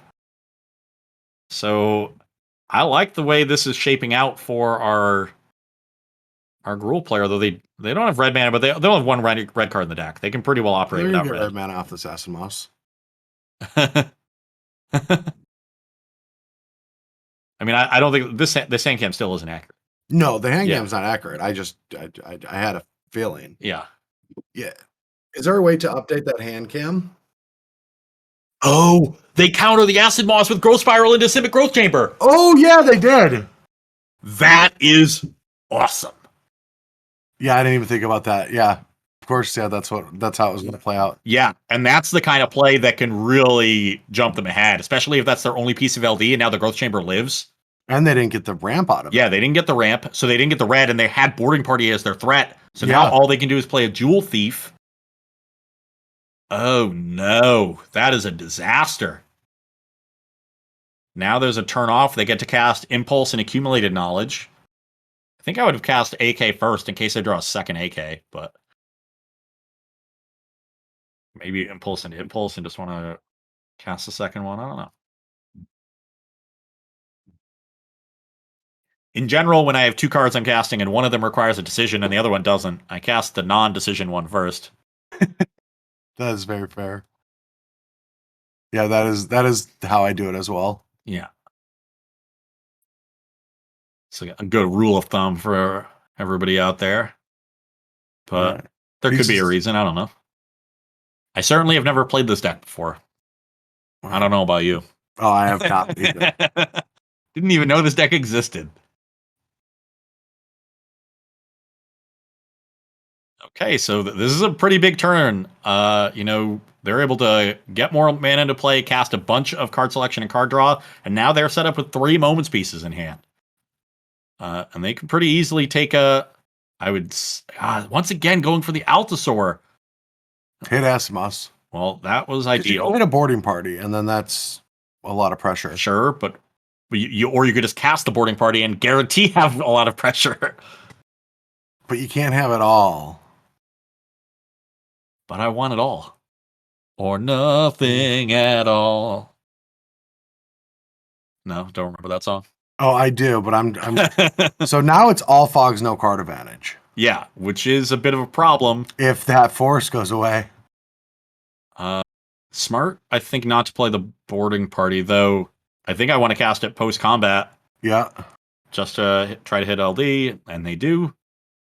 Come on. Oh my god, what a way to win. If they played it first and hit LD, then they wouldn't have been able to do that. Well, then you just Moments. Aww. Okay, more cantrips. We're gonna keep digging. And the Frantic Inventory is a great draw. I thought they had already cast one this game. No, Maybe they cast Accumulated Knowledge. Yeah, I thought it was one of each, but no. And then they preordain into another forest. So they do have the forest.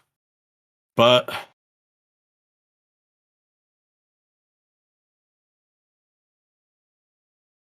oh, they had the 4th Moments Feast in the graveyard too. So we got 6 fogs rolled up. So many fogs. And that's gonna be a problem. Oh yeah. We're tallying it. That's great.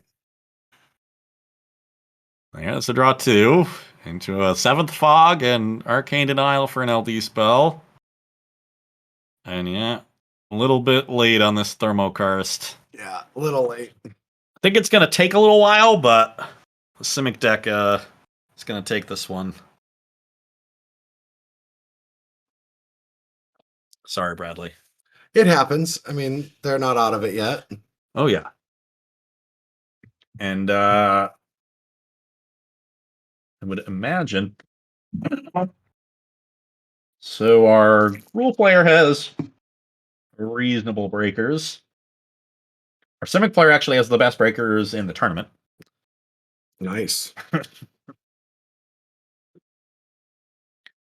And don't see that changing after winning in the And after bracket. this weekend, once Simic crushes, then it'll be all over online. Well, Fog is the kind of deck that once it's popular, it's no longer good. there's some burn decks that are popular, and they certainly haven't run in any of those, because I can't imagine winning that matchup. Or have they weathered the storm? Do have a bunch of Weather the Storm, but even then, like, Come on, Ross, you're the commentator, and I don't even get a chuckle. I get a chuckle from our director, and I don't even get a chuckle from you for that. this is correct. Ooh, So the Arcane Denial already got used. We could still No, just have the the growth little- chamber counter. Oh my god. again. That is That's it. That's the ball game. yeah. We're now with all this mana and 3 green sources and 5 more fogs rolled up and a preordain. I honestly feel like if you replay this this matchup like 10 times, this happens exactly like this 9 times. Yeah. It feels kind of like that is just going to play out. Maybe not 9, but like 8 times. Yeah. It's nice that your card draw is just so cheap. I mean, Like, the benefit of drawing that many growth spirals early was how they got out of that mold to 5. yeah. Like the fact that you're not being forced to cast things like Memory Deluge, which you would normally see decks like this play, Mhm. and all your card draw is 2 mana and pieces is 3 mana, really does help so much in a strange matchup like this. We finally see the Cascade whiff. And don't think it matters. Though we're out of card draw at this point. So it really is a matter of oh, and we cast another Moment's Peace from hand. That's a little awkward. Could run afoul of a relic.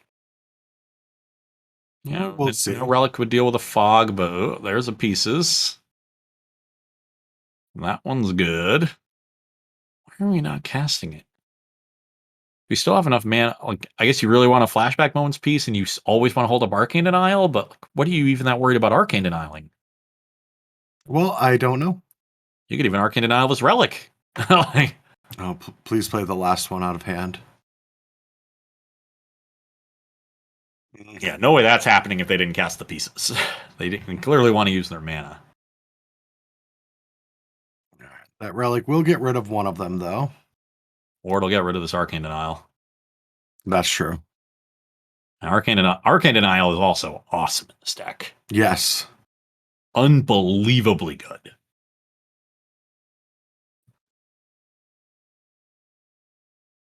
Wow. Maybe not going to counter it. Like, what else are you worried? What else are you worried Yeah. about? Even an LD spell in your growth chamber is like not even a big deal at this point. So, Mhm. like, Relic dealing with a fog is the best card they have. And as a reminder, this is open deck list, so they know there's no Flaring Pains anywhere or anything really that scary. No burn spells. Now we see pieces of the puzzle. And now we're just kind of in cleanup. I think we're just going to see the same game actions taken. Yeah, they find another pieces and a frantic inventory that I think is drawing 3 cards. Yeah, and they're just holding up this Arcane Denial. I doubt they're ever going to need it. They'll probably counter Thermokarst on Growth Chamber, just because it's easier to clean up this game with more mana. Oh, yeah.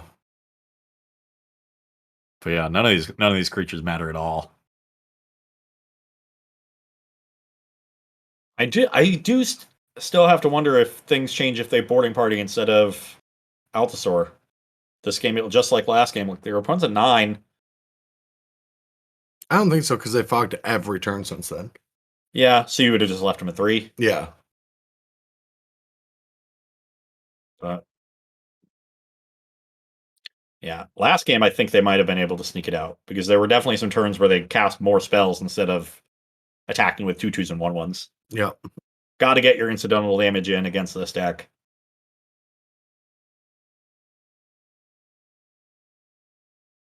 All right.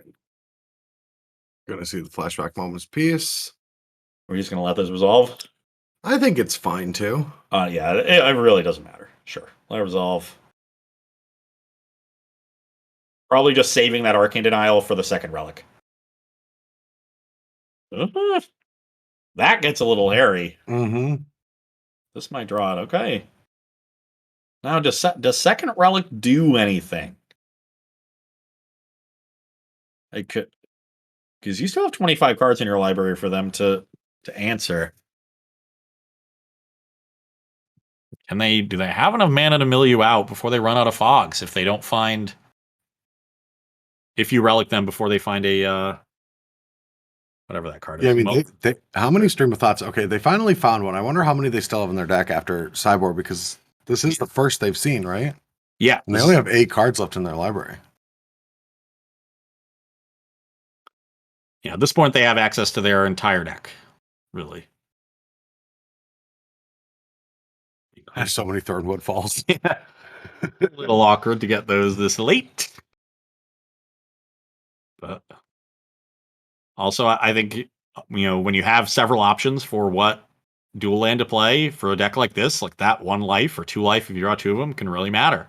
So, for sure. Smart choice here.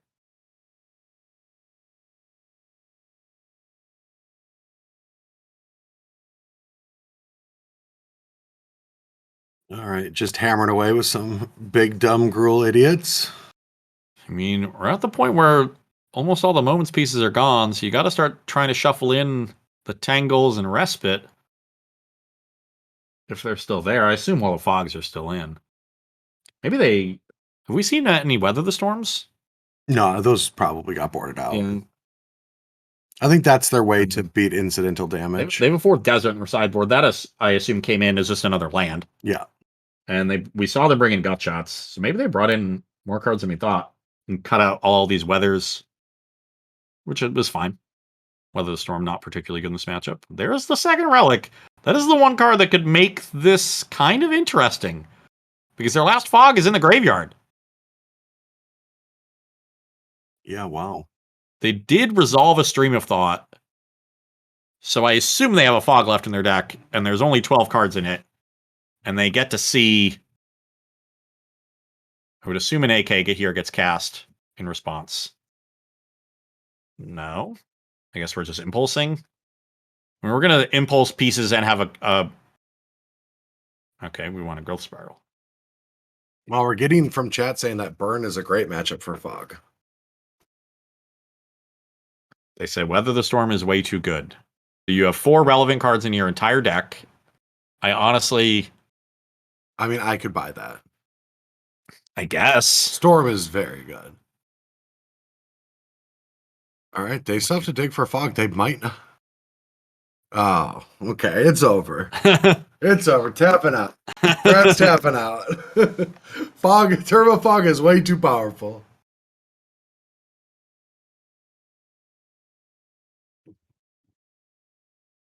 Just need to draw Weather the Storm in the first top 10 cards of your deck every game.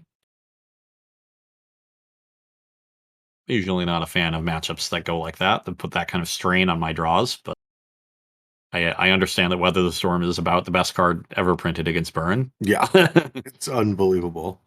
Also, I assume, do these Burn decks have any way to stop life gain? They've probably got something. Maybe not. Those cards are usually uncommon, right? Flamesville Bloodhand, Skullcrack. All right, tapping a bunch of mana, and this is going to be enough. Stream of Thought, replicated twice. That's going to be... Mill the last 12 cards. All right. Well, Gruul has been putting up a good fight. Little bump in the road, but we've got Turbo Fog now at 5-0, which is effectively, you're going to have to get a little unlucky to get there. At 5-0, you got a good shot at guaranteeing your top 8. You're not locked, but it's pretty good. Yeah, you feel very good. The Simic player also has a really good tiebreakers already. Mm-hmm. So, yeah, I think there's a very, it is very, very likely we will be seeing them in the top 8, which is already ridiculous. And Gruul still definitely has a strong chance at it. That deck, most Turbo Fog decks are horrible against direct damage. So if just adding 4 Weather Storms really just turns around a matchup like that, deck seems great. Maybe you struggle against control decks because you don't really interact with their counter spells. Yeah. Just 3 Arcane Denials in the main deck. So maybe that's where the weakness is. Something like the Fairies decks and the Familiars decks. I'm assuming those could be challenging. Yeah, but even the Familiars decks with absolutely no clock, and they're just drawing a bunch of cards. If you just build up a bunch of mana and replicate Stream of Thought, their counterspells don't do that much. Maybe you can steal games that way. So, deck looks really, really cool, and we'll definitely see more of it. Yeah. What do we've got? What are you looking for now, Adrian, for our backup?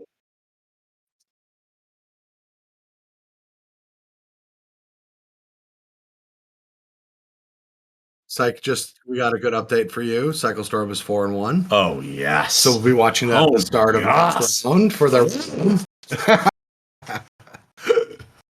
It seems like a lot of our players to watch in our top tables have already finished. I mean, shocking after watching a Turbo Fog. But I'm seeing plenty of 4-1 still playing if we can find one to jump into. Let's pick one at random, Adrian. I'm seeing we have our Goblins player is 5-0. How's Batatina doing? And our they're 4-1. Mm. And Boros. And our Boros player is 5-0. Nathan Blackman. So we got 3 5-0s confirmed at this point. That might be the entire. Yeah, I believe that is the entire 5-0 bracket. So our 3 5-0s are set going into next round, and it is Turbo Fog, Bushwhacker Goblins, and Boros. Awesome. Oh, we've got okay. So it sounds like we're kind of wrapping up this round. All right, cool. Yeah, Goblin Goblins. Combo Goblins is about to win.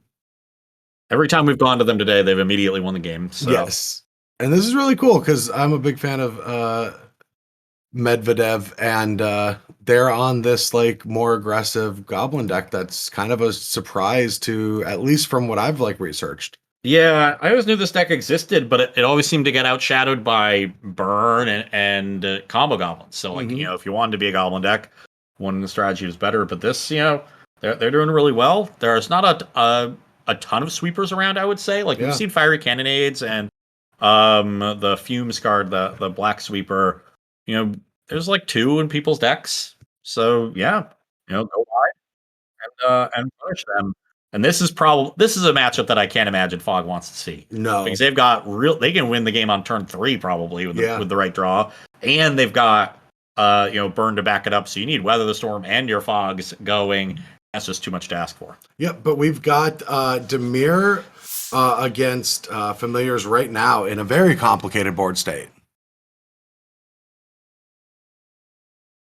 Yeah, we don't know the record, but we're just gonna assume it's game 3 with those clocks, and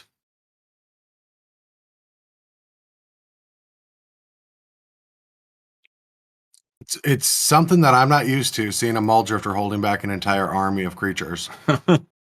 Welcome to Pauper. Yeah.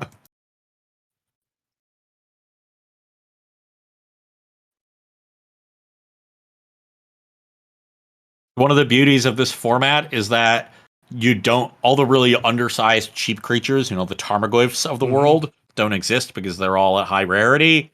And so you're able to get underneath with really small, cheap creatures, and then use the powerful disruption that does exist at common to stop bigger creatures. So you see a lot of small ones. I think that's why Gurmag Angler is so popular. It's one of the few commons at like that size that you can cast for a low cost. Same with like Mirror Enforcer. So like it's one of the edges that Affinity really has in the Not a lot metagame. of good removal either. Yeah. All right, so Jake Helms wins, and I'm guessing that is a clock consideration. Yeah, So this is 449 on the clock. Yeah. This is clock consideration saying I'm out of gas. This game's going to take too long. I only have 4.5 minutes. I need to be on the play. I need to do my ninja stuff. Yeah, just let me get on the play, go Fairy Seer into Ninja, and everything is going to be okay. Everything will be right in the world.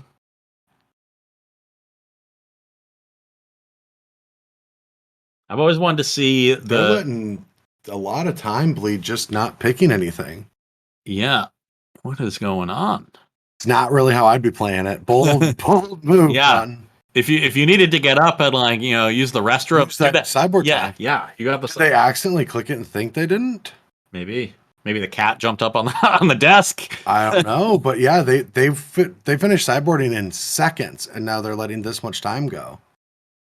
Yeah, lost about 45, almost a minute at this point. And it looks like they finally keep their hand. Okay, you got 4 minutes now.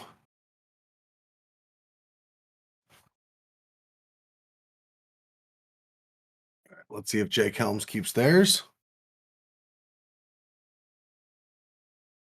All right, we're off to the races. Island, do we have? We don't have a 1-drop.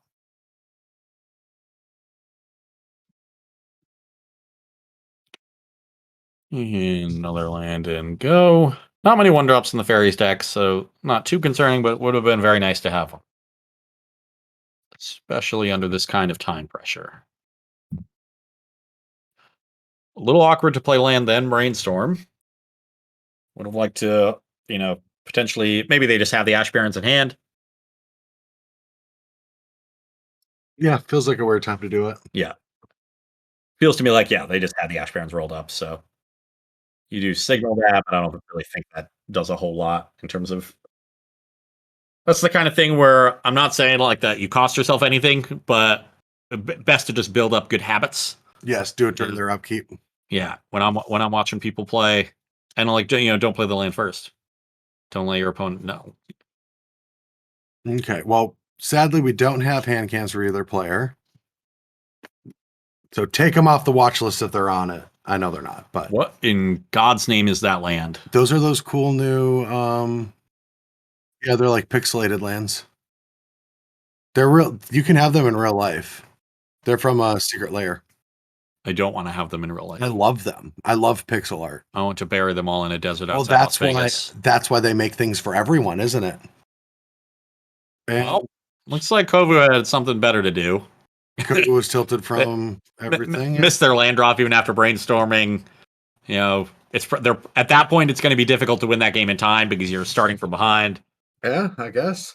So winner here. Familiars. Do we have any other matches we can go to? We just have a few that I think are just finishing up. If I got that correctly, yeah. Yeah, I Okay. see. Not a lot of people here with 4s next to them. Nobody in the X1 bracket or higher still playing at this point. Well, that's great. That gives us time to stretch our legs. That gives you time to stretch your legs while the players finish up here and get set up for round 6. We've got 2 more rounds today. Yep. Before we figure out who is going to be in the top 8. And top 8 coverage, by the way, for anyone watching that wants to watch that, will be tomorrow at 4 p.m. We cut the tournament into 2 days to help out everyone around the world trying to play. Some of these days can get quite long for people in other time zones. They can also get long for us. They can get long for us, yes. Yeah. We'll take a nice little break, and then we will be ready to cover all 3 rounds of the top 8 tomorrow and crown a champion and send 2 people to the December championship. But yeah, that's going to be it for round 5. We'll be back for round 6 here shortly when we might get a win and in, or at least a stay alive with Cyclone. Oh yeah, definitely. Stay tuned.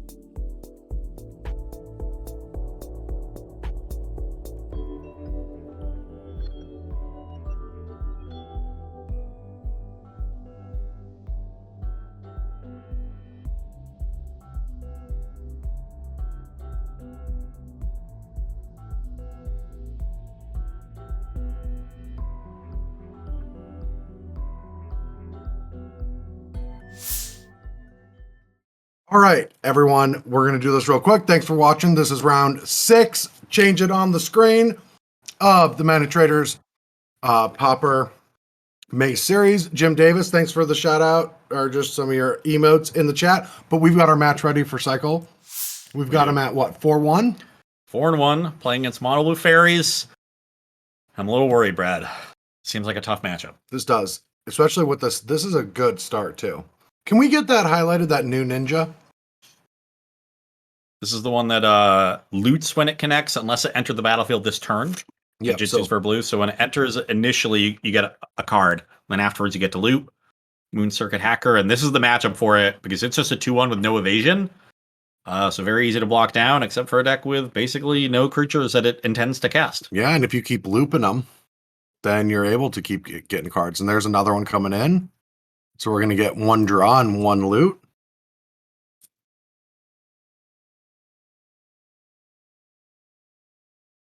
All right, Snap going to the graveyard seems like a good choice. And that is a lot of pressure early. Being on the play, having that much damage. And you know they're going to be seeing 3 cards a turn. They're going to find their counter spells. Yeah, this is going to be tough. Our horses, Ross. Our horses. And the Delver and Naziria. That is a lot of damage coming in this early.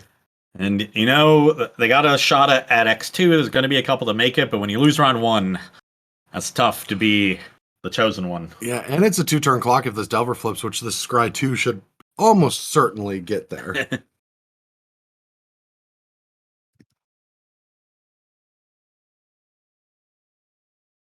All right, Cycling Horror, a Street Wraith.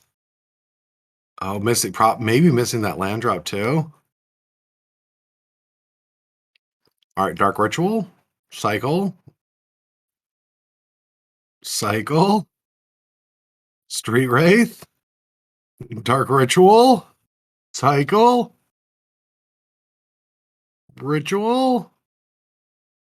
They're going for it. I mean, this would be the turn, and they need to find it though. Yeah, they needed to find a Lotus Petal so they could cast that Scob, maybe? No, they needed the Reap. They needed the Reap. Yeah, they never found the Reap. Okay. And, I mean, they're at the point where they could go for it again. And they could potentially beat 1 counter spell. So they have enough to cast 2 rituals and start it up. Especially if their opponent counters the first Cabal and they get to resolve Songs at Cabal. Then you're looking at a 5 Storm. We'll see. Copy. This pre-combat Scry was going to help them sculpt their hand with these loots. And potentially, and I guess transforming the Delver at this point doesn't matter because this is 6. On the next turn, they have 7.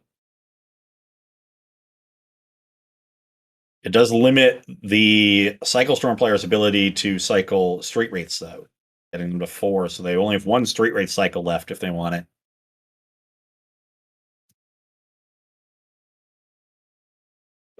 All right. Well, preordain. What more do you need unless there isn't a counterspell? 8, 7, 5. Problem here is that just 1 counterspell, if they save it for the songs, you're only getting up to 8, and then you reaping down to 5. You get up to 8, 1 for the songs, yeah, and then you're reaping with 4 floating. So you'd have to find another ritual in the next 2 or 3 cards, and yeah. Just not there, but not enough time either. So let's see. Do we have either deck list that we'll be able to shoot to? So, just 1 second while they're getting that. And there it is. We got to dig for it. There it is. So, 3 Pyroblasts. Those should be good. Duresses will be good. I wonder if they'll want any creature removal. You know, dealing with those early ninjas can be really important. Mm-hmm. So, you know, Snuff Out. I guess Pyroblast answers them anyway, so that's probably good enough. I can still see Snuff Out coming in. Yeah. I agree. So I think, you know, you're definitely bringing in the Pyroblast and Duresses. You might bring in Snuff Out. You're going to bring in the Mountain because you're bringing in the Pyroblasts. And yeah, probably boarding out the Petals like they did against Dimir. That seems to be the way they wanted to play it. Though the mono blue fairies deck does have more creatures, a little bit more pressure. Mm-hmm. So maybe you want to keep more Petals in to be a little faster that way. I'm looking at the mono blue deck. They don't have a lot of counter magic. It's 4 Sprite, 4 counter spell, 1 Dispel in the main. And their sideboard is more geared towards aggressive decks. They got another Dispel on the board. These Annuls, not particularly good. What does Stormbound Geist do? Oh, it's just good against heavy removal decks. Okay. So yeah, not for this matchup at all. Still, you've got early pressure and counter spells. Yeah. But I imagine we want to get all these snaps and mutagen. Well, I guess snap is good with spell stutter, so maybe you leave in some snaps. But you got 6 cards that are pretty bad and not really a lot to replace them with. Like, and, you know, it's not like Blue Elemental Blast really does a whole lot. Maybe you bring a couple in because of Pyroblast. There's always that a little bit. Yeah. It allows you to feel more protected with a counterspell and it. Yeah. And having 1 mana, counters really helps in those counter wars. So we'll probably see a couple of those come in, not a ton. Depends how many, if they want to get all 4 snaps and 2 mutagenic growths out of their deck, they really only have the 1 to spell. And you could bring in 5 Blue Elemental Blasts and go from there. But I think having a couple snaps for spell stutter is better. Mm-hmm. All right, match is starting up again. Yeah, this is a much more aggressive, Delver Fairies archetype. Yeah, a lot more 1-drops with Fairy Miscreant and Delver Secrets alongside Fairy Seer. So yeah, this is the Fairies variant that is best in these combo matchups. And do we keep a 1-lander with all these cycles? I mean, 3 cycles towards another land. I think you just keep 2 being Street Wraiths.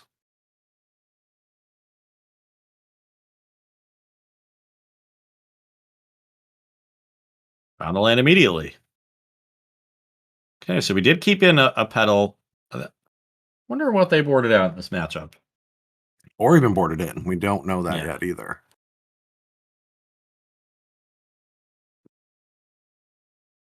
And any reason, maybe they want to cycle a Stinger main phase with the island in case they draw Duress, if they want to just fire it off. Otherwise, it's just a pass, probably. I'm a pretty big fan of holding Duresses. Though in this case, when there's Spell Stutter sprites. Also, this early of a Duress, who knows what it's even going to do against all the ninjutsu and hand manipulation. Yeah. Do we have a ninja? I feel like there's a good chance of it. Yeah, there's a lot of ninjas in this deck. All right, so Actually, only 3 Ninja of the Deep Hours. Kind of surprised at 3 Ninja of the Deep Hours, 4 Moon Circuit Hacker, but that difference in ninjutsu cost, I guess, makes a difference. all right, looks like we're going to be seeing one of those Moon Circuit Hackers. Yep. Come down, deal 2 damage, get a card off of it, and we'll see if So- another 1-drop replaced. No cycling here tells me that they probably didn't bring in the Snuff Out. Mm-mm.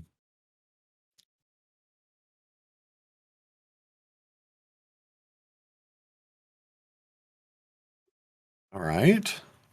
Well, And a song. oh yeah, now we just, I think we're just trying to go off right now. Yeah.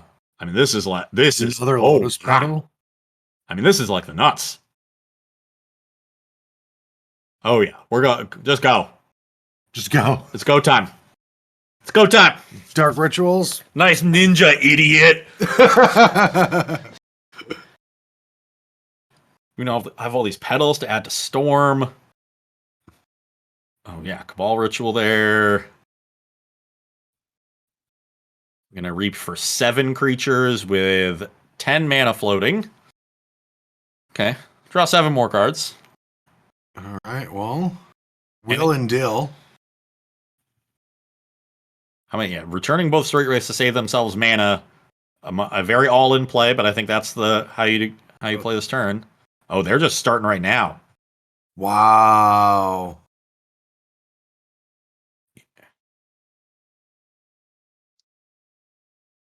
That's impressive. I mean, that means that even if they, whiff, like these Draenith Stingers are probably just going to kill you. Yeah. And there's 5 mana floating and a Straight Wraith. I think this is, 2 Straight Wraiths. Yeah, because the Baron can. Yeah, and the Barons counts. That gets you that land, yeah. Oh, and now we play the 3rd Stinger. And we have 3 Cyclers. Yeah, you play the 3rd Stinger, and then you cycle the 3rd.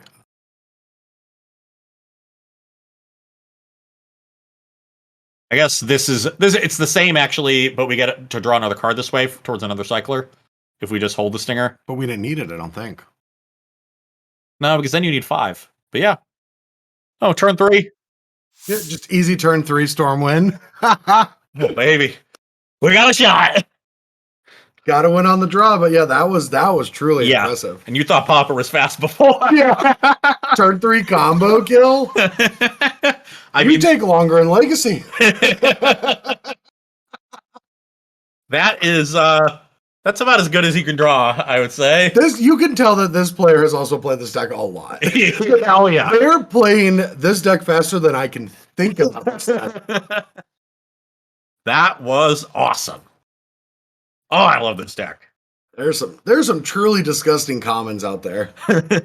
Yeah, Song of the Damned. And just the years of 1-mana cyclers. Yeah, it took till Ikoria, because a lot of the 1-mana cyclers are colorblind to cycle. Yeah. Architects of Will and Horror, but then adding 3 1-mana cyclers, and then the Drain Stinger just being your win condition. Like, how nice of it is, like, one of your cycling pieces that you cycle away early, so you can't get to the point where you have that tendril stuck in your hand that does nothing. That is actually a very nice aspect of this combo deck. And then Ash Baron's your mana fixer also is a cycler. So good. All right, we've got hands coming up for... Okay, this looks like a reasonable hand. Just a couple cyclers and some mana. Yeah, nothing too oppressive or impressive. Yeah. And the awkwardness is the mana is awkward with Ash Baron's Baron more. Mm-hmm. Probably lead on the Baron more, I would guess. Yeah, I mean, I don't see any other option. And honestly, you could just play the Ash Barons because you have the Cabal Ritual to sink it into and a bunch of colorless cycling. Okay, Reaping Grooves, excellent draw. Yeah. But turn 1 Delver is the scariest start possible. Does it flip? I mean, you can't really ninja if it flips. It's a tough one. If you're planning to flip regardless, or planning to ninja regardless, you just never show, even if it's a spell. Oh, for sure. And I feel like that might have happened. Yeah. Oh, it listed it yet. Okay, turn 2. Turn 2. Well, I think we need to start with 4 Street Wraiths. Oh, upkeep cycle Ash Barons. That's probably means we're not turn 2ing. Did you think we were turn 2ing? Going for the mountain. That's a little weird to me. Especially when you've left Petal in. It's probably because of the Pyroblasts. Oh, okay, yeah. Yeah. Needing that red source for those Pyroblasts. Good call. All right, Fairseer's going to get that Scry before the ninja draws. This could be a sign that they don't really have the interaction they want. If you have Spell Stutter or Counterspell for this turn, I would rather draw first, then Scry. It's just optimization. But if you have it wrapped up already, I'd rather draw first, then Scry. But I think most people think, like, Preordain's better than Serum Vision, so I should always Scry first. But it is actually contextual.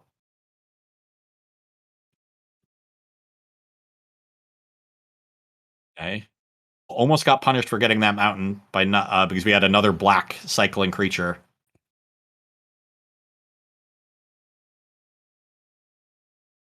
I wonder if we could go for it next turn. Well, they didn't. Are they just going to discard the Architect Will? They could have played a Lotus Petal just so they didn't have to discard. So they chose to discard the Architect of Will over playing a Lotus Petal. So that says that they're prioritizing mana over cards. No, well, they could have just played it. Yeah. Oh, yeah. Because Song will be 1 more mana. Yeah.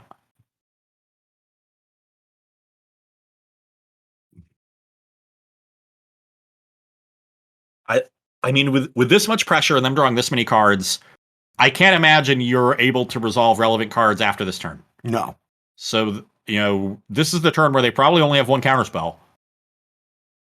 Draw Pyroblast. Do it. Is this even enough to win? No, well, you'll Reaping, the 4 creatures back, and then you've got 4 cards to find something.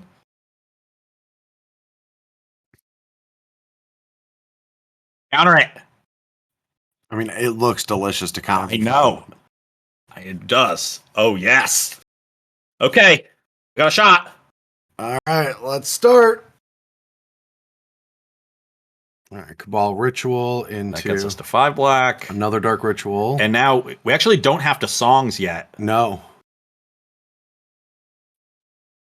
So very, very good use of resources here.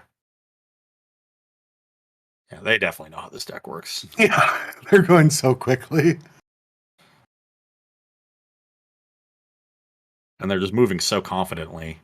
Ooh, this repository scab could be really good.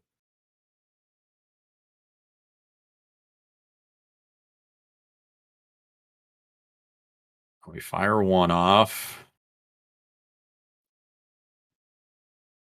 Ball Ritual is excellent.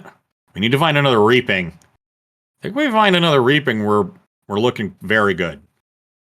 And they're almost halfway through their deck. Oh, actually, the Scab can get the Reaping. Because they found other songs. Yeah, the scab can get the Reaping. Perfect. And they Scab first, because that's going to add another creature to the graveyard. Then we Songs. Our Storm count is gigantic.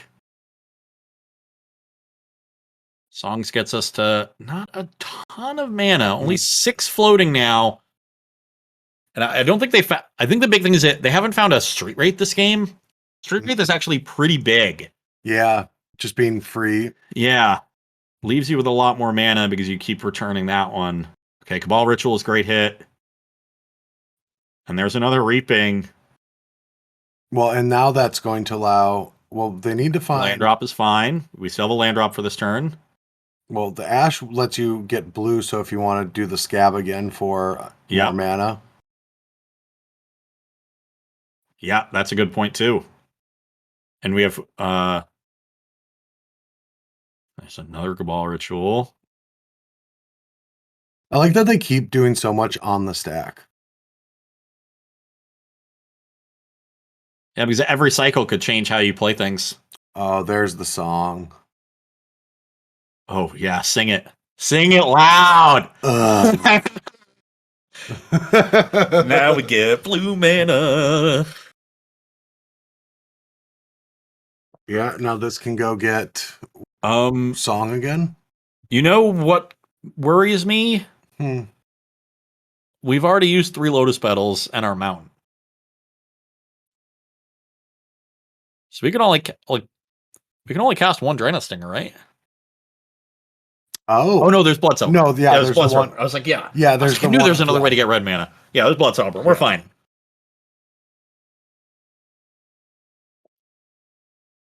So now we're at 4 mana floating, and there's another Songs. This was just 2 turn 3 kills? This is turn 4. No. Oh, it is. Sorry. I was testing you. I was always good at tests. And testing other people. That's a different kind of test. Yes. There's 2 more Reapings, so this one looks over. And I have to wonder, based on the Seer Scribe before drawing with Ninja, and the very aggressive playing 2 more creatures out, when if you had a second counterspell, like, you could have held it up. And I would, if I were them, I'd be very conservative because I'm drawing so many cards a turn. Yeah. As the mono blue player, that I think Spellstutter really was their only counterspell. It could have been. So, like, they had the card draw and, found 1 piece of interaction, but only had the 1 piece. And that was not nearly enough. I remember seeing a very early version of this deck like 2 years ago, and I played it on stream. And this version just looks. I don't think we had the Blood Celebrant yet. Hadn't found that. And I don't know how good these Dihada's ploys are.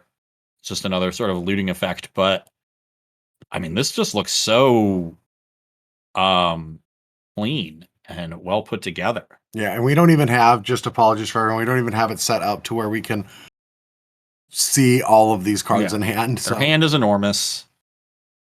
The one thing you should know now is that if you're worried about them decking, once they cast these Draenith Stingers with Blood Celebrant, the Draenith Stinger trigger goes on the stack on top of the cycle activation, which is what makes you draw the card. So you can let all those triggers resolve by holding priority, keep the cycle activation on the stack, and cycle something else. So they're actually going to win the game with very few cards in library and a bunch of cycle activations on the stack.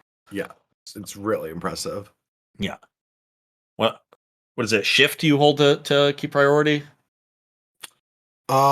It's control. Control, yeah. There's a lot of control holding in this deck. Oh, this person has played this deck Yeah. a lot. They're playing like this. Just like finger down on the button. The speed, I'm truly impressed. I've never known. I used to be kind of a MTGO aficionado. Like, Yeah. it felt very good. There's never in my wildest dream could I do things like this quickly. They are less than 2 minutes behind their opponent clock. Yeah, and they have to do this the whole time. Yeah. It's unbelievable. And they've done it. This is the second time. This is the longest they've thought on something. Yeah. Did they run out of mana? Oh no. They spent all their mana. Did they fizzle? Oh no. Ross, did they fizzle? And we can't see the rest of their hand?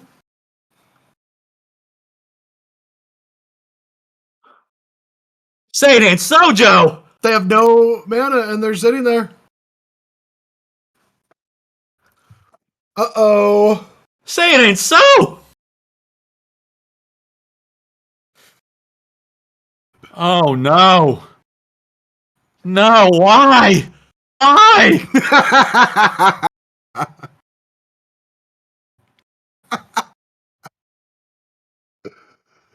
Oh no.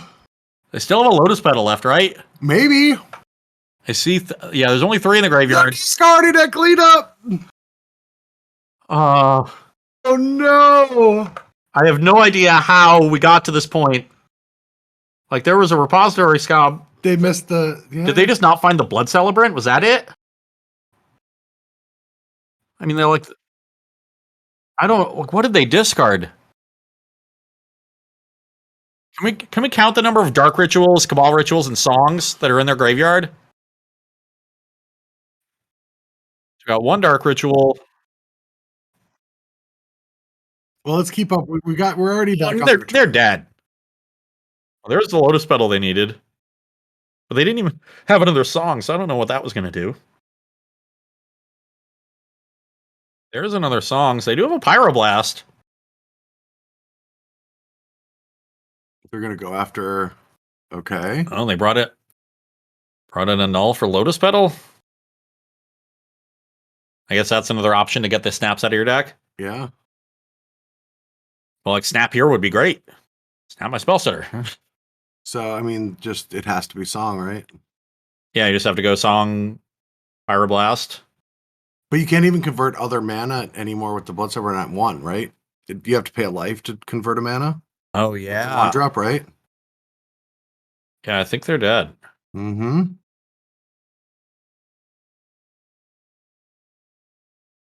Can they put 5 creatures into play? Not ones that fly. Yeah. I mean, no. yeah, that's gonna do it. We just assumed it was over. It was. We were correct. It was over. Yeah. I don't know what happened.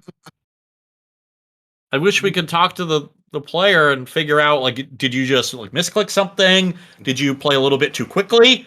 And make They a might mistake? have just missed on the few cards that they needed. Or did you, 4, like you needed one of 4 cards and they were all in the bottom 10 cards of your deck kind of thing. Like, sometimes that happens. Yeah, it seemed like it. That's I think what it seemed like, because like they ended up finding another songs at the other pedal, Yeah. like all those things that turn. And like more, I think a Straight Wraith early, saving them a bunch of mana would have been big. They didn't find one early, but I mean that I've played a lot of combo decks. Like if that whenever things like that happen, the first thing I think of is like I screwed something up somewhere. Well, yeah, I know you beat yourself up a lot about losses. I'm beating myself up over that loss. Yeah. That was not even mine. I just go to another match, please. Yeah, we're gonna go to Familiars versus Teamer Midrange right now. Is this another Cascade deck? Yeah, this is Cascade Splashing Muldrifter. And what's up a game? Familiars is up a game. Boo. Yeah, game 1 went to turn 20. Yeah, well, our Familiars player is at 9 minutes on the clock versus 16 and a half. So if Gruul or Teamer can win this game, they're probably in good shape. Yeah, can we look over Vector Glider and expand that to its other side? I don't even remember what says. Yeah, that. Oh, wow. Draw a card, then discard a card? Yeah. Some of these let's play it. I'm not really exactly sure why, but I guess it's like a reasonable. Blocks fairies. Yeah. All right, so that's going to block the Jeweled Thief. Fiery Cannonade is the play. That's going to get negated.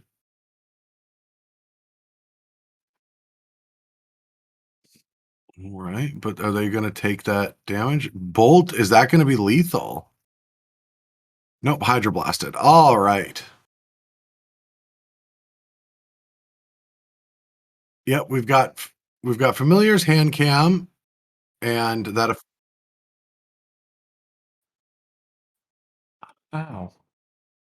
He's still thinking of the last match. Of course. All right, it feels like there is a lot of good defensive elements in place, and Teamer is out of gas here. They got the Ephemerate and the Ghostly Flicker. Yeah, and that means that they can. Although the 6/5 tramples, so they don't get a bunch of like free blocks. Also, Snap, not a great answer to Cascade creatures. No, but there's a bunch of life happening too, right? You got to think that you can keep gaining. Like they were at 8 and took that hit last turn. Yeah. The Vector Glider checks the Muldrifter.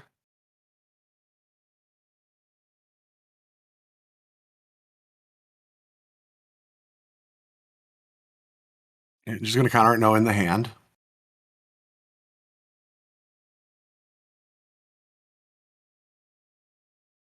And probably just take 6, yeah. Yeah. Ephemerate, get back. Got him in the Ephemerate lock. But if I'm from the Teamer side, I see 8 minutes on your clock. Kill me. Yeah. This is a lot of clicking.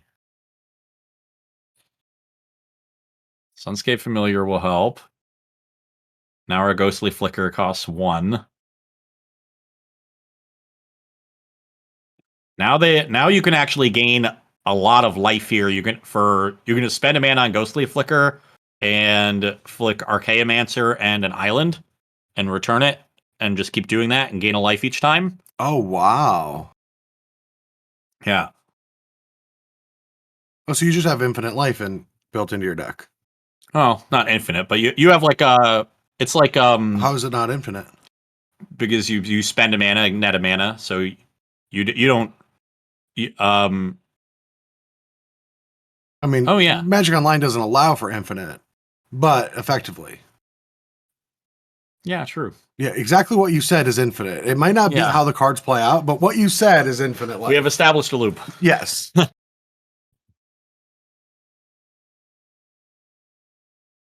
I didn't know the deck had that built in. That's awesome. Ghostly Flicker is kind of a messed up card. Oh, yeah. It's one of the cards that I expect to eventually be banned. They've kind of banned a lot of cards around it. We're in the future a little bit, looking at the past chat, right? Because we're a 6-minute delay.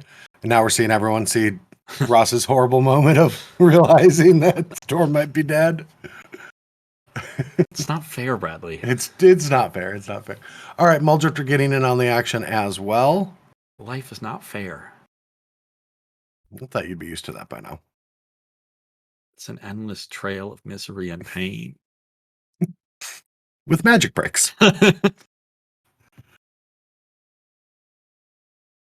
All right, so yeah, Ghostly Flicker is going to allow for getting back the Muldrifter. Well, this is just too much. What you're seeing is the Familiars deck, with its engine fully online. Yeah. The double Sunscape Familiars here, Ghostly Flickers cost 1, Muldrifter costs 3, and that's to cast it normally.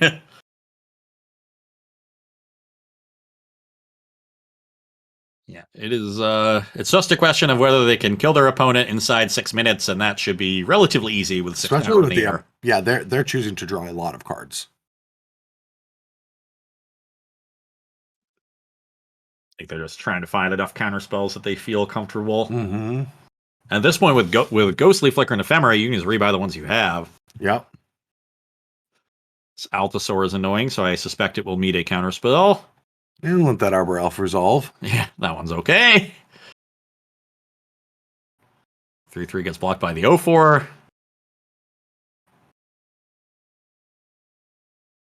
And end step Ephemerate. Have negate up in case you have any sort of interaction. Because Teamer build, they're playing 4 Lightning Bolt. So they actually have some interaction. The Gruul player was all in on creatures. Yeah, my Counterspell back. Attack you for 6 in the air. Play this other Mall Drifter. And yeah, you just have unlimited counterspells at this point. Yep. Yeah, this is the control deck. They have, this sort of end game where you're really just locked out. Yeah. Carnage Tyrant. At that point, that wouldn't even be good enough. I know. All right, negating the Acid Moss, because why not?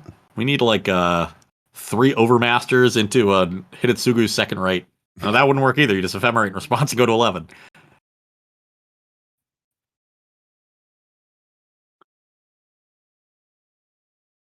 Yeah, countering all of the LD just because is such a sign of disrespect.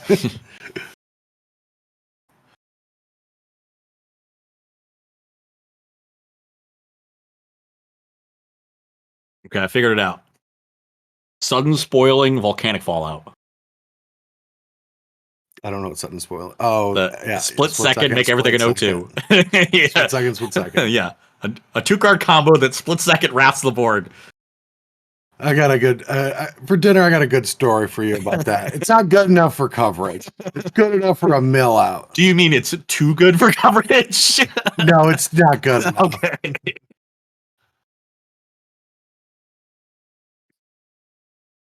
All right, so we'll just see something get cast in the game end. Yeah, with plenty of time to spare. So, man, all our horses. Well, we'll see. Fog even lost this round. They're 5-1 now. I've still got some players to watch that I like. And they lost a pair down. So our lone undefeated is either going to be Goblins or Boros, depending on who wins that match. All right, and that's coming back to us here. And that is actually over. So Boros, we now know, is our lone undefeated. Nathan Blackman, first person guaranteed into this top 8. Wow. So after all of our talking about all the rogue decks, they've just done nothing but lose these last 2 rounds. That's how rogue decks go. This is how tournaments play out. That's just... And looks like everyone else in the X1 bracket is finished. And I think Nathan's here for revenge, because Nathan actually got top 4, lost that match to get into the December championship. Oh wait, no, there is one match I don't have. He's not even listening to me. Yep. Just not even paying attention. It's good banter. It would promote the series and show a really good story arc between tournaments, but Ross doesn't even pay attention to me. Don't need to do that. Can we get to Cristo Risordo and P-Tarts to win? Is that possible? No, because you're not listening to me. It's not possible. Okay. No, it is possible. Yeah. That's our lone X1 still playing, or lone 4-1s, yeah. And that's going to be Demir Fairies against Affinity to be the last person in our X1 or better bracket. All right, Ross. Nathan, who's 6-0, lost in the top 4 of last month. So they're here for revenge. Exactly. They lost their December. I said that to you, and it was a really good moment for coverage. Yeah, we'll talk about that one tomorrow. We will. Perfect. They've got the match lined up already for us. Awesome. Do we know what game this is? We do not know what game it is. We're going to you see how things play out. I mean, looking at the clocks again, I just assume it's game 3. But the games can go long. 8 minutes left for our Fairies player here. Plenty of time left for our Affinity player. And both players not doing a whole lot. I see a lot of annuls on artifacts. And we just countering a lot of card draw. Looks like. Well, what's this? So it looks like our Demir player Angler, is trying to play more of a controlling game, countering all the card draw. And no hand games for either, but that's all right because this seems like it's going to be a pretty fast angled game.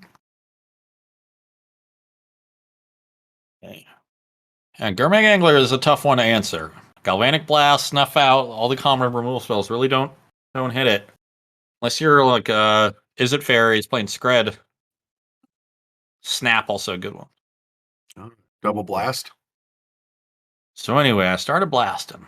All right, well, let's see if Now, both players effectively have 5 lands and 2 other cards. But Demir starting this top deck war first. Let's see what they got. Oh, yeah, that's what I thought. With the way they played this game That's for card big. advantage, yeah. that's what it seemed like they had. And yeah, that's going to dominate this game. Oh, and just a pass. Oof. Well, I think Demir Fairies is going to take this one. And this might be one of our last matches in round 6 already. Yeah. Today is going by so fast. We've gone through 6 rounds in just 5.5 hours? Yeah, 5.5. That's quick. And this thing's a 1/3, right? Can we hover over the Thorn? I believe it's a 1/3 deck touch. The red one has 2 toughness, yeah. So even with this Frogmite, you can just sit back with Thorn. Yep. And they've already used a couple of Galv Blasts to deal with that Gurmag Angler, so... and Their hand's already restocked. yeah. I mean, this Mirror Enforcer is good, but the fact that they let it resolve means it's probably not long for this world. Unless their hand is really bad. Yeah, just hard cast the Snuff out. Still have mana up for Counterspell if you needed it. I'm fairly confident that the Monarch is too weird and good of effect for Pauper, but I'm glad I'm not on the committee. I mean, I'm glad it's not everywhere. Yeah. Like, having it come up in a game like this where both, like, it's the card that takes over when both players are have traded a bunch of resources, that seems fine. But the metagames when it was coming up all the time, people had like 4. Well, there's a deck built around it. Yeah. Yeah. But that's how the Boros decks used to be. Mm-hmm. All right. Now we're going to pay 4 life for that one. Just Start getting busy. jacking. Let's go zombie fishing. Ninjutsu. And Ninjutsu the Thorn. So, just in case you took the Monarch from me, I can just get it back immediately.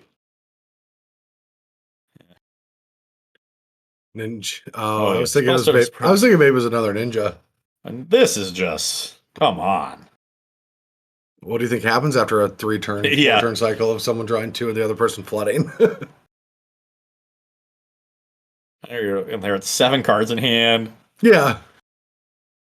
What are you even trying to draw? Yeah, Wellspring, sure. Yeah. You can have as much Ichor as you want.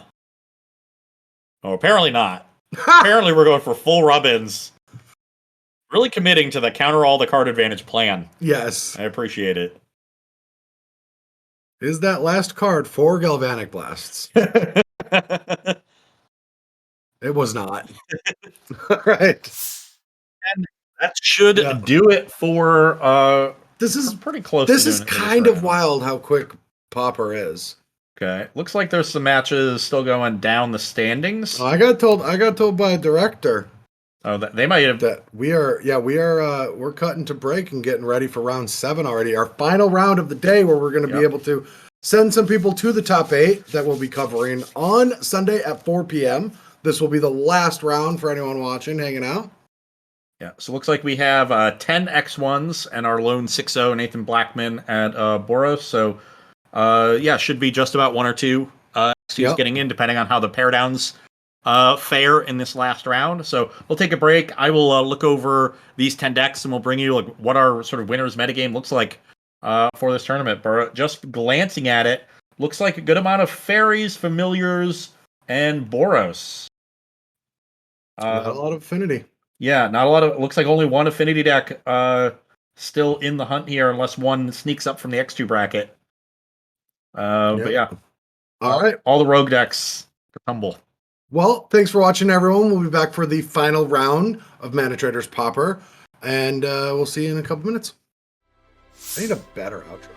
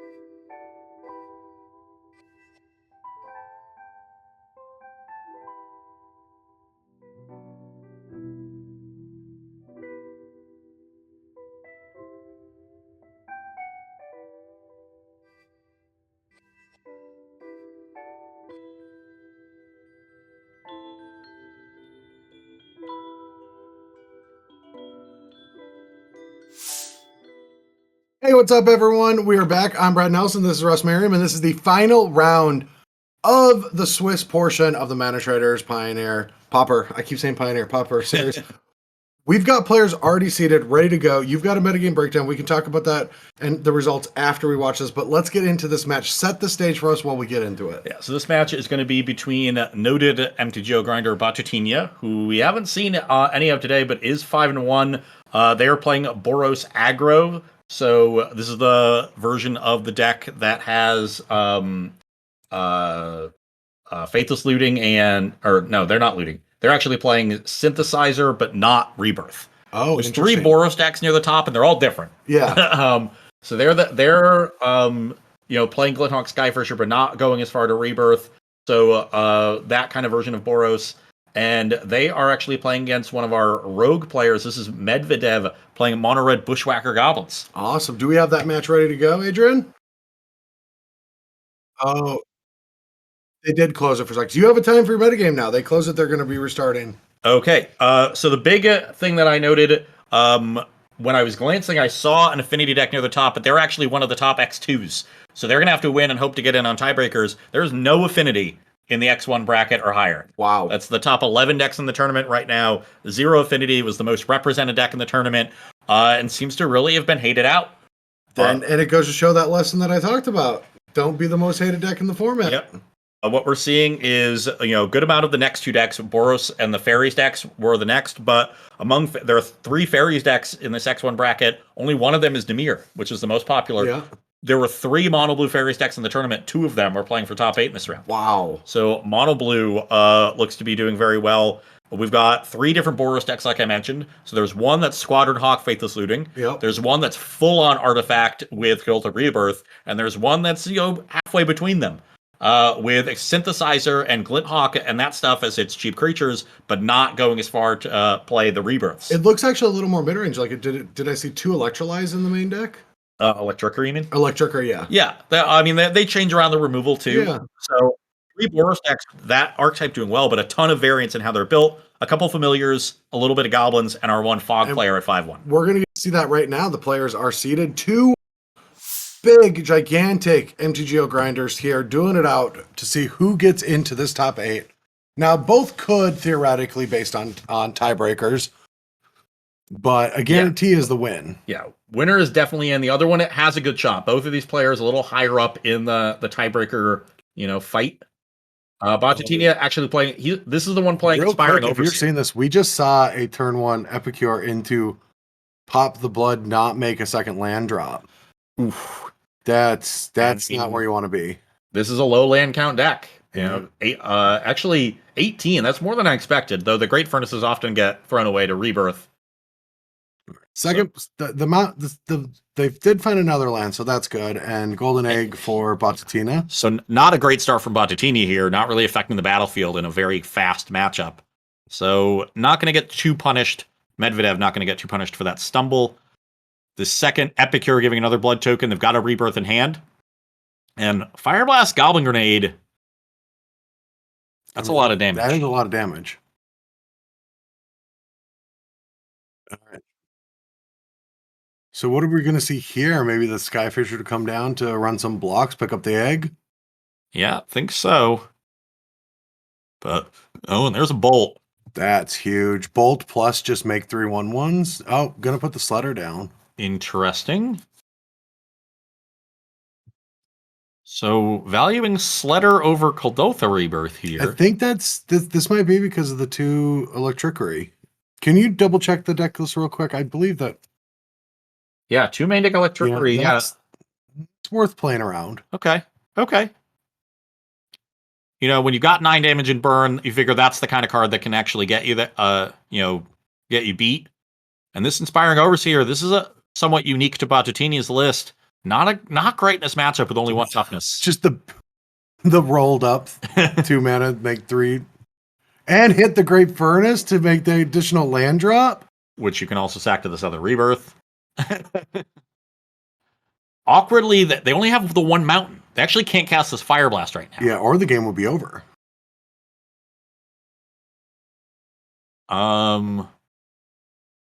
Maybe short 1. Yeah, it might have been short by 1.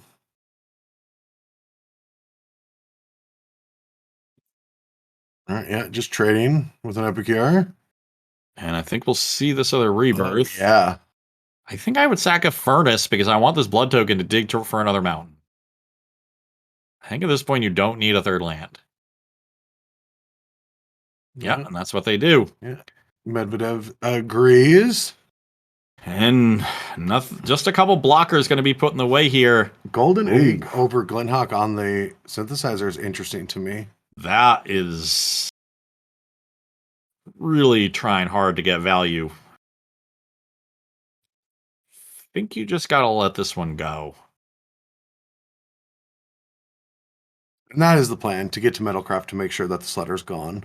Yeah. Okay, they wanted to get that out. They've got another land drop. I like this actually. Try to hit another 1 mana creature. Just get, that's your way of stabilizing. Oh, and we hit we had another Glinthawk. Okay. And Cam just didn't update. So we bounced the egg instead, knowing that we have another blocker here.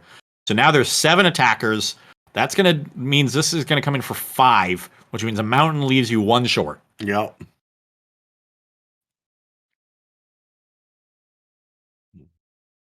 And now we're turning a land instead of the Synthesizer. Another Rebirth. So, yeah, I think we're just slamming in. Now I think we gotta sack the blood token. Oh, apparently we're sacking it to itself. Just pitch the rebirth? Okay. Very awkward draw. Pretty punished there, actually. Now you still got 5 creatures against 2 blockers. I think it's just going to come down to whether they can find the mountain. They've drawn three great furnaces and 1 mountain. Yeah, that's so wild. I would have almost liked just sacking the blood token, though. Like, isn't 3 more tokens? Like, it's worth at least 3 damage, right? I thought so too. Yeah, just Like, they're going to get in, so it's not that much worse than the Fire Blast.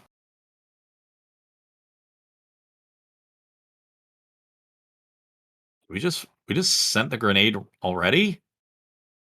and Oh, there's now some that's electrickery. And now we're short even with a mountain. I guess it was to play around electrickery to send the Yep. grenade. But you're 1 short now. I mean, to be fair, everything Medvedev has done is working out in the best possible.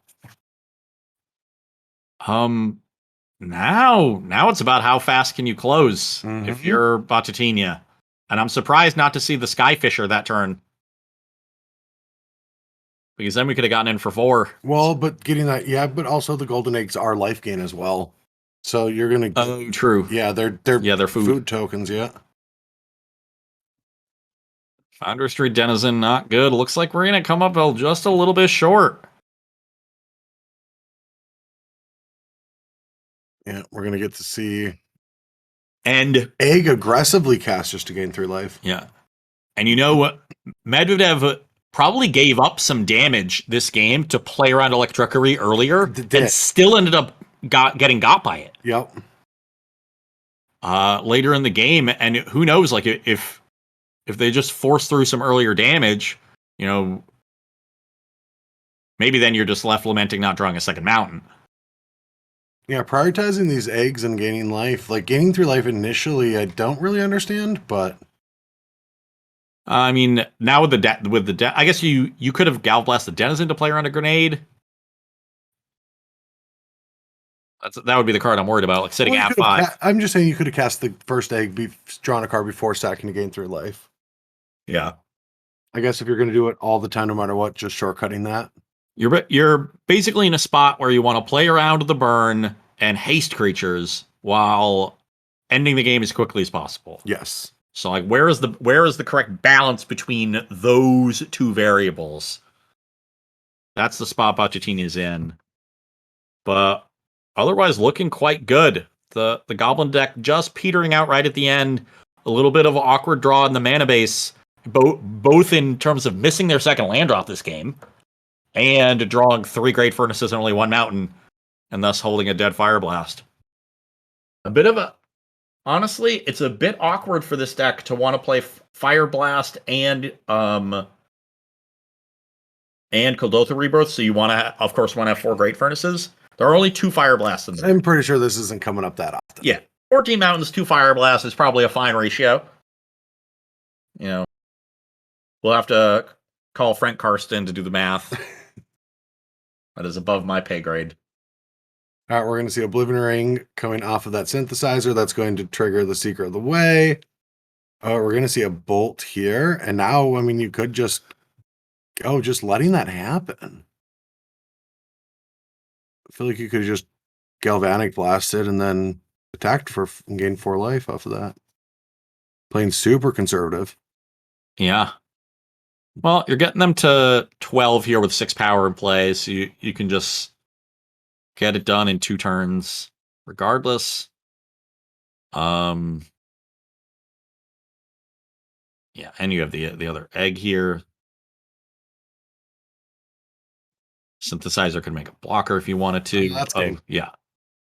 Even if they Fire Blast a creature here, the second Gal Blast will finish him off. Mm-hmm. All right. Okay, Batatinha stabilizes. So very close there. We don't have any graphics to pull up here, so let's just talk about it from the Goblin side. If you can just list off the sideboard real quick, Ross, and then So they're looking at 3 Tormod's Crypt. That's not going to do anything. Selvok Lifestaff. You're the aggro deck in this. Like that's more of a mirror kind of card. 2 Electrickery. They're not. Bottadine is not a rebirth version of this Boros deck, so I'm not into that. Flame Slash I like can kill Seeker of the Way even when they have a spell up. Gorilla Shaman. They do have artifact lands. Yeah, I definitely see that coming it's in. just a good 1-drop. So I'd probably bring those in. Red Elemental Blast and Flaring Pains don't do much. Makeshift Munitions doesn't seem good enough. The games aren't long enough for that to come up. So I like the Slash and Gorilla Shamans. So we are now in it. Medvedev kept another 1-lander. Batatina did mulligan into a hand with some decent interaction. Just the Dawnbringer Cleric to try to get one of these artifacts. All right, Great Furnace. Boros player has some Dawn. Yeah, has Dawnbringer Cleric, which is fine. Here it is. Here's the synthesizer. No land hit the shaman. If there's a land, that shaman could have destroyed that, blown up that land, but now it's 2 games in a row missing that second land drop. Yeah, and now even that Dawnbringer Cleric can come down. Oh no, Dawnbringer Cleric destroys artifacts or enchantments, not artifacts, right? Yeah, it's just a 1/3 that gains 2 life. Okay. But a 1/3 is a really good blocker. Yep.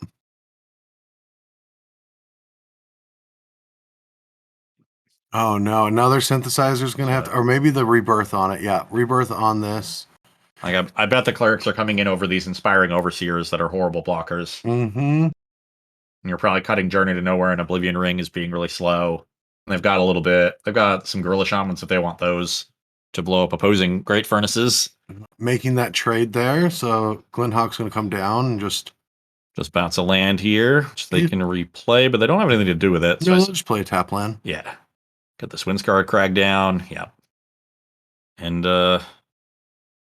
yeah, now it's just they did bring in the makeshift munitions. They wanted that one. Can we fly? Nope. The other goblin. Or the other Gorilla Shaman. I wonder if it would have been better to just bolt the hawk and start getting in. Yeah. You can Probably not. Just then the next creature is a problem. I think you got easy for me to say looking at, the Boros player's hand where there's no other creatures. attacking for 2. Wow. So I imagine this burn is going to be aimed at some tokens. Probably not. No, we're racing. Okay. You're 23. You've got 7 damage of burn in your hand. It's also just like they probably will do something to the hawk for the block anyway. And now flood.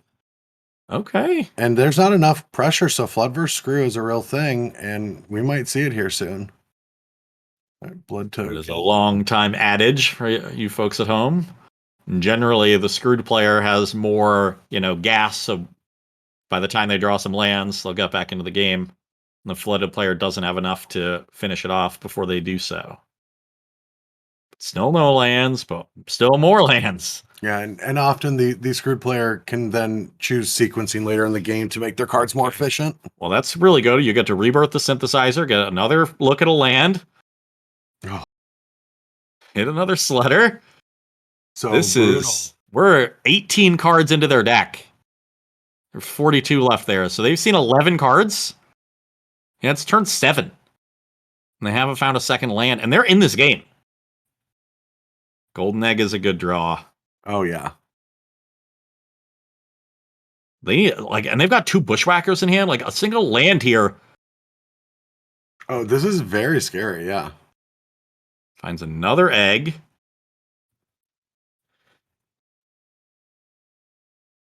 If they find the other land, I'm going to say that their goose is cooked. Golden egg. It's an egg joke. It's a bird joke. Gold has a very high melting point. And Batutinha trying to get aggressive here. I think they kind of see the writing on the wall here that they're not going to be able to stem the tide. There's the land. Wow. Okay, whack you.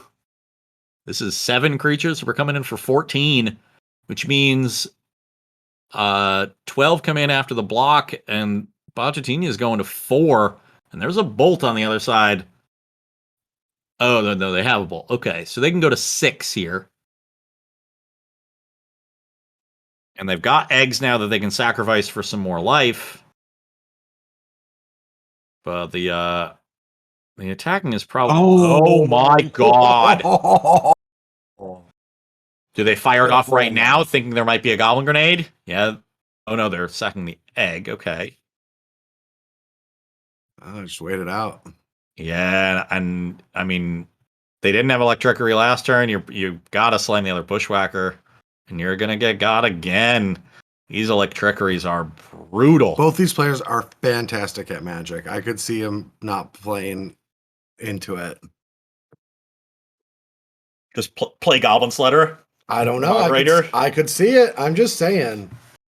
I could see that. Medvedev and Batutina are just iconic Magic Online grinders. Because at this point, you've gotten in some damage. Like, your opponent's at 9.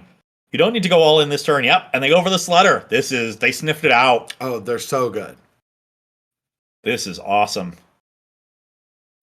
Yeah. Overload and response. Play the Raider. Synthesize? Do we synthesize? I don't know. I think I'd rather just get creatures down. Or Bolt. Bolt you can wait on. There's no rush. They're thinking about it.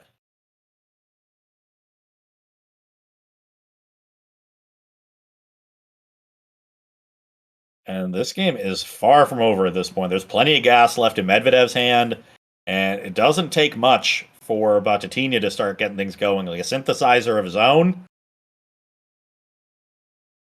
Raven is that's a good draw. That's a very good draw. It's we're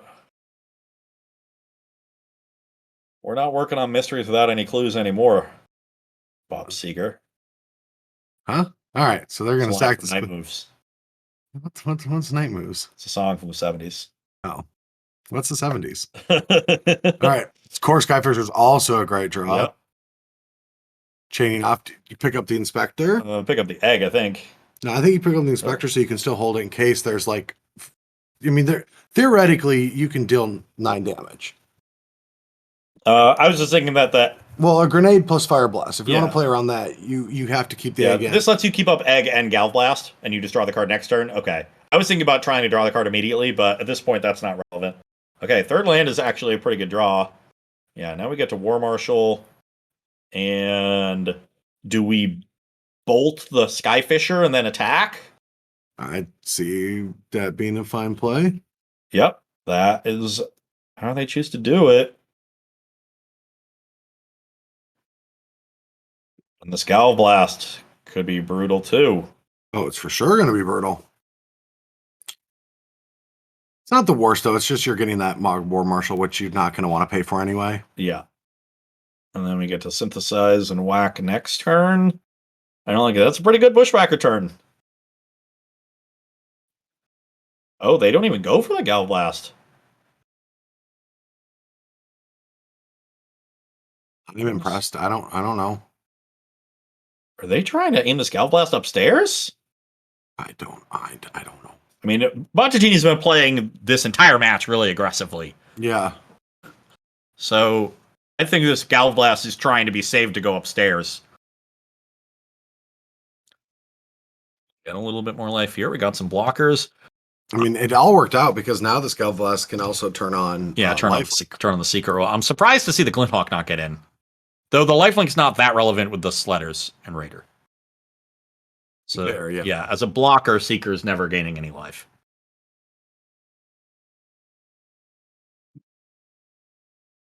Well, now with an extra land, I think we got to start with Synthesizer. Maybe hit a Denizen. Or any other 1-drop. And like if you hit a War Marshal, cool. Play it. Play it. Bolt. So do we Bolt Seeker? Yep. Just whack him up. Can't do anything about that. And whack ya. And that's a lethal attack. So we're definitely going to see some blocks. I would imagine we'll see 2 of them. Probably on Sledder and Maw Grader. Yeah. So that you force a sacrifice of one of them. I would imagine we will be sacrificing the one Glinthawk is blocking to pump the one Cleric is blocking. Well, they're going to have to act, right? Like, they have to pull the trigger first. So they're going to have to sack a Goblin to keep so them alive. Well, you could leave them. I guess, yeah, you could just get the trade. So we'll sack a token. Yeah, sack a token to protect the Raider. Trade. So that'll only go 4, put them to 6, and you'll be left with 3 1/1s and a synthesizer. Oh, but now we'll see the Galv Blast. Okay. So now we see it, and you really can't. It's not like you're sacking your board to protect this. No. So that's going to leave them with the Cleric. So now it's going to be Dawnbringer Cleric against 2 1/1s with no pump effects left. So the board is pretty stable. Synthesizer is going to draw an extra card for Medvedev next turn. And Wow. I mean, there's just so many of these cantrip cards in these Boros decks. Like Synthesizer would have been absurd. Spectre's great. Skyfisher's good. Glinthawk's good. Singular Way is fine. Okay, Grizzly Bear that occasionally becomes a 3/3 lifelinker, and you need to hit something pretty good, Medvedev. Yeah, it has to be something big off the synthesizer. Founder's Few Denizens is about as bad of a spell as bad a spell gets.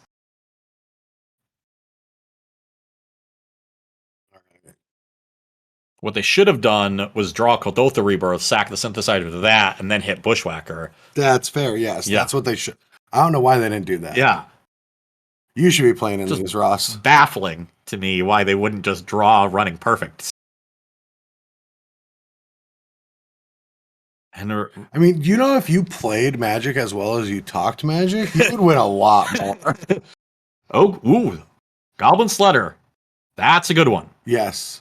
Especially on this anemic board. I think we just attack with the 2-power creatures. We're getting in with everything. Well, 5 life, you should, right? Yeah, so like Seeker in front of Foundry Street, the other 2 in front of one toughness things? No, you have to. Oh, yeah. You have to. You actually have to block both 2-power creatures. Okay. Well, no, you don't. You have Golden Egg. Yeah, so you don't. So, yeah, if they like go all in to do that, you just live with Golden Egg and win. Yeah. Yeah, I'm not sure I like this block.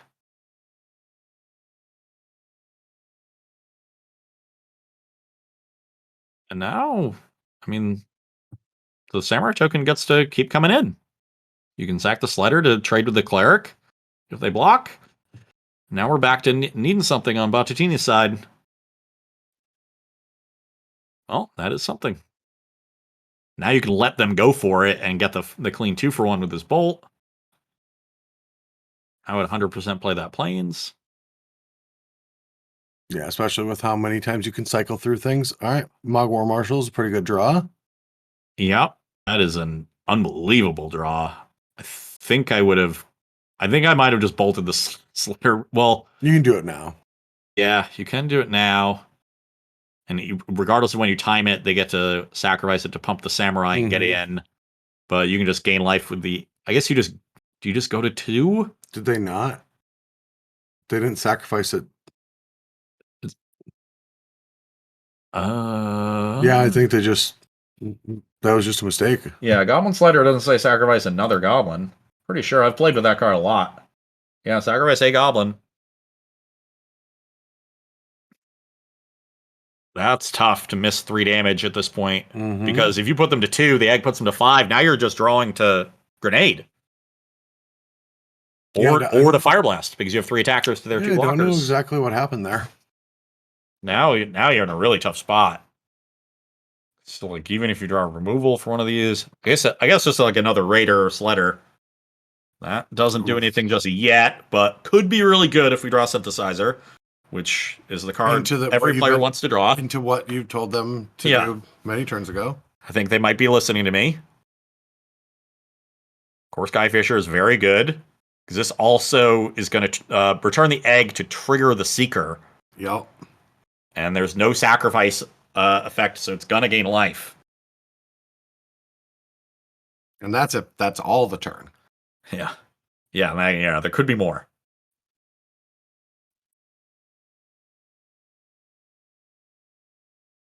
All right, Golden Egg draws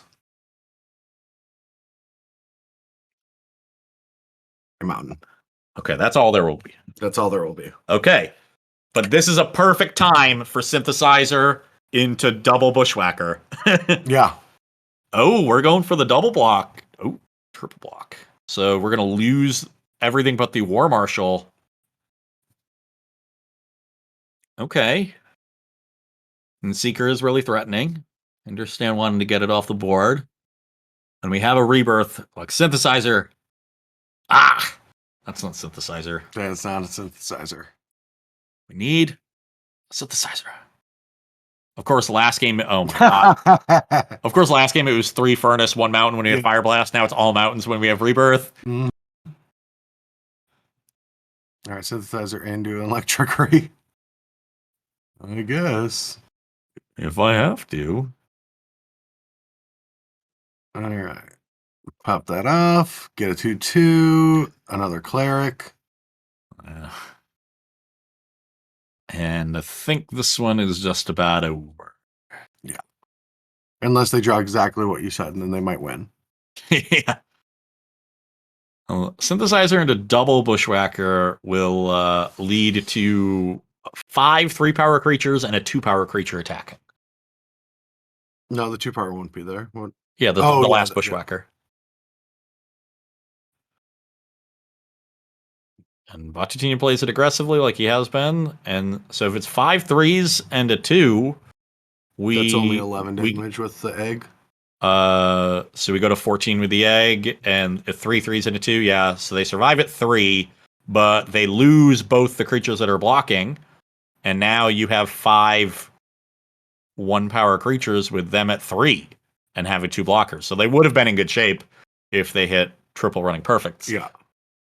They could have taken an extra damage and blocked the 2/1 with that, but yeah, it's just what we're seeing is a stabilization with a deck that has a bunch of 2-for-1s. Yeah. It's like very difficult for this deck to run out of gas because there's so many of them.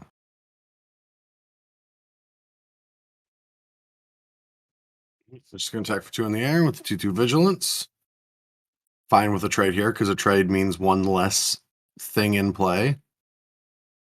Yeah, 1 fewer attacker, but also 1 fewer blocker and less pressure on you, so that's fine.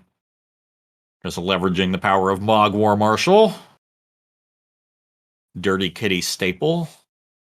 There's the Bushwhacker. Okay. We just need the Synthesizer. Synthesizer! Oh, is that game? I don't think it's game. Yeah. We only have 1 of them. So, well, if we don't block, it is. Because this is 5. So you're forcing a double block on the Inspector. We'll see if Medvedev sniffs it out.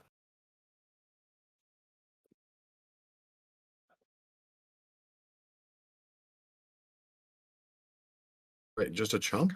If you think there's a Galblast there and you double block, they could get both, I guess. But they still get both with a chump. Yeah, exactly. Yeah. You never chump when you can double. And that'll do it.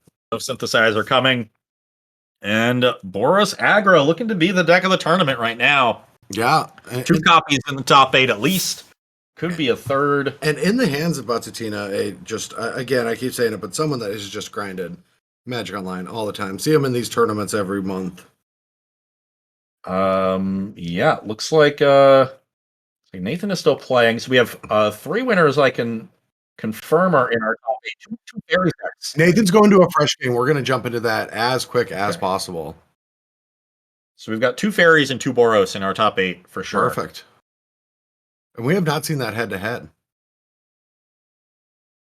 No, we have not. No, we haven't. And it looks like and we're not going to see it this round either. No, yeah. Do we know who Nathan is playing against? I don't. Sandpop. Sandpop. So that is our other Boros player. This is the Boros Bully deck. So this is no rebirth, no artifacts. playing more looting effects. They actually Yep. have Thrilling Discovery in their list with Squadron Hawks and 1-drops that come back to their graveyard and Battle Yeah, Screech. this is the Battle Screech variant. Yes. All right. So, do we know what game this is? Game 3 for all the marbles.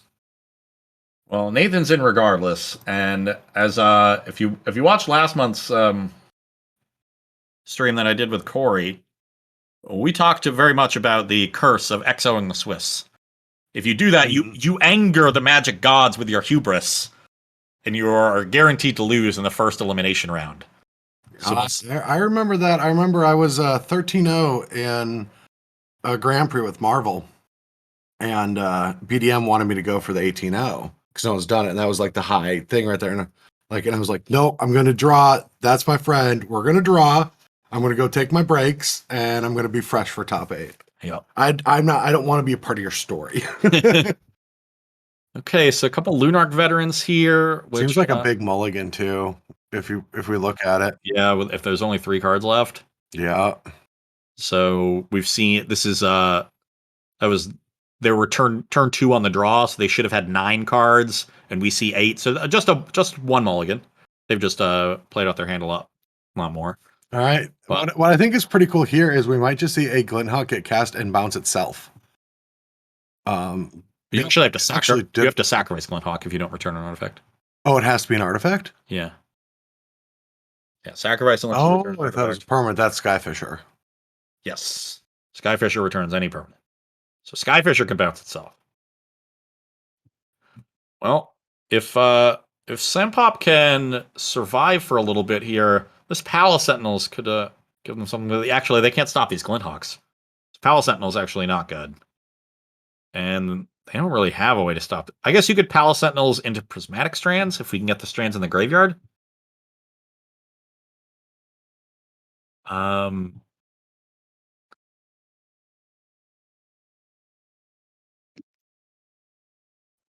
Look, Trickery to take down the Luminarch veterans.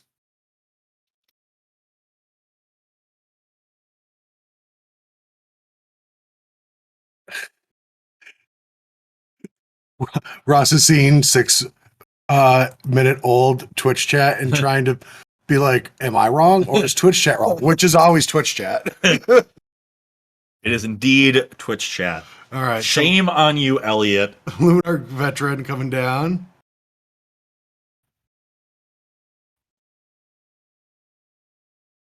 And I don't see a clean way for Sempop to get back into this game. I mean, just on all triggers here. I mean, 2 synthesizers and an inspector in hand. Huge board position. Now, that does mean if Sempop loses this match, they'll go to 5-2. But adding a 7-0 to their breakers, it's pretty good. Could really help them get into one of those last couple spots. All right. So where is this Galvanic Blast going to hit? Probably the Lunar Veteran. Went to the face. The face is the place, Nathan says, as he drops Sempop to 4. Where I always do my best work.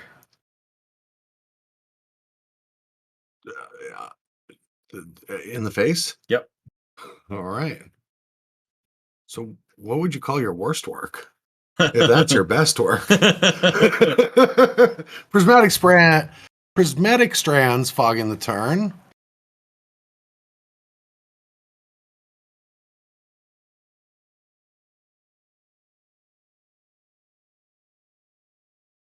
Well, hold up. Nathan has Rally of the Peasants as well? Yeah. Without Battle Screech? Yeah. Wow, I did not know that. I don't think he has very many. Yeah, 2. Wow. But Nathan's playing Rebirth. Okay, yeah. That makes more sense. All right, Luminous Phantom coming back. Just trying to get as many bodies into play as possible while having this be their Prismatic Strands turn. Interesting that they brought in Dust to Dust. Not a ton of artifacts to target. I guess you target the lands? If that's the only thing you're doing with it, not a huge fan. All right, another Galvanic Blast.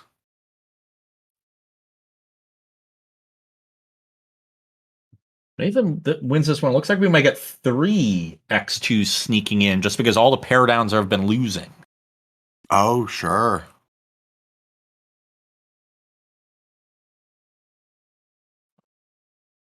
All right, 2 more damage to find for Nathan to have the smooth 7-0 start. He is definitely out for revenge. Yeah.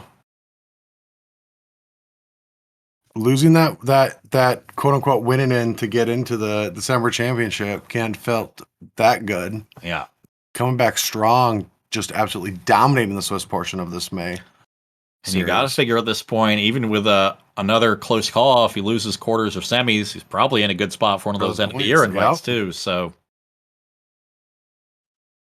he can afford to fly in the face of the magic gods. You know, all right, Boros Garrison is not going to get the job done. This is it's been a laugher right from the start.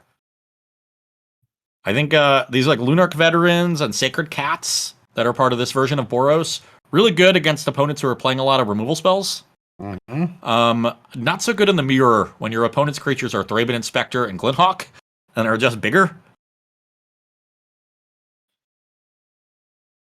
And that's really been the difference. You know, the quality of the creatures as they exist in combat. And that is a big deal in creature matchups. Like, you know, because that forces the other person to use their spells inefficiently. Well, they also are trying to go a little bit wider with like Battle Screech and never drew any, and just kind of, maybe like you said, maybe prioritize things in a unique way with like having this dust to dust. Yeah. And they never found, their Faithful Lootings and Thrilling Discoveries, so they could pitch the Lunarch veterans, find more powerful cards, then just, cast them from the graveyard. Yeah, like their engine never really got online this game, but I think their engine requires a little bit more. If you don't have those lootings early, your cards don't look great. Glinthawk, even if you don't have Synthesizer, can just return a land and still be a 2/2 flyer. So they're... We also have to give it to Nathan, though. Nathan's draw has been phenomenal. Yeah. Using every piece of mana every turn for very efficient spells. That's very true. Definitely has it's a nice draw. Has not needed to interact that often, but when they did, it was just efficient.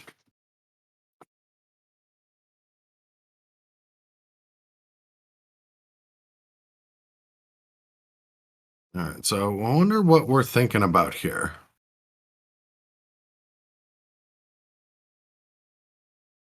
So we are I'm not really sure. This is on main phase. This is Sandpop's main. I mean, they're just thinking, what can I do to get back in this game? This is like the classic tank concede. Yeah. And we'll see if they come up with some way, but yeah, it doesn't look like there's any way out of it. And I don't, I mean, they've already done their stuff. Their hand is irrelevant. They're at 7. Are they even living through this turn? No. There's 6 power in the air. Well, I guess the phantoms fly. So you do actually live through the turn. If there's a Galvanic Blast, you don't. Oh, right? true. Yeah, because you'll take 2 in the air and then 1 from the Thraben Inspector on the ground, right? Because there's 7 creatures versus 5. Yep. Yeah, so if you just match up 7 against 5, you might think that you can let the 2 inspectors through, but you only have 2 flyers against the 3 flyers that Nathan has. So it's got to be flyer coming through plus inspector. That gets 3 damage during combat. The 4 from the Galv Blast. There's also the Rally Peasants there. That's going to definitely put it away. Okay, yeah. I think we know how this one's going to wrap up. So let's bring it back to the booth, Adrian, and let's go try to figure out if we've got another match. I see one match that hasn't had a result submitted, and that is you have Fog. You don't have to say anything else, yes. Adrian. You have Fog. Fog playing against Mono Blue Fairies. These are 2 more X1s. Fog was one of our 5-0s. They lost round 6. That would be a rough way to end, though they do have very good breakers. I just broke something underneath Corey's desk. Whoops. Well, if you hadn't said it on air, then he would have never found out. He'll still never find out. No one tell Corey. No one. Also, no one tell Corey what I did in his bathroom this morning. Whoa, too far. Too far. It's the end of the day. Too far. All right, let's roll in to check out this final game, or maybe 2 games. Oh no! Oh no! And Oh no! after round 4, we had all these rogue decks doing well, and this has basically been what's happened to them the entire time since then. To be fair, the mono blue deck is very roguelike. I bet there's a lot of rogues in play right now. And now they've snapped their ninja in response to this. Desert does seem very good in this matchup. Except against Insectile Aberration. Our mono blue player has under 5 minutes on their clock. 10 minutes left for our fog player. And we can confirm this is game 3? Okay, cool. Yeah, it's only turn 6. I can't imagine game 2 would only be at turn 6. Yeah. Could have been very long game 1. How many dispels does our fog player have? That's what they need in this matchup. 0. Okay. All right. The other Delver has flipped into an Insectile Apparition. Well, that's a problem. That is definitely a problem. There's an Arcane Denial. Just yet.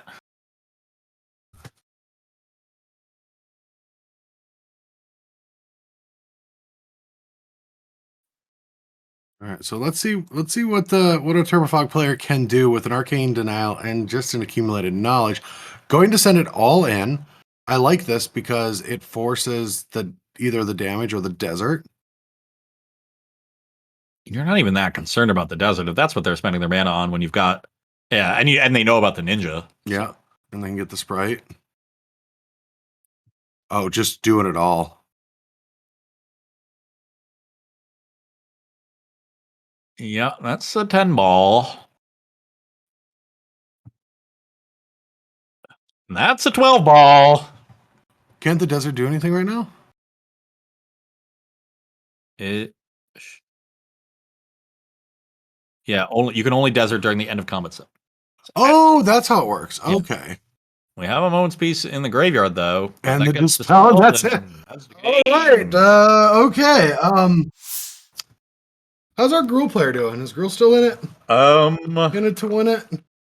Well, give me 1 second, and I will let you know. So we know we have all 3 of our fairies decks won. We're at conclusion, Adrian. Okay, yeah, I think that is for all the players that are vying for the top slots. That actually concludes our matches to watch today. I have some bad news for you, Bradley. Our Gruul player was 4-0. They're 4-3, aren't they? 4-3. Oh. And our teamer player also 4-3. No. Our storm player 4-3. Yeah, a rough end to this tournament for the rogue decks. Why? A great end to the tournament for our decks containing rogues. And that's sort of the way it went. Looking at these tiebreakers,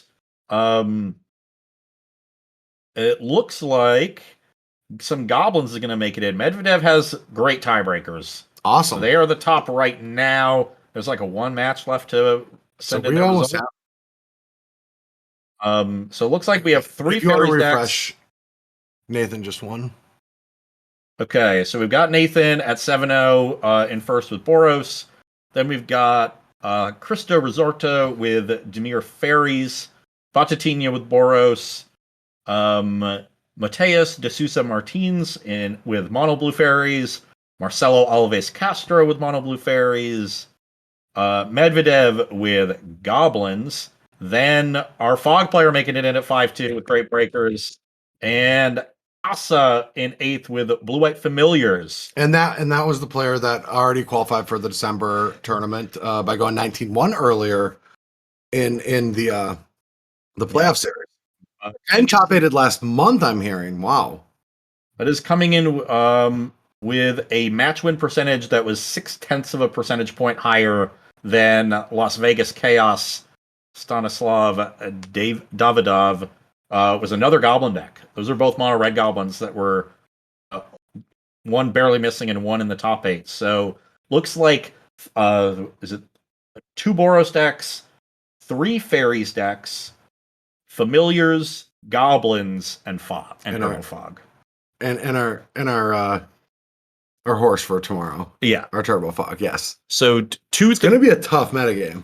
When I ask people and talk to people who play the format a lot, what does this metagame look like right now in Pauper? Everyone told me it was that triumvirate at the top of Affinity, Fairies, and Boros.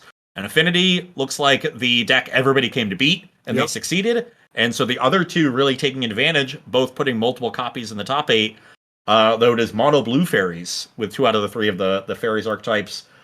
So we really demonstrate one of the other aspects of this format is that even though the top tier is pretty well defined as 3 archetypes, there's a lot of variation in how those decks are built. Yeah. There's Dimir Fairies, there's Izzet Fairies, there's mono blue. There's 3 different variants of Boros. Do you go Rebirth? Mm-hmm. Do you go Battle Screech? Or do you go less tokeny? Like no tokens at all.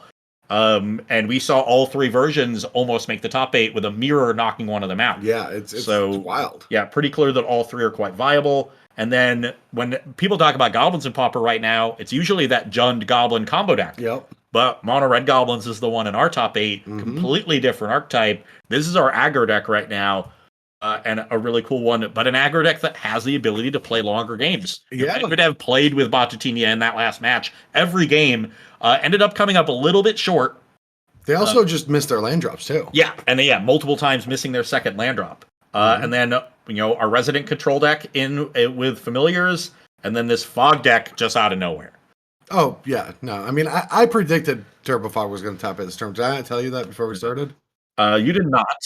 And honestly, I'm kind of surprised that you wouldn't do that on camera because you would have looked like a genius. So really big misstep. I don't like bragging. I'm a very humble I've known you person. for many years, Brad. I'm just extremely humble. That is a load of bullcrap. Anyway, that's going to do it for our coverage here. Thank you, everyone, for watching. No, seriously, though. That is going to conclude coverage for today. We're going to be back with those top 8 players tomorrow at 4 p.m. We are going to be talking to all of them in the Discord saying, get those hand cams. Yep. So that we can have a lot more action with seeing both hands. And we'll be back at 4 p.m. tomorrow Eastern. Don't forget, the top 8. First 2 players are going to get to go to the December Championship. And there's just going to be a lot of money and cash and points that we're going to be giving out tomorrow. Yeah. And with how fast the matches were today, make sure you tune in at 4. Because we might be crowning a champion at like 4:07. Like 5. I'm thinking 5:45, honestly. Yeah. 5:30, 5:45. Easy. We were done with Pauper last month in an hour and a half. Or not with Pioneer. This is going to be an hour. It'll probably be a little bit longer. Unless Familiars makes the final, then it'll be 3 hours. Yes, then it'll be 3 hours. But yes, thank you so much for hanging out with us all day. We truly appreciate it. We hope you have a wonderful Saturday evening. We'll see you tomorrow at 4 p.m. Thanks for watching.